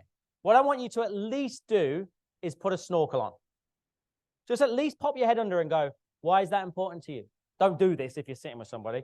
Like, why is that important to you? You know what's better than putting a snorkel on? Putting your scuba gear on. I won't do it. You're always going backwards, aren't you? Put your scuba gear on. Get deep. Why is that important to you? Elaborate for me. Tell me more. How's that going to impact you in other areas of your life? Because these are the questions we don't ask ourselves. How many of you before this session, and maybe not even just yet, have asked yourself, if I truly committed to this for the next 66 days, if I truly mastered this, what impact can this have on my life? Beyond the money. How many of you have actually asked yourself that question? Like, honestly, you need to ask yourself that question. When you're sitting at home by yourself, ask yourself, I'm going to go all in, screw it. I'm going to go, what have you got to lose? By training for 5 minutes every single day, holding somebody else accountable, will it feel awkward? Damn right. But in 2 months' time, you'll thank me for it. But what is the impact beyond that? Because I promise you, and I mean this in a way that is hopefully not coming across as arrogant, once you get to a certain amount of wealth, it doesn't make as much difference anymore. That's why I don't understand like footballers in the UK when they get offered $200,000 a week and then they say, no, I want 230. I'm like, that doesn't make any difference. What is your why behind the why? Why should you bother implementing all these things that are going to be harder than what you're doing already? You need to ask yourself that question. You got to make time to ask yourself that question and ask it often, not just on January the 1st. Because you know what percentage of goals are failed by February the 1st if you set them on January the 1st? Anyone know that? 92%. Because you're in the wrong mindset. You're not setting it because you want to do it. If you want to write, your goals start today. If you genuinely want to do it. All right, the last one, or last two. Thread what we call value builders into your questions. A value builder is anything that builds value against myself, company, product. How many clients do we have around the globe? Who remembers that number? How many people? 11,300. It will change right now because we've just changed quarter. I update that number every quarter. I work out how many people we trained in the last quarter. So 11,300. What year were we founded? 2014. How many sharks did we get on Shark Tank? How many kids do I have? How many dogs do I have? This is good now. Who knows? But they're value builders, right? I just drop them in periodically. Give me a name of a couple of companies that we coach. Mercedes, Amex, like you know them all. Like I don't have to sit here and give you a full slideshow on everything. I'm just like, it was interesting. We were coaching at Amex. I mean, it's very different to what you guys do. That's just a value builder. I just throw it out and go, maybe, who knows? My eldest son, Maverick, I mean, he's a great negotiator right now, but unfortunately we knock it out of the kids. Value builder, I've got a kid. Just leave it there and just see if it explodes in the right place. Like we need to get comfortable dropping little things in, but we do it as we ask a question. It has to make sense. Right. I remember when we first started coaching XYZ company, I remember a lady that came on board to the opportunity at Juice Plus a few months ago. Her concern was this until she realized this. But what about you? Do you have any concerns? What you've done is say somebody else in their situation came on board, drop it, and then turn it into a question. This making sense? Okay, let's give you some more of the questions. And the last one, somebody said it earlier. Was it you, Charmaine? Never assume. Never, ever, ever assume. We got 33 minutes to go, guys. That's called an exit phrase. Designed to re-engage. Exit phrases go a little bit like this. Last thing. The most important thing before I let you go. They're called exit phrases. Just re-engages you. Have that, but nothing. I should get some sort of prop. I don't know. I'm sure Sabrina will just be, she's already in her head. I know she's like, I can turn this into something pretty cool. Okay, so let's go through reflective questions. So reflective questions are looking backwards. So we're going past, we're starting past. Now up there it says negotiation ladder stage 4. That's because we have a 10-step sales process, right? And I'm not going to go through all those 10 stages for you. So just ignore that for now. Stage 4 is discovery. Basically what we've done so far is preparation. We've done introductions. Then we've done our framing, which was stage 3. And now we're in stage 4, just so you guys have got context. So stage 4 is what I'm focusing on today, because for me, it's the most important part of the whole sales process. So reflective questions such as, have you been following us for a few years, or have you only heard of us recently? You guys ask this question. What? That's this question. Why is that a good question to ask? Because you know how much they know. What if they don't know anything? You start from the beginning. You know how much information to share. When I jumped on the Zoom with you guys the other day, I asked you to type in the chat. How many of you have seen me coach before, seen any of my training before? It was like, yes, no, no, no, no, no, yes, yes, no, no, no, no. I'm like, okay, brilliant. I know how much I need to share. And then if I'm going to repeat myself, what I'll do is go, guys, look, just for the people that haven't heard this before, it is important that I share this for context. So I disclaim it along the way as well. So we need to know how long they've heard about this opportunity, or alternatively not. So take me back. What have you done previously to overcome X, Y, Z? Is it fair to say that when you first start talking to somebody, they'll tell you what they want quite early on, what they're looking for, what they're wanting to achieve? Do you find that comes out quite early? Do you guys? Okay. So what you want to do is make sure you don't get pulled into the future. Yeah, so we can get to what you want. I will say, look, we can get to what you want. That's fine. We'll talk about that for sure. Take me back, though. And I literally will use the transition line, take me back. What have you done about this in the past? Maybe they are somebody that just tries lots of things and you're like, they're going to do it again. When I'm looking to take one-on-one clients, one of my first questions is, how many mentors have you had in the past and how many programs did you finish? I don't want somebody that doesn't see things through. I need that information early. Third one, how long has this been going on for? Or how long have you been trying to achieve X, Y, Z? How long is this going on for? What if they tell you they've been trying to achieve something for 6 months? What is your response? Say again? How's that going? What hasn't? What does it look like? Do you know my response? If you tell me whether it's 3 weeks, 3 months, 3 years, wow. Wow. Done that. Great. Yes. 100%. Because to them, 3 months might not be a long time. So how long have you been looking at these opportunities? Oh, on and off for a couple of years. A couple of years? Anybody read a book called Never Split the Difference by Chris Voss? Who said yes? How good's that book, right? He's an ex-FBI negotiator, right? So he used to negotiate with terrorists and kidnappers, and he uses something called the late night FM DJ voice. And what he suggests that we do is when they say something that is negative, but they don't see it as negative, we reinforce it by repeating it back to them in a very low tone. So you say, yeah, only about 6 months. Only 6 months? Oh, well, yeah. Yeah, I guess it's quite a while, really.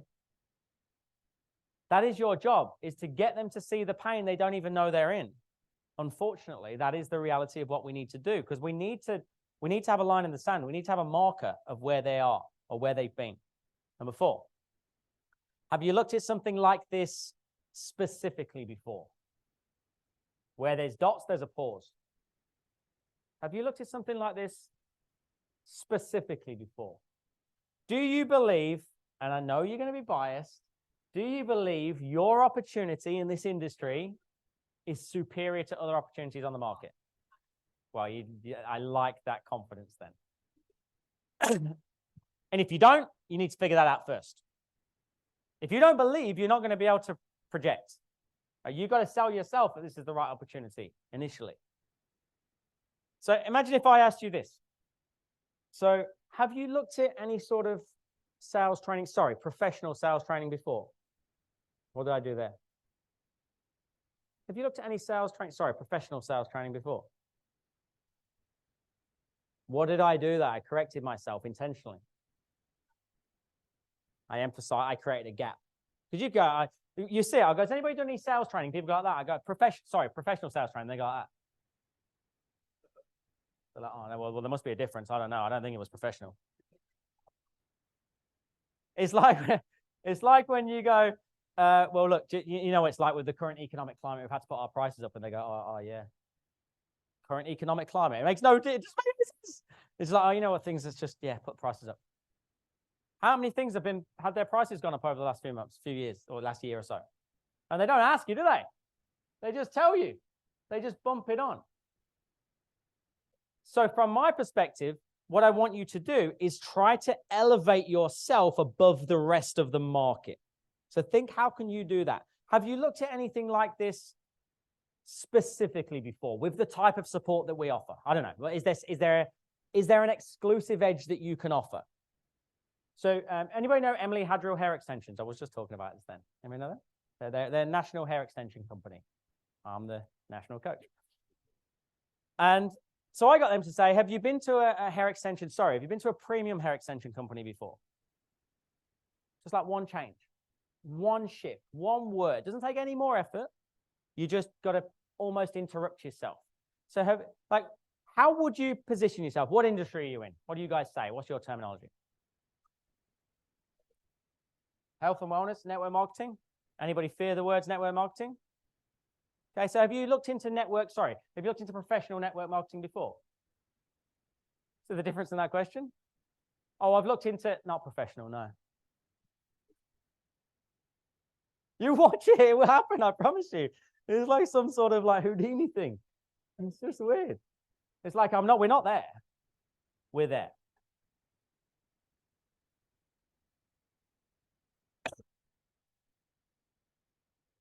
Yeah, perfect. Yeah, so tell me, like, have you looked at creating a more passive income from home that doesn't really impact your day to day? That might be the difference. Yeah, great example. Was that a stretch? That was a bloody good stretch. And it went for ages as well. It was like, you know the worst thing, because you got the window behind you, just a silhouette. I thought it was like you're at an Elton John concert. Just like that. Elton John, that's showing my age, isn't it? All right. Last one. I'm curious. What was it that encouraged you to inquire now? The now is in capitals. Oh no, Nicole. Do you want a cough lozenge? That's because you did role play. I'm curious. What was it that encouraged you to inquire now? What am I emphasizing? Now. What reason might you get? Something's changed. Tell me more about that. That's where I go with that. Right, I've had enough. I don't know, I've gone for a separation, or I've just had kids, or I got let go during COVID. Okay, what were you doing? Like, dig deeper, go under it. Don't just take their first surface level answer. You've got to take them under the surface. It's not their job to go under the surface. The reality is they could say anything, but what you're going to pull out is their motivational driver. All right, stage 2, reality check questions. Reality check questions is present, now. How is your current working for you? Is it working for you? So would you agree that for the most part, we are where we are in life because of decisions that we've made in the past? Do you agree with that? Okay, so what I just got you to do is to buy into the idea. IBO. Do you think if you were to make decisions in a different way that you hadn't done before, that that's going to benefit you in a way that you get results that you haven't got before? Mind if I share an opinion? Right, it works wherever you want to put it. So if you've told me that you've been looking to do this for the last 6 months. You've told me that you've been half in, half out. You haven't really committed. How's that working for you? Are you happy with where you're at in life right now? Are you happy with the results that you're getting? How is that affecting you? Does it affect you outside of the day-to-day? Is that snowballing into your personal life, into your professional life? Maybe it goes the other way. If there was, is there anything that you would change with your current strategy or your current situation? And this will start to come out naturally anyway. I'm sure you're getting all this. And then who asked this question on a scale of 1 to 10? Anybody ask this question? Yeah, awesome. You're not asking this question, very, very powerful. On a scale of 1 to 10, how happy are you with what you currently have? Who asks what would get you to a 10? Little trick. When you say how happy are you with what you've got or where you currently are, say you can't say 7. How many of you get 7? Such a rubbish number. It's my favorite number. It's a rubbish number. It's just Switzerland, isn't it? It's just on the fence. How happy are you on a scale of 1 to 10 with where you're at in life based on the decisions that you've made previously? Right? And I want to get in there if I can based on the decisions that you've made previously. Because what do we want to do by default when we make a decision? Say it out loud. Justify it in a way. I want to make a decision in a way that I normally make decisions. I need them to realize early on that the way they've made decisions is why they're in the position they're in right now. Because later on, I might need to say, do you think we need to start making decisions in a different way to get a different outcome? But I need to open that loop there before I close it there. Does that make sense? Okay. So how happy are you on a scale of 1 to 10 with where you currently are? What would get it to a 10? What are they going to give me if they say, oh, I would need bang, bang, bang? What is that? They're drivers. They give me their motivational drivers. All right, stage 3, opportunity questions. Opportunity questions looking where? Forwards into the future. Ideally, what would success look like for you here? What is success? And you can say things like fast forward 5 years, fast forward 3 years, fast forward 12 months. How would you know this has been a good decision? Now, any of you that have done NLP, I'm not a huge fan of NLP, but it sneaks in every now and then. When I say things like, how would you know this has been a good decision? Good decision. Good decision, good decision, good decision. Anybody been, you've been to Tony Robbins? It's probably a hard challenge to do, but imagine you go into Tony and just listen to how many times you hear the words action and decision. It is relentless. Action, decision, action, decision. It's just relentless because they're conditioning you for a decision. He'll tell you that the average successful person will budget about 5% of their annual salary every single year on personal development. Do you know how much their course is at the end of the program? About 5% of the average price of everybody's salary. About $5,000 of $100,000 salary. They're conditioning you non-stop. So there's certain things that we can do, that we can do that give you a chance. The challenge is, are you going to do it for the right reasons? Because this is not about manipulating people. This is about giving yourself a chance. Because you have a responsibility, once you've asked all these questions, if you know that you can help them, you need to have given yourself a chance so that they can actually see the value in it. If you're not asking the right questions, they won't see the value in it. So ideally, what does success look like for you? Why is that important to you? Where have I just gone? Just put me snorkel on. Why is that important to you? How is that going to impact you or the business? How is that going to impact you or the business or the family? This is a brave one. Some of you won't want to do this. Do you feel that continuing as you are is going to help you achieve X, Y, Z? Or is it time to make a few small changes or consider a different strategy? Anybody feel a bit icky about saying that? How many of you have sat down with somebody before and you're like, they need this? Like they 100% need to join this. Have you had that situation before? And you know it, not just from a financial perspective, but you know the community, the network that you can bring them into. You just know it's going to help them in whatever fashion they need. And then they say no. How dare you not have the skills to get them over the line? Where is the integrity in you letting somebody go? I know that's a challenging statement, but I got to ask this once. Ryan, you talk about selling with integrity and selling honestly. If you can save somebody's business because you can help them grow their business, you have to get them over the line. You have to stay. A doctor's not going to go, all right, so you've got this illness. Here are the tablets. Do you want to take them? They say, take the tablets. Like, you have to do it. So we need to get comfortable asking the uncomfortable. This question here is a little bit uncomfortable to ask. But if you've done everything else right, all the way along, you've messaged them correctly, you've had a professional level of rapport back and forth, you've sent some contents of value, you've got a great personal brand, you've got integrity in there, intent, you've spoke about your capabilities, you've framed the conversation right, you will get away with it.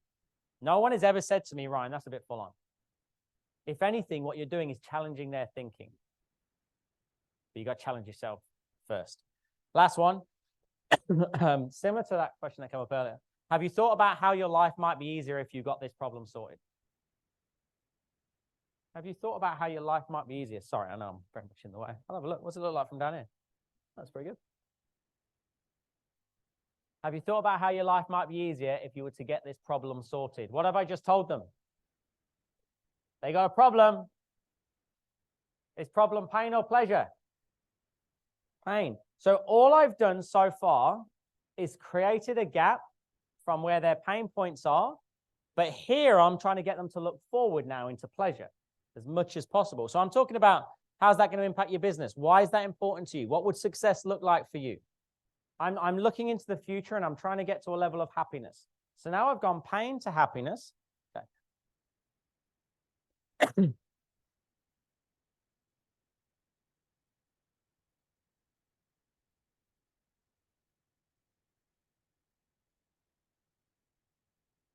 We 100%. The onus is on them now. The onus is on them 100%. They have to take action. You have to be willing to change. Right, and that's what I'm trying to get them to be accountable. Great pickup and great question. So imagine this, right? We've gone past, present, future. So right now we're looking at the future. Where will we be in 5 years if you get this sorted? How's that going to make you feel? Where's your life going to be? Where's their headspace right now? They should be happy now because we're talking about we're talking about getting it done. We've gone from pain to pleasure. What I'm going to do is take all that happiness away from them. Ooh. Got to do it. Cost of inaction questions. If your discovery, stage 4 as a whole, if your discovery stage of sales is where your sale is won or lost, your cost of inaction question is where urgency is created. This stage here, this is where you get people to make decisions quicker. This is where we've gone pain, current, not really working out. Oh, but it would be amazing if I could get here. Well, you're not there. All right, you're not there. This is where you are, and this is where you're going to stay if you don't do anything. I know it sounds brutal, but we have to understand the principle and the psychology of it. I hated all of this, started using it, and then I could start to impact people differently. This is just from studying human behavior, right? Don't need to study sales, just need to study people and the way that we're wired. We're not wired to move towards pleasure. We're wired to move away from pain. So I'm going to ask questions such as this. What if we don't change? Now, you can go wherever you want with that. I soften it because they're a bit painful questions. I'll go we. I'm back to we again. But you can say on the you if you want. No real strategy around that. So what if we don't change? This is controversial. Why not just stay as you are? Why not just crack on? You know what? Does anybody feel like that would lose them a sale? It does the opposite. If you've done everything else right, when you say, do you know what? Like you said, you've got a steady job. I mean, it doesn't seem like you're overly frustrated and in any sort of pain or stress. Like, why don't you just carry on as you are?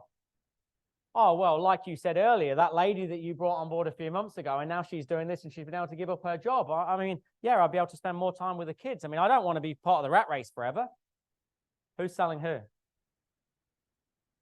The most powerful form of inspiration, not influence, not manipulation, not persuasion. Inspiration comes from within, not from outside. You can have external influence for a minute.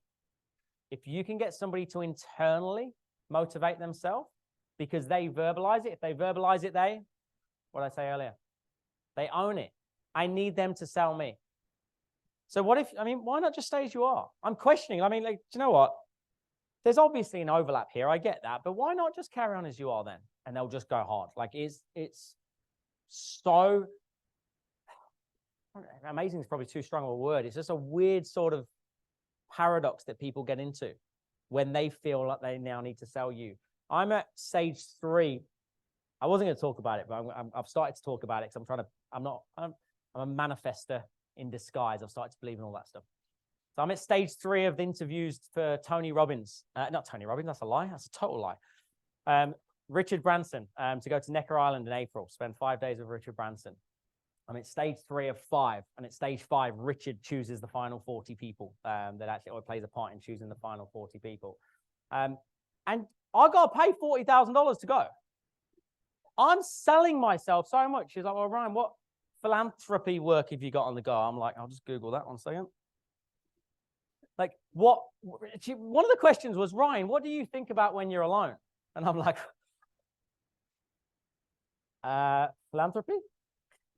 Like, they really make me work for it. And what I've done is, it's brilliant the way they do it. There's loads of stages that I have to go, and I want it so bad. I want to go, I want to be around the Prince of Saudi Arabia or South Sudan or wherever it is. I don't know. Like, for me, it would be the next evolution in my journey to be somewhere that I never thought I'd be.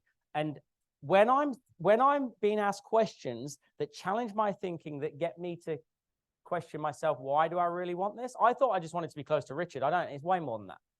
It was way deeper than that. This will be a personal milestone for somebody that was scared to stand on stage in front of 3 people.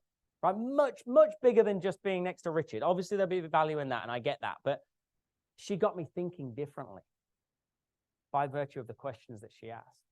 And she said to me, Ryan, well, why would it be important to you? Why not? It sounds like you're doing lots of networking events already. You've got some great events that you're doing for people flying in all around the world. Why don't you just carry on as you are? And I'm like, because it's not enough. And I'm like, how am I selling myself to pay $40,000? It makes no sense. I can't. Well, like, how do I pay? All right, you get the gist. This is double barrel. Where will you be if you do nothing versus where could you be if you do something?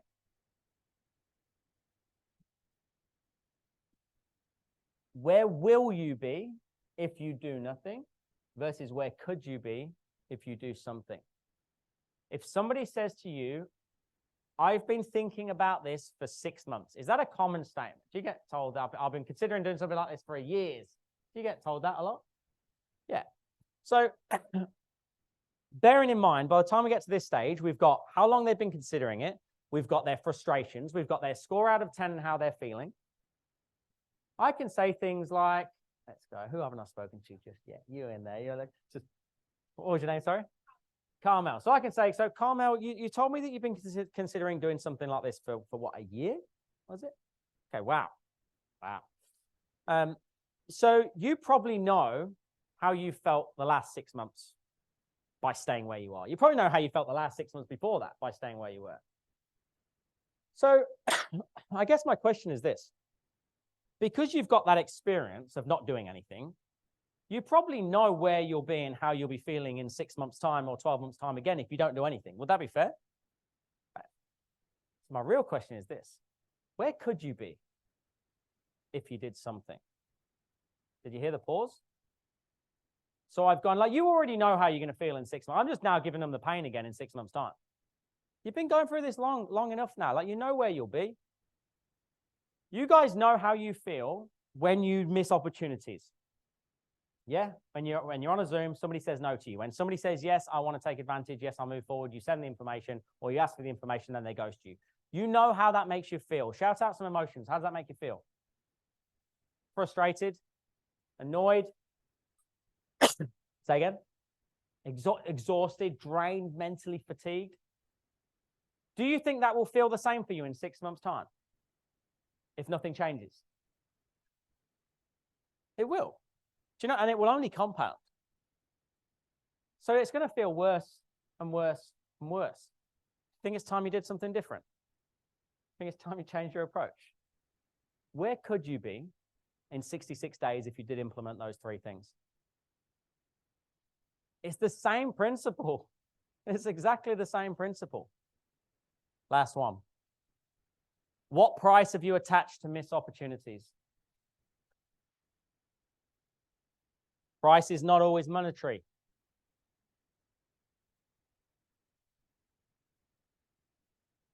What price have you attached because you haven't taken advantage of any opportunities? Okay.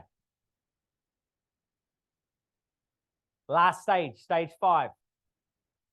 Stage 5, partnership questions. So, high level, past, present, future, cost of inaction, take it away from them. Now I want to ask partnership questions. This is where we're on the same team and we're looking over there at all the options that we've got available. All right, you got to remember that from a psychological perspective. This is you with them now. You're on the same team. So now remember that, imagine they've just reeled off all of their pain points, where they're going to be if they do nothing. How do you know if a network marketing company is right for you then? Not how do you know if Juice Plus is right for you? We're just literally sitting in a shop, looking at all the network marketing opportunities, going, well, how do you know? I mean, how many are there? There's a lot in there. You got a bad name? Not you, but rightly or wrongly, does the industry have a bad name? Does sales have a bad name? It's twice as hard for you guys. Right? I'm a sales trainer on the Gold Coast and I'm English. That makes things hard. And then I do this. I don't make it easy for myself. Right? But because I know that, I can work with it. So what I want to do is go, how do you know that a company is going to be right for you based on what you're looking for? Oh, well, I need to know they've got great morals. I need to know the product works. I need to know that I'm going to get support and training. I need to know that I'm not going to be getting ripped off and not going to hear from you again. Do you hear any of this? You hear all of this? What do you say when somebody rattles all that off at you? Say again? Totally get it. Yeah. Yeah. That makes sense. Not a bad answer. What else? I felt the same. And to be cautious with, get it, I understand. I felt the same, because you know they don't believe you, don't they? Because you're a salesperson. Third party story.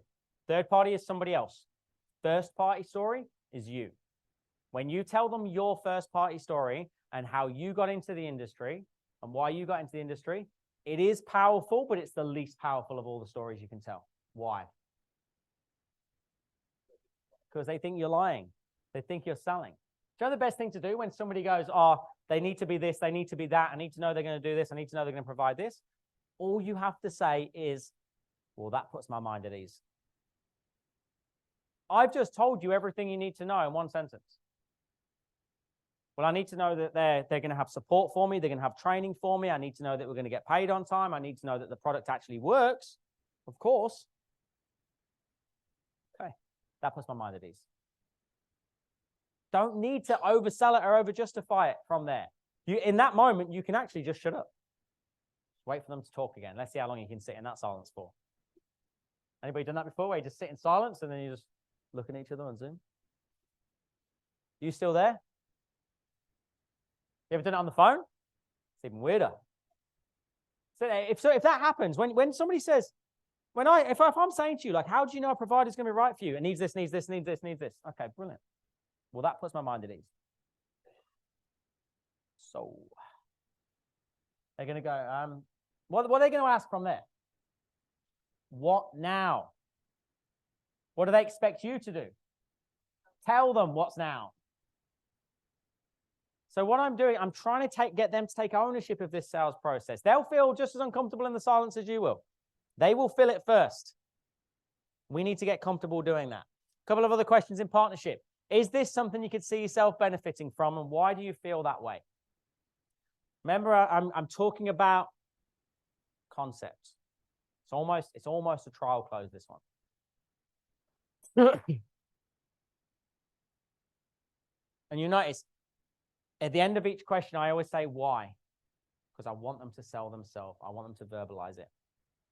Is there anything else you think I need to know about your situation before on there it says move forward, but it could be before we explore the options that we've got. It could be before we jump on a Zoom. It could be before I get somebody in my upline to speak to you. It's just before whatever the next steps are. What I'm always trying to do is give them a platform for voice. Old school sales is to talk over people, tell people stuff, and not give them any platform. I want to give them so much platform. Because if they say they need to think about it, that means you haven't given them time to think about it. Even though that's just a consumer behavior as well. So is there anything else? I mean, before I even talk about what options and what bundles might suit, I've got 2 or 3 in my head at the moment. Is there anything else that you think I need to know about your current situation before we move forward? Well, I mean, my cousin was thinking about it as well. Regulate. Anybody ever made a weird noise when somebody says yes? The first sale I ever made, this Italian guy on the phone, he said yes, and I made this noise on the phone. I've never made it since. It was like a real. It was like, really? I can't believe, like, yeah. Anyway, what have I not asked you that I think I need to know? It's like an interview. What have I not asked you that I think I need to know? That you think I need to know? Sorry. And then the final one. Are you happy for me to walk you through the next step / what options you have? Exactly right.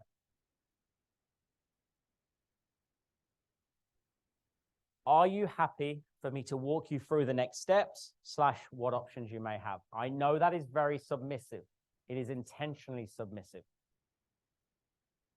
Persuasion. The words you use just prior to your value proposition or your presentation will directly impact the value they see in that presentation.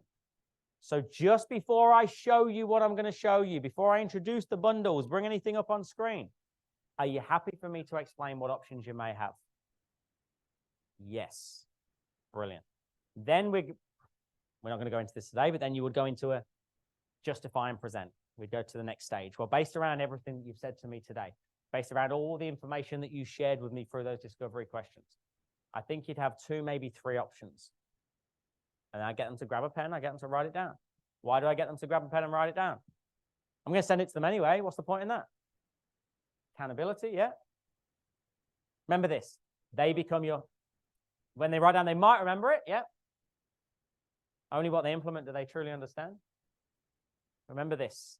They become your salesperson for you. When they get off that Zoom, what happens? They're going to tell someone. What is the only question the other person asks? How much is it? I bet that's the only question they ask. How much is it? What you need to do is turn them into your salesperson for you, and they have all this information written on a piece of paper to talk about the support, talk about the year the company was founded, talk about the results, the integrity, the values that the business holds. They need lots of things written down. Write this down for me. Make a note of that for me. It's really important that you understand this. Just so that somewhere the price point is hidden away. Not hidden away, but you know what I mean? Right? They can't have a piece of paper and then you go, okay, brilliant, that's $400. $400, brilliant.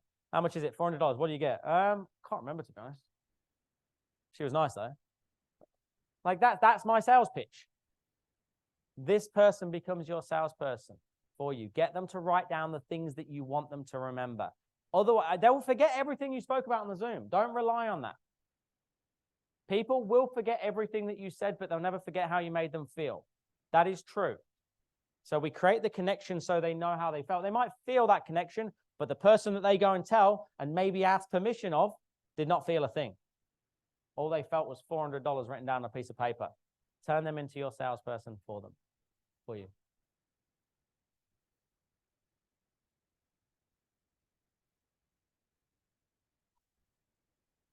Which one? Sorry, the last one? Yeah, so I'd be doing this at the start of the interaction. So this is kind of part of the frame or just post frame. Do you guys make notes during your meetings? Yeah. Do you tell them that you're making notes? I know they can see it, but do you tell them? Okay, you can frame that as well. Hey guys, I will be making a few notes throughout, just so that I don't miss anything. I recommend you do the same as well if you want to grab a pen and paper. Just tell them. It's when I did cold calling, like you need to picture this, cold calling total strangers out of the blue, right? And it was very old school, very high pressure, fast pace. We were literally told in the first 30 seconds to tell a stranger, grab a pen and paper for me. It blew my mind how many people would go, oh, hold on a second, mate.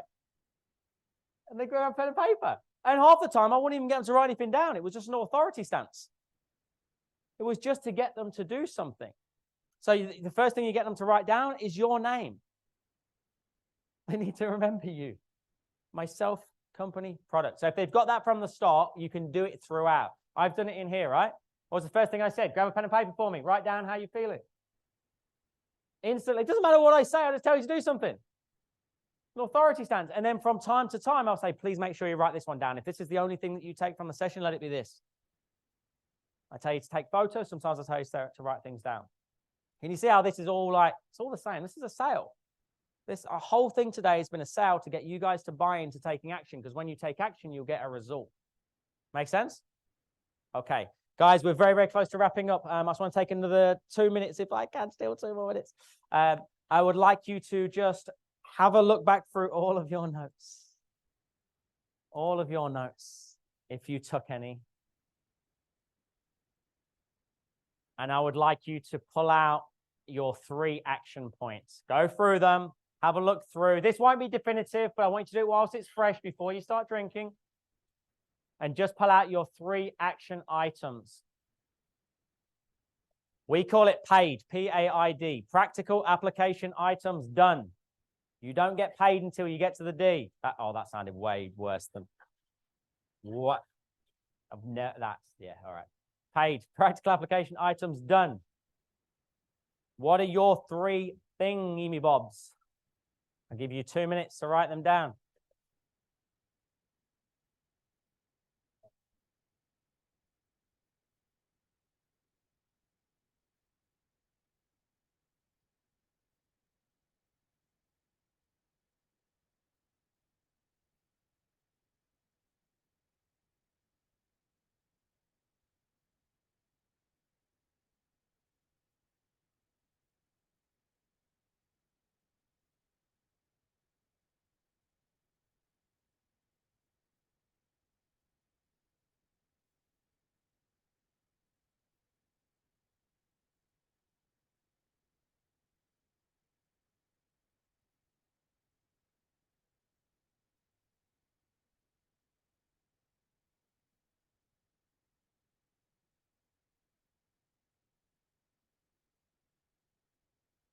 All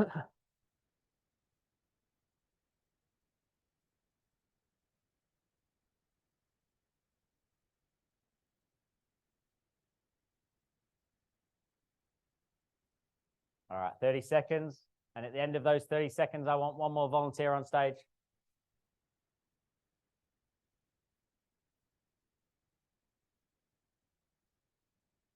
Koa, come on stage. I want to see him. Is he even real? No. Is he stepped the whole way through? That usually happens during training. Yeah. Sorry, no, look at his foot. Look at his foot. You volunteering? Are you on your way? Yes, here we go. Round of applause, please.